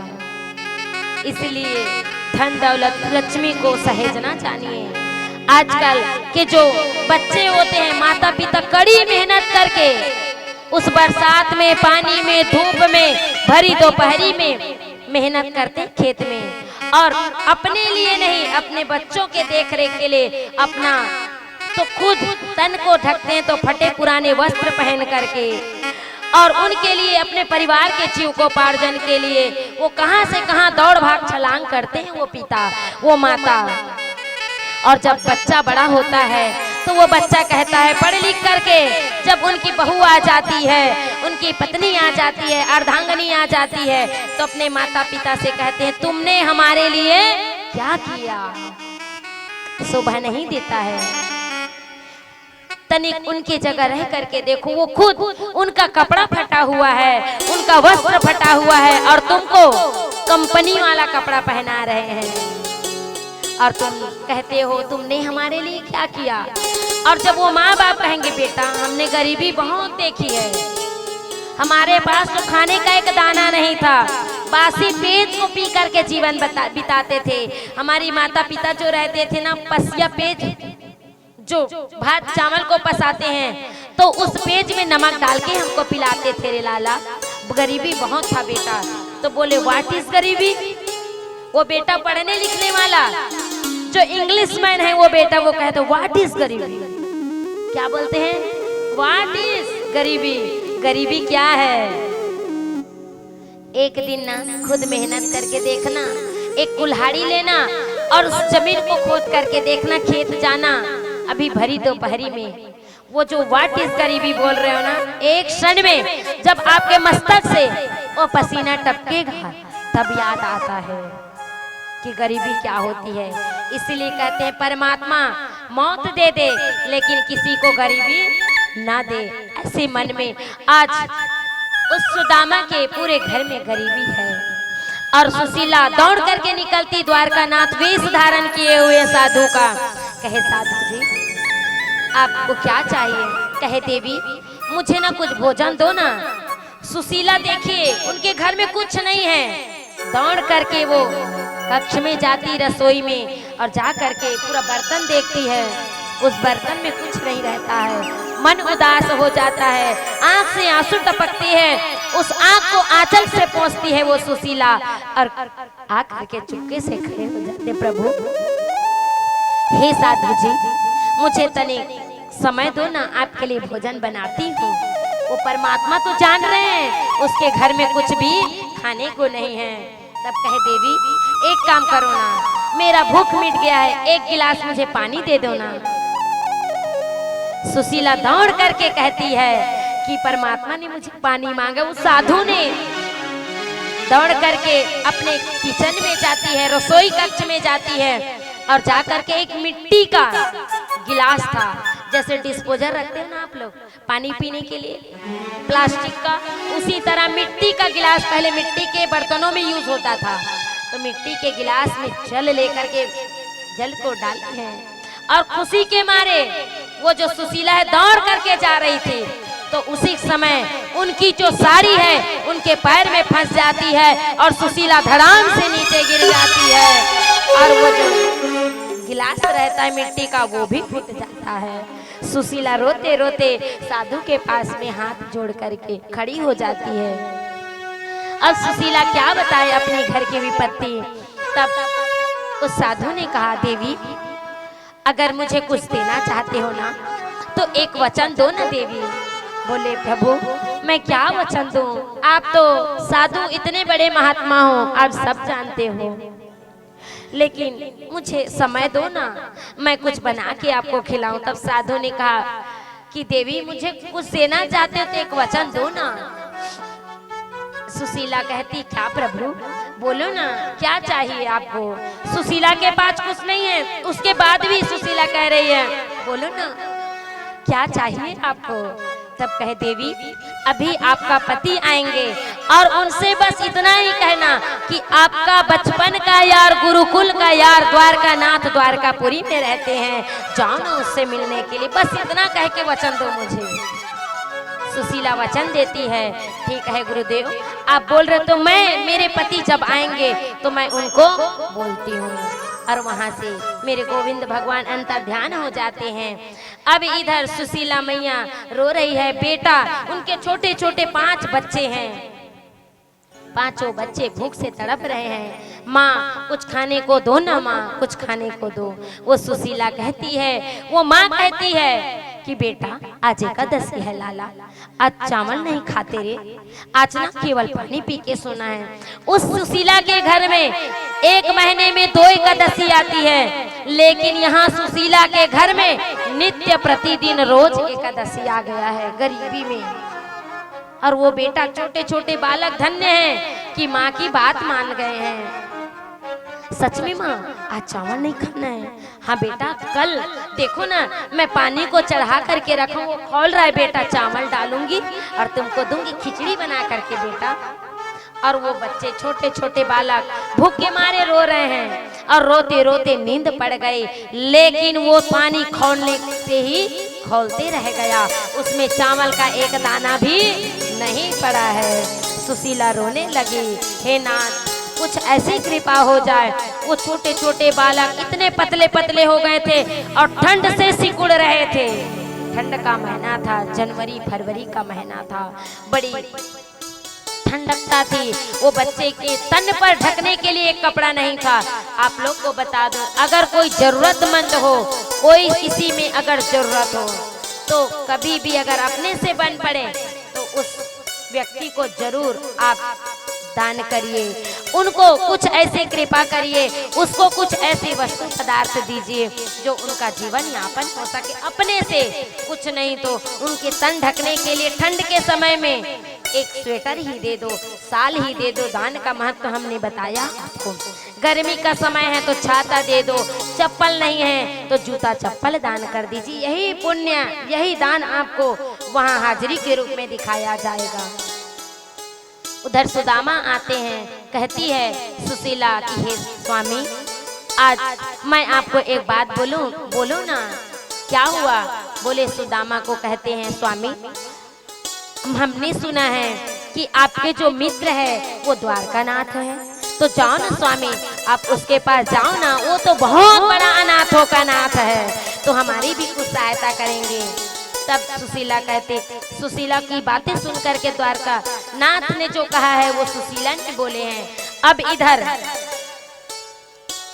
सुदामा कहते नहीं देवी, इतना बड़ा राजा है, हमारे पास कुछ नहीं है, और याद रखना 4 जगह खाली हाथ नहीं जाना चाहिए। पहला है माता पिता गुरु के घर में, और दूसरा है मित्र के घर में, तीसरा है मंदिर में, और चौथा है किसी कथा मंडपम में, सत्संग कथा मंडपम में खाली हाथ नहीं जाना चाहिए देवी। तो मैं अपने मित्र के घर जाऊंगा तो मैं क्या लेके जाऊंगा? सुशीला कहती है स्वामी इसकी टेंशन मत लो, चिंता मत करो, हम उनका उद्धार कुछ न कुछ तो उपाय करेंगे। अब सुशीला जैसे ही सुबह होती है ब्रह्म मुहूर्त में उठ करके 3 घर से दान लेकर के आती। कितने घर से? 3 घर से, और 3 घर से दान लेकर के एक में नहीं मिला। सुशीला कैसे किए जानते हो? अलग अलग कोठरी में बांध दिए। और वो कोठरी कैसा था? अपना ब्याह करके आई थी, जिस साड़ी में वो फेरा ली थी सुदामा से, उसी साड़ी को सुशीला आज भी पहनी हुई है। उस साड़ी को फाड़े हैं और उस साड़ी में 3 भाग में वो चावल के पोटली को बांध दिए, 1 2 3 करके। क्यों बांधी है? इसलिए बांधे हैं ताकि जब द्वारका नाथ खोलेंगे ना इस पोटली को तो देखेंगे कि इसके घर में खाने के लिए कुछ भी नहीं है। अगर एक साथ मिला देंगे तो द्वारका नाथ समझ जाएंगे कि ये तो उसी के घर का है। अगर अलग अलग का लाएंगे तो द्वारका नाथ समझेंगे कि ये बाहर से मंगा करके हमको प्रदान किया गया है। सुशीला ने दिमाग लगा करके गठरी बांधे, जाओ ना स्वामी जाओ ना। आज सुदामा जाने को तैयार हो गए हैं, और जैसे सुदामा अब पोटली बांधे हैं, नहीं देवी मैं नहीं जा सकता। जाओ ना एक बार तो जाओ ना प्रभु, मिल करके आना अपने दोस्त से। सुदामा मिलने के लिए निकल पड़े हैं, पैर पे जूता नहीं है, कपड़े पर तन नहीं है, और पोटली को अपने बाजू में दबा करके लकड़ी टेक करके चल रहे हैं। राम नाम की जाप करते हुए, कृष्ण नाम की जाप करते हुए सुदामा निकल पड़े हैं द्वारकापुरी में। और भरी दोपहरी मई का महीना था, इतनी तेज धूप थी, उसकी तेज की किरण, सूर्य की किरण उनकी आंखों पर पड़ रहे थे। कितने दिन से खाए पीने थे, और हरे राम हरे कृष्ण कहते कहते सुदामा द्वारकापुरी निकल गए हैं। बोलिए गोविंद भगवान जय हो। हरे राम हरे राम हरे राम हरे राम हरे राम हरे राम हरे राम।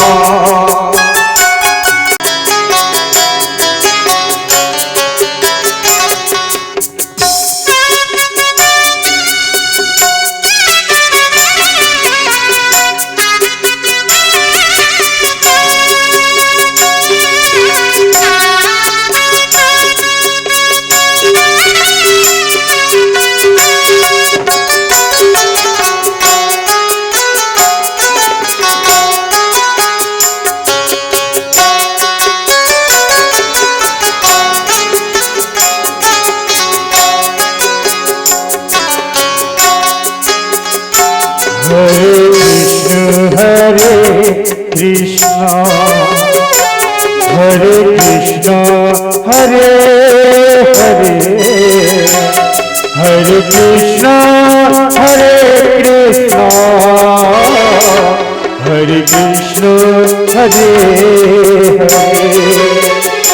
हरे कृष्ण हरे कृष्ण हरे कृष्ण हरे हरे हरे कृष्ण हरे कृष्ण हरे कृष्ण हरे हरे।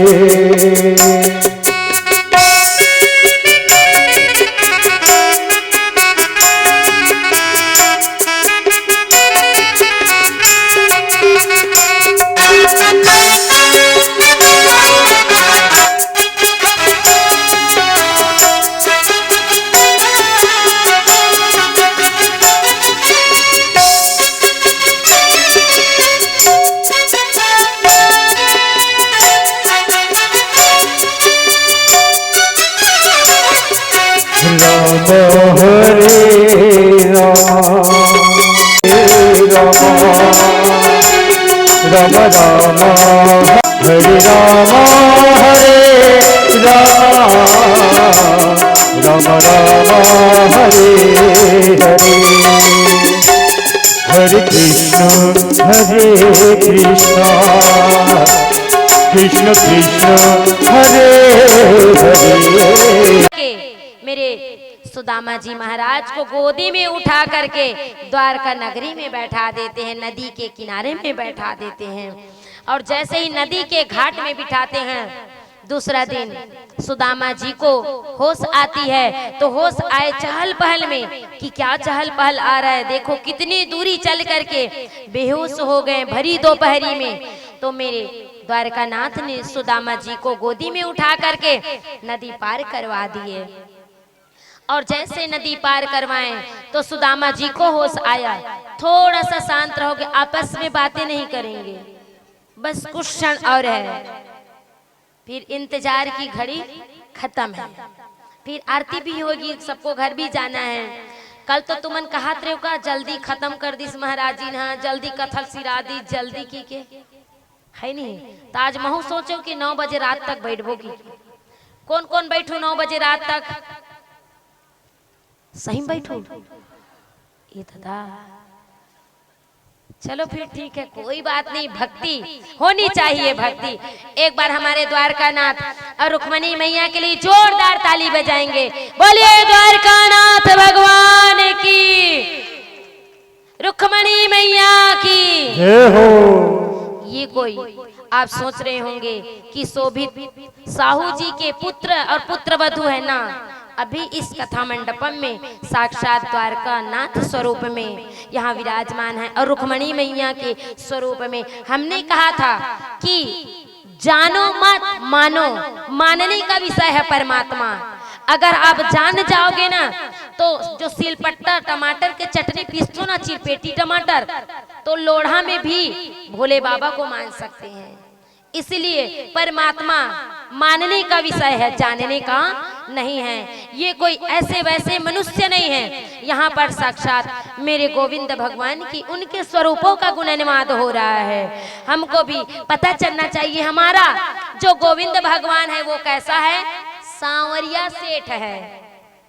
तो ऐसे मानकर चलने, वो परमात्मा हमारे सम्मुख में विराजमान है भाई, ऐसा नहीं है। ये मत सोचना कि वो तो साहू परिवार से हैं तो उनका पैर ना, यहाँ परमात्मा के द्वार पर आए हैं तो भगवान स्वरूप हो जाता है। तो यहाँ पर सुंदर जैसे द्वारका नगरी में देखे हैं और आंख खोले हैं, सुदामा कहते हैं ओ भैया ये कौन सा गांव है। तो एक भाई कहते हैं आपको नहीं पता गुरुदेव, ये आप लोग जहाँ आप बैठे हो ना, वो तो हमारे द्वारका नाथ की नगरी है। अच्छा द्वारका नाथ की, तो क्या यही नगरी है जिसमें मेरे मुरली मनोहर रहते हैं, मेरे माखन चोर रहते हैं, मेरे कान्हा रहते हैं। तो वहाँ के व्यक्ति कहते हैं, लोग कहते हैं नहीं नहीं भैया, यहाँ पे माखन चोर नहीं रहते, मुरली मनोहर नहीं रहते हैं, मोर मुकुट वाले नहीं रहते, यहाँ तो श्री श्री 1008 राजाधिराज द्वारका नाथ भगवान रहते हैं। बोलिए द्वारका नाथ भगवान की जय हो। समझ गए। और कहे प्रभु आप कहाँ से आए हो, आप इतने पतले दुबले हो, चलो ना घर में जलवल सेवन कर लेना। तब कहे नहीं भाई, मैं अपने मित्र वही द्वारका नाथ से मिलने आया हूँ, वो मेरा मित्र है। अब इधर द्वारका नाथ अपनी रानी रुक्मणी के साथ में उच्च आसन सिंहासन पर बैठे हुए हैं और सभा हो रही है वहां पे, और द्वारपाल जो खड़े हुए हैं बाजू में। और जैसे हुए अब उधर से वो भाई उस सुदामा जी को लेकर के आए हैं और द्वार पर रोक दिए हैं द्वारपाल। कोई कोई जो आचार्य रहते हैं, पंडित जी रहते हैं, वो क्या कहते हैं कि सुदामा को धक्का मार के भगा दिया, सुदामा को धक्का दे दिया तो वो गिर गया ना। मेरे गोविंद भगवान, कृष्ण नाम है उनका, कृष्ण का अगर एक बार कोई भक्ति कर ले और वो कृष्ण नाम की, तो कृष्ण की भक्ति प्रेम करना सिखाते हैं। क्या करना? प्रेम करना सिखाते हैं। और भोलेनाथ की भक्ति कोई कर ले तो भोलेनाथ समाधि लेने वाला है, संत के समान है वो। भोलेनाथ की अगर कोई भक्ति करते हैं तो जनमानस मनुष्य शांत रहते हैं, और मेरे गोविंद भगवान की कोई भक्ति करते हैं तो प्रेम करना सिखाते हैं। अधिकतर देखेंगे जो कृष्ण प्रेमी रहते हैं, जो कृष्ण की भक्ति करते हैं, उनके अंदर में प्रेम अत्यधिक रहता है। मेरे कृष्ण अपनी ओर आकर्षित करता है। लाए कहे प्रभु यही द्वारकानाथ की नगरी है, जाओ ना आप वहां देखो। ऐसे करके जैसे ही द्वारकानाथ के द्वार पर लेके गए सुदामा जी को, और लेने के बाद में कहे कि ए द्वारपाल मुझे द्वारकानाथ से मिलना है। तब द्वारपाल कहते भैया अभी तनिक रुक जाओ ना, भरी दोपहर का समय है, मेरा जो द्वारकानाथ है हमारे राजा वो आराम कर रहे हैं, अभी थोड़ा संध्या कालीन में आला ना। तब द्वारकानाथ कहते हैं वहां के जितने भी राजा प्रजा थे वो द्वारपाल थे, सुदामा को रुकवा दिए, बैठा दिए कुर्सी चेयर दे करके। फिर जैसे ही संध्या कालीन हुए हैं तो उसी संध्या कालीन में सुदामा को कहते हैं भैया जाओ ना, हमारे नाथ से मिलना चाहते हो ना द्वारकानाथ से? तो हाँ लड़खड़ाते लड़खड़ाते लकड़ी टेकते टेकते इधर द्वारपाल आए हैं, और उस सभा में जहाँ द्वारकानाथ बैठे हुए हैं, जैसे द्वारकानाथ के पास में आके वो द्वारपाल कहते हैं हे अनाथों के नाथ द्वारकानाथ, श्री श्री 1008 राजाधिराज द्वारकानाथ भगवान आपसे मिलने के लिए कोई भक्त आया है। क्या है, क्या नाम है भाई उनका? बोले उनके पैर में न जूता है न चप्पल है, तन पर कोई कपड़ा नहीं है, लकड़ी टेकते टेकते आ रहे हैं। और जैसे आ रहे हैं तो नाम क्या है बताओगे? तो कहा उनका नाम सुदामा बता रहा है। जैसे सुदामा का नाम लिए द्वारकानाथ दौड़ करके सुदामा के पास जाते हैं, दौड़ते दौड़ते जाते जाते सुदामा को गले लपेट देते हैं, गले लगा लेते हैं, तेज दुम्बी बजाने लगते हैं, पुष्पों की वर्षा होने लगती है, जय जय घोष होने लगती है। बोले भक्त और भगवान की। द्वारकानाथ अपने स्थान दे करके खुद नीचे बैठ जाते हैं। अब सुदामा जी के चरण पखार रहे हैं, तो आइए सुंदर हम भी भाव विभोर होते हुए द्वारकानाथ और उनकी मित्रता के बारे में सुंदर आपके सम्मुख में भाव भरे भाव से देखते हैं। बोलिए गोविंद भगवान की। हो हरे द्वारपालो कन्हैया से कह दो, अरे द्वारपालो कन्हैया से कह दो, इधर पे सुदामा गरीब आ गया है, इधर पे सुदामा गरीब आ गया है। भटकते भटकते न जाने कहाँ से, भटकते भटकते न जाने कहाँ से, तुम्हारे महल के करीब आ गया है, तुम्हारे महल के करीब आ गया है।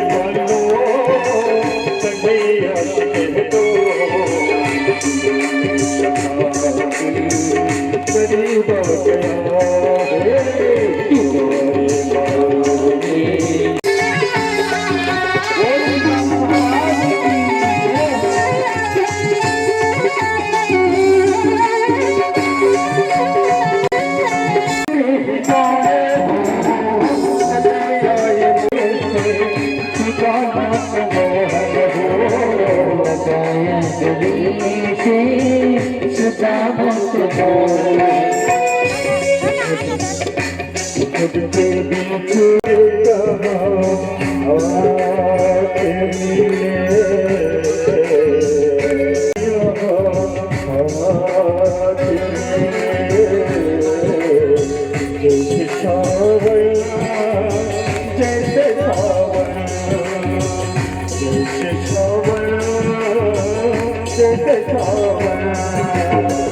सुनती है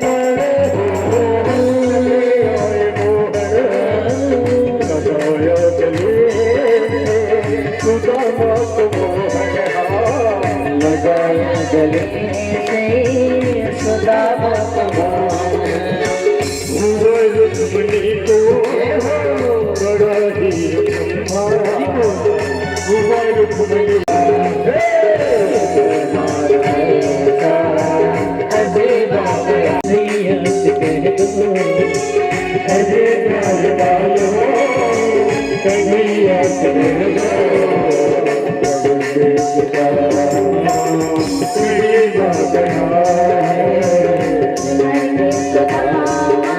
बराबर में अपने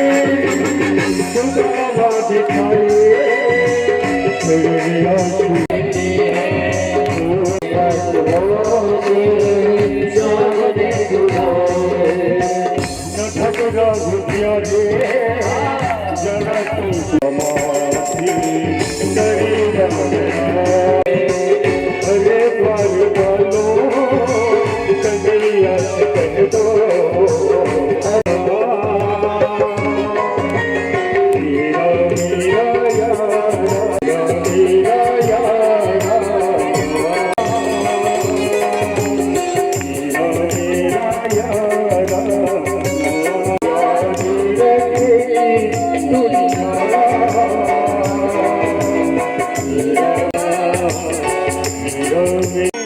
और यहाँ पर सुंदर उनकी खातिरदारी कर रहे हैं गोविंद भगवान द्वारकानाथ। और जैसे चरण अपने आंसू से मेरे गोविंद भगवान द्वारकानाथ भगवान अब हाल चाल पूछ रहे सुदामा जी से, कैसे मित्र, क्या हाल चाल है, इतने बरस बाद आए हो, सब ठीक ठाक है ना?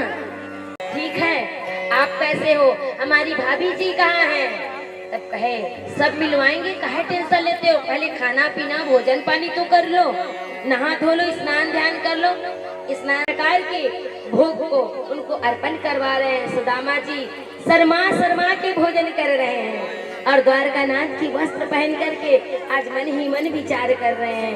थोड़ा शर्मा रहे, किसी के घर हम बड़े व्यक्ति के यहाँ जाते हैं, बड़े घर में कहाँ हम जमीन में बैठने वाला, और ये घर इतना बड़ा घर है, सोफा सेट में बैठा रहे हैं, डेवलप की गद्दा में बैठा रहे, डर लगता है ना।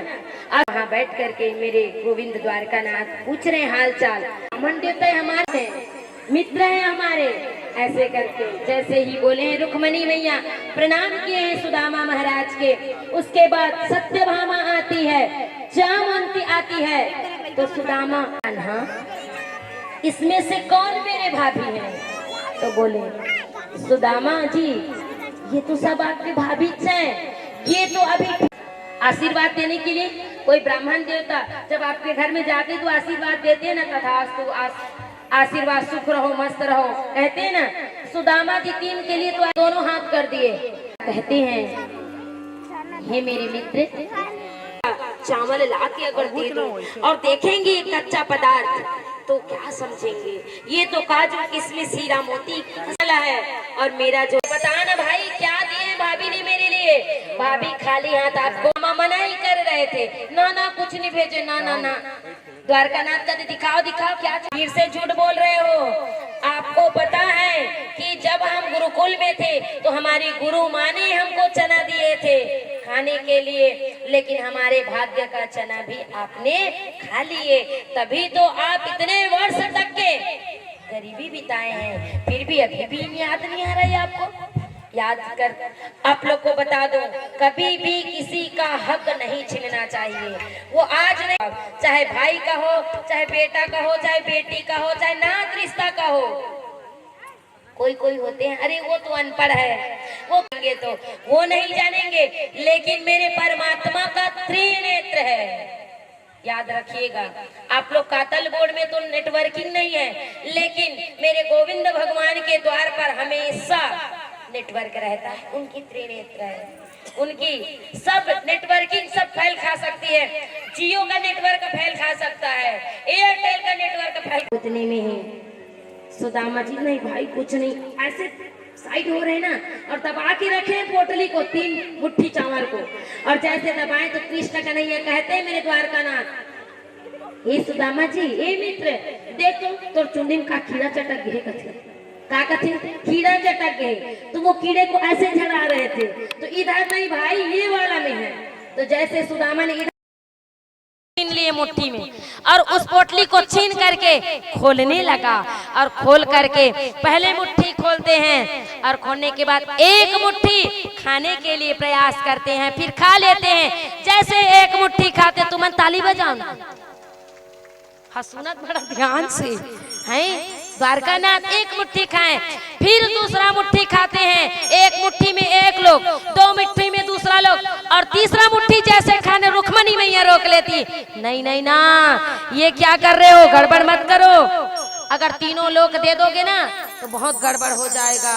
2 लोग तो दे दिए, अब 1 लोग हमरो मन बढ़ तो रख, शंकर भगवान असन मत बन। रुक्मणी मैया ने एक मुट्ठी छीनकर अपने पास रख लिए। अब दोनों वार्तालाप करने लगे बैठ करके, हमन भाई मन तो ठीक है ना, सब ठीक। 3 लोग जैसे देने वाले थे, रुक्मणी मैया छीन लिए। जैसे आपके सामने में हमारी रुक्मणी मैया छीने हैं कि नहीं छीने हैं, वो जानती है वो माता कि 2 लोग को दे दिए हैं, अब तीसरा लोग देंगे तो हम लोग कहाँ रहेंगे, ऐसे करके और ऐसे तैसे करते मेरे सुदामा जी वहां पर द्वारका नगरी में 15 दिन तक के रहे हैं। कितने दिन? 15 दिन तक के। कहा जाता है सुदामा चरित्र के दिन में जो भी माता पिता दान दक्षिणा करके, कुछ नहीं तो चावल की पोटली, कुछ नहीं तो चना की पोटली अगर चढ़ाते हैं तो उनके घर में दरिद्रता कभी नहीं आती है। और याद रखना, ये जो चावल की पोटली और चना की जो पोटली होती है वो महाराज ला मांगते ना, देन महाराज हमार भंडारा में डारबो की के जल्दी उ रखते। हाँ याद रखना, क्योंकि उसको दान किए दिए हुए ना उसको। एक बार हमन कथा करेल गे रहेगा, गांव वाला मन इस आगे पोटली नहीं बांटी इसकी के। अब हमार कर झटका चढ़े रही दाई तत्काल, ये नया नियम कहाँ के, तब ग्रंथ ला खोले, तो जब ग्रंथ में तो वो सब चीज है नहीं है, तब बताए गए भैया। कभी कभी कोई गांव में ना नाराज हो जाते हैं। यहाँ तो ऐसा है कि दान करते हैं। अभी कोलियारी की बात है, 7 सितंबर की शिव महापुराण हुए पितृपक्ष में, तो एक माता ने क्या किए, दान किए। 100 रुपया का नोट एकदम दिखत रहा है हरियर हरियर, ला के दिए हमको, और ला के दिए ना तो वो बोले मोर बेटा का नाम ले, मोर बेटा का नाम ले। अब भीड़ भाड़ था भाई, कभी भी दान करना हो तो गुप्त दान करना चाहिए उस परमात्मा के सामने में, और नाम लेवा रहे कोई दिक्कत नहीं है, उसमें भी आपकी यथाशक्ति। वो माता ने, मैं भूल गई डर भीड़ के मारे, किसका किसका याद रखोगे, न इधर लिए न उधर लिए, न मैं ली उनका नाम।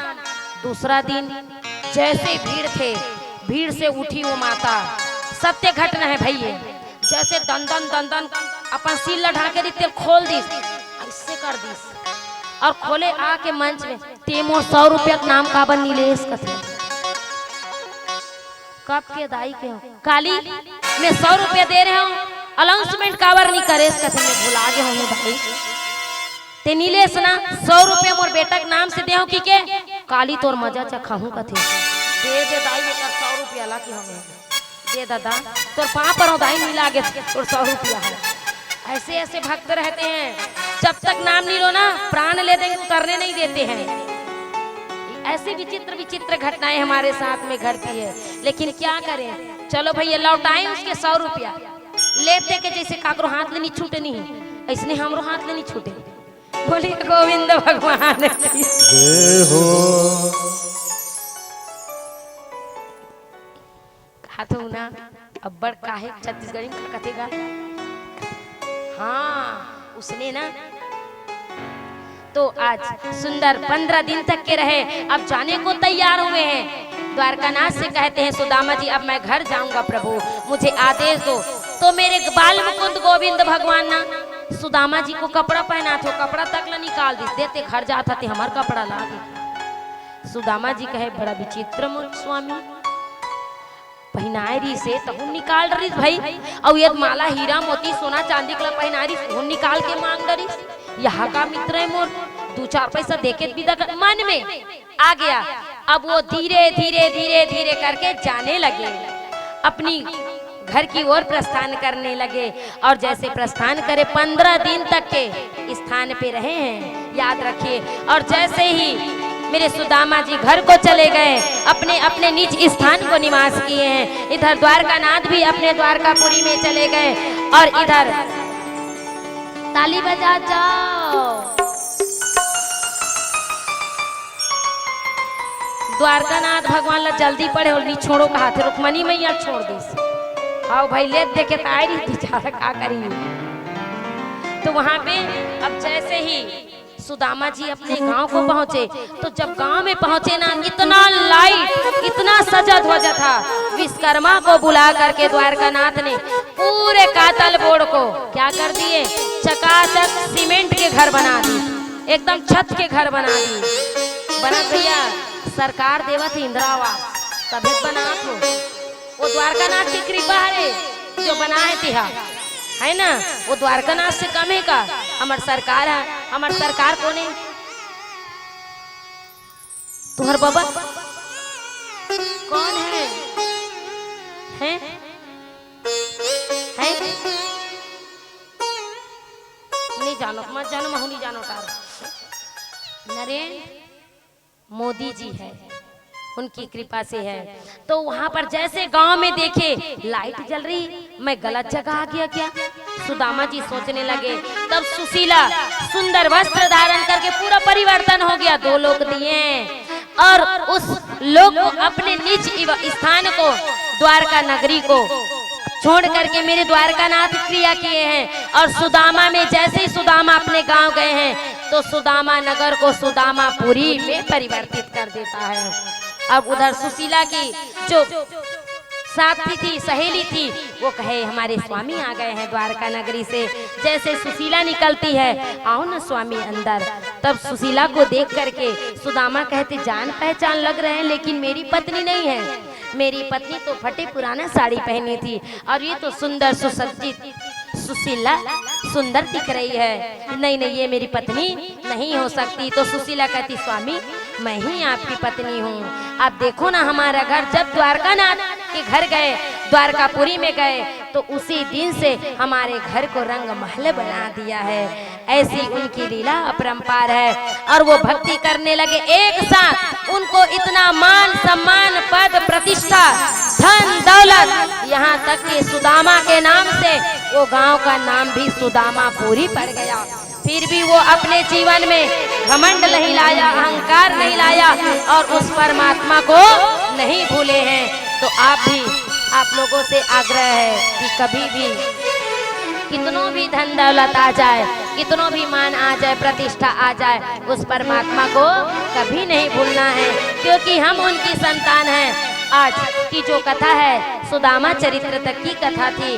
अब मेरे द्वारकानाथ से यही प्रार्थना करती हूँ, जिस तरह से सुदामा जी के जीवन में सुख समृद्धि ऐश्वर्य धन धान्य प्राप्त हुए हैं, उसी तरह से समस्त कातल बोड़वासी जो यहाँ कथा श्रवण पान कर रहे हैं और जो नहीं भी आए, उनके जीवन में हमेशा सुख समृद्धि ऐश्वर्य प्रदान होते रहे और गरीबी उनके द्वार पर भी न भटके, ऐसी प्रार्थना मेरे द्वारकानाथ को करते हैं। कल की कथा बहुत ही अद्भुत अलौकिक होगी। इतने दिन तक अगर आप कोई कथा में छूट गए हैं, कल भगवान की गमन के दिन है। कल भगवान अपने धाम को जाएंगे और हमारे परीक्षित जी का मोक्ष भी होगा और यदुवंश संहार भी होगा। और कल हो सके तो सुनाई में आया है कि बारात भी निकलेगी बाबू, बारात वो कल आप लोग को बताया जाएगा आपस में चर्चा करके। अगर आप लोग एग्री होंगे तब, नहीं तो ये सोचेंगे गांव वाला तो बीते भर तो करात है, तो अपने घर में बारात ना निकाल के नचवा डर ना हमन का करबो, ऐसे कहा तो इसे बात अलग है। लेकिन अगर आप लोग की सबकी सहमति रहेगी तो मेरे गोविंद भगवान और पोथी सबके द्वार पर जाएंगे आपके सहमति के अनुसार ही, और नहीं तो फिर इसमें कोई जोर जबरदस्ती नहीं है। तो आप सबको लेकर के कल और परसों गीता का पाठ भी होगा। तो जो 2 दिन तक, इतने दिन में 7 दिन तक कथा नहीं सुने तो ये 2 दिन आपके लिए बहुत कीमती और अद्भुत होगा। कल ठीक 1 बजे स्थान पे आ जाएंगे और कथा श्रवण पान करेंगे। आज की जो कथा थी यहीं तक के थी और इसी के साथ में इस संध्याकालीन के बेला में मैं अपनी वाणी को यहीं पे विराम देती हूँ। बोलिए गोविंद भगवान की वृंदावन बांके बिहारी लाल की जय।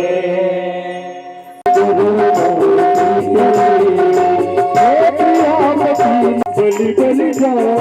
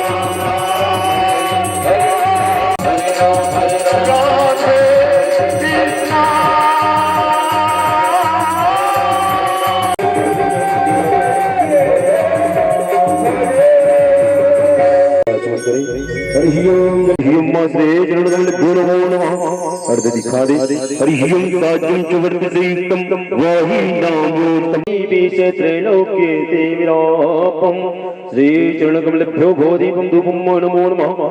हरिः ओं माजेत्थानि प्रचरन्तः जगहस्तनिखङ्गिनः गुं सहस्रयोजने अवधनमानि तन्मानि च पापानि जलमन्तर्कृतानि च तानि सर्वान्नश्यन्तो प्रतीक्षणायां पदे पदे। पास में पुष्प अच्छे तरह पहुंच पाए अपने मन को जो है सुमन बना करके पुष्प बना करके बड़े भाव के साथ में बाकी बिरलाल जी के समक्ष अर्पण कर लेंगे।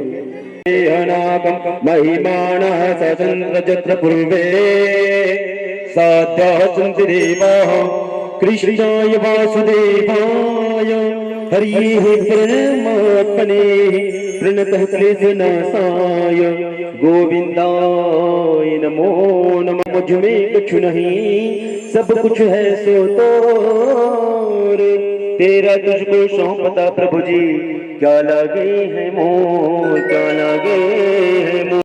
क्या भेंट करूं मैं नाथ, नमस्कार की भेंट है, हे नाथ करो स्वीकार, हे गोविंद करो स्वीकार। नाथ धीमहि तन्नो दन्ति प्रचोदयात्, ह्रीं नारायणाय च विद्महे वासुदेवाय च धीमहि तन्नो विष्णु प्रचोदयात्, महालक्ष्मी च विद्महे विष्णुपत्नी च धीमहि तन्नो विष्णु लक्ष्मी प्रचोदयात्। हरिं सेवन्ति काम बकुल चंपक पाटलज्जे पुनर्जाते बिल्वप्रभा तुलसी दल मंजरे भी तम पूजयामि जगदीश्वर में सीधा। हरिं नानाचूर्ण पुष्पाणि यदत्कालो भगवानो दत्ता गृहाणां परमेश्वरा सुमन सुगंधित सुमनयुता सुमन सुभक्तिया पुष्पांजलि अर्पण करो, ये मेरे नाथ करो स्वीकार, ये गोविंद करो स्वीकार। बड़ भाव प्रेम से बोलो श्रीमद् भागवत महापुराण की जय हो, प्रेम से बोलो वृंदावन बाग भंडाल की जय हो, आज की आनंद की जय हो। हर हर हर महादेव शंभो, काल हर कष्ट हर दुख हर दारिद्र हर रोग हर, हर हर हर महादेव शिव शंभो। धर्म की जय हो, धर्म की जय हो, धर्म का प्राणियों में विश्व का कल्याण हो, माता की जय हो, माता की जय हो। प्रेम से बोलो अपने वैदिक सत्य सनातन धर्म की जय हो, प्रेम से बोलो हर हर हर महादेव। ग्राम के समस्त देवी देवताओं की जय हो, जय हो। और सभी भक्तगणों से सादर करबद्ध निवेदन, घर को जो है प्रस्थान होंगे है ना, बोल वृंदावन बागी बिरलाल की जय। कल विशेष सूचना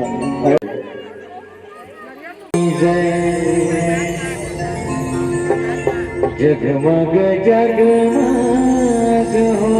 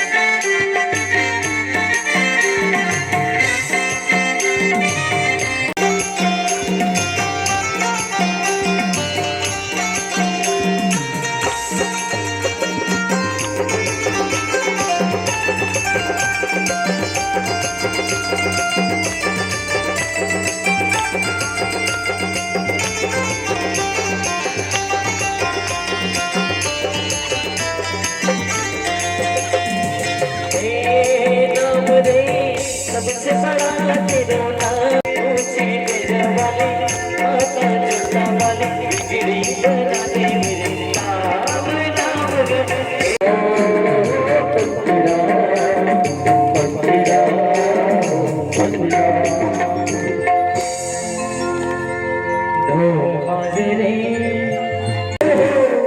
सभी कुछ नचिए। ओ माता रानी के जय हो, ओ माता रानी के जय हो, माता रानी के मां दुर्गा मैया माता रानी के मां दुर्गा मैया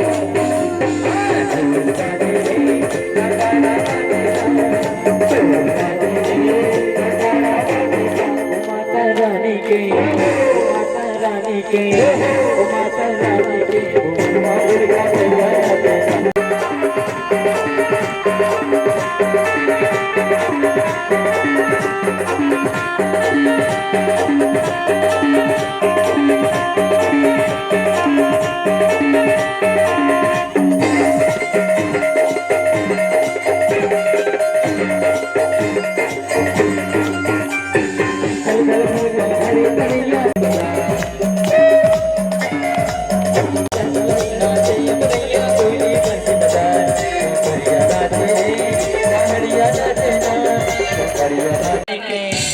माता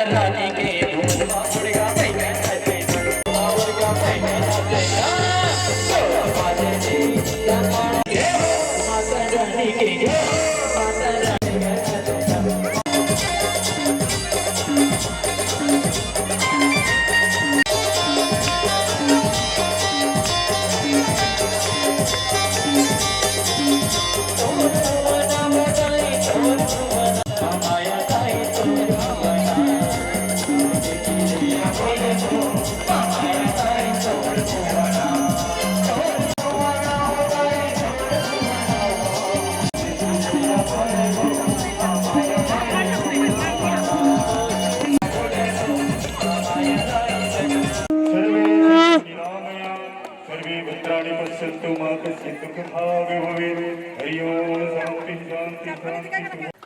शंकर भी बोले राधे, विष्णु भी बोले राधे, भी बोले राधे।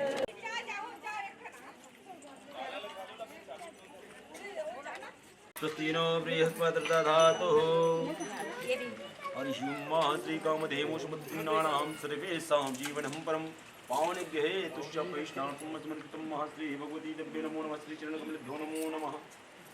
प्रेम से बोल भक्तस्तुल भगवान की जय। हरियम करविंदे भवं भवाने सहितं नमामि अखण्डमण्डलाकारं व्याप्तनिधेन चराचरं तदपदं दर्शनेन तस्मै श्रीरुद्रे नमो नमः तस्मै श्रीगुरुवे नमः। हरियं श्री गुरुर्ब्रह्मा गुरुर्विष्णु गुरुर्देवो महेश्वरा गुरु साक्षात् परं ब्रह्म तस्मै श्रीगुरुवे नमः। अक्षत पुष्प पकड़ लो। नायिका हमें वो है एक ठो खीसन हाथ नहीं क्या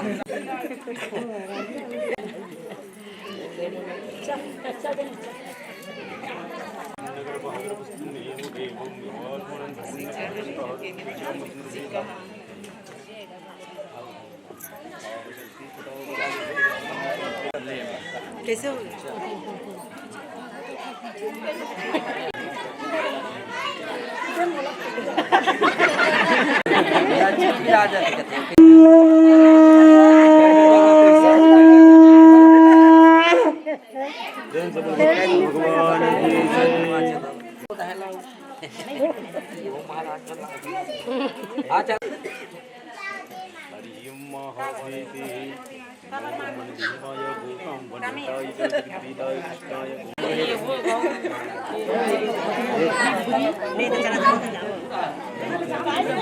तो वो आखिरी में भूजी आराम से फोटो खिंचाते हैं, कोई हड़बड़ी नहीं देखो।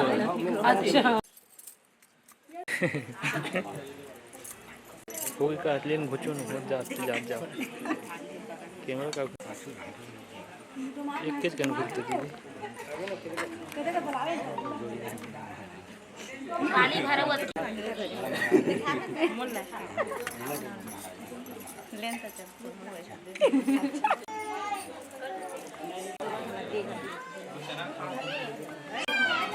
आले तिहा दादा कोणत ले दादू हल्ले दादू अरे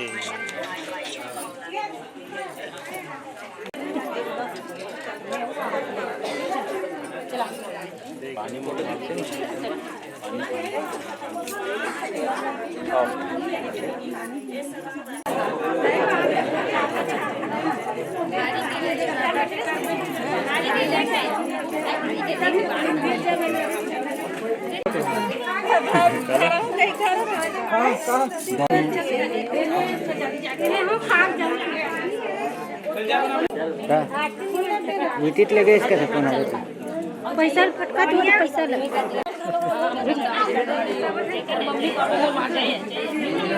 लागू हुई भाषा चलो कौन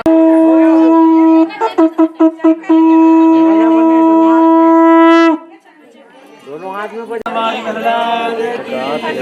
राधा रमन सरकार की नंदिया लाल की हाथी घोड़ा पाल की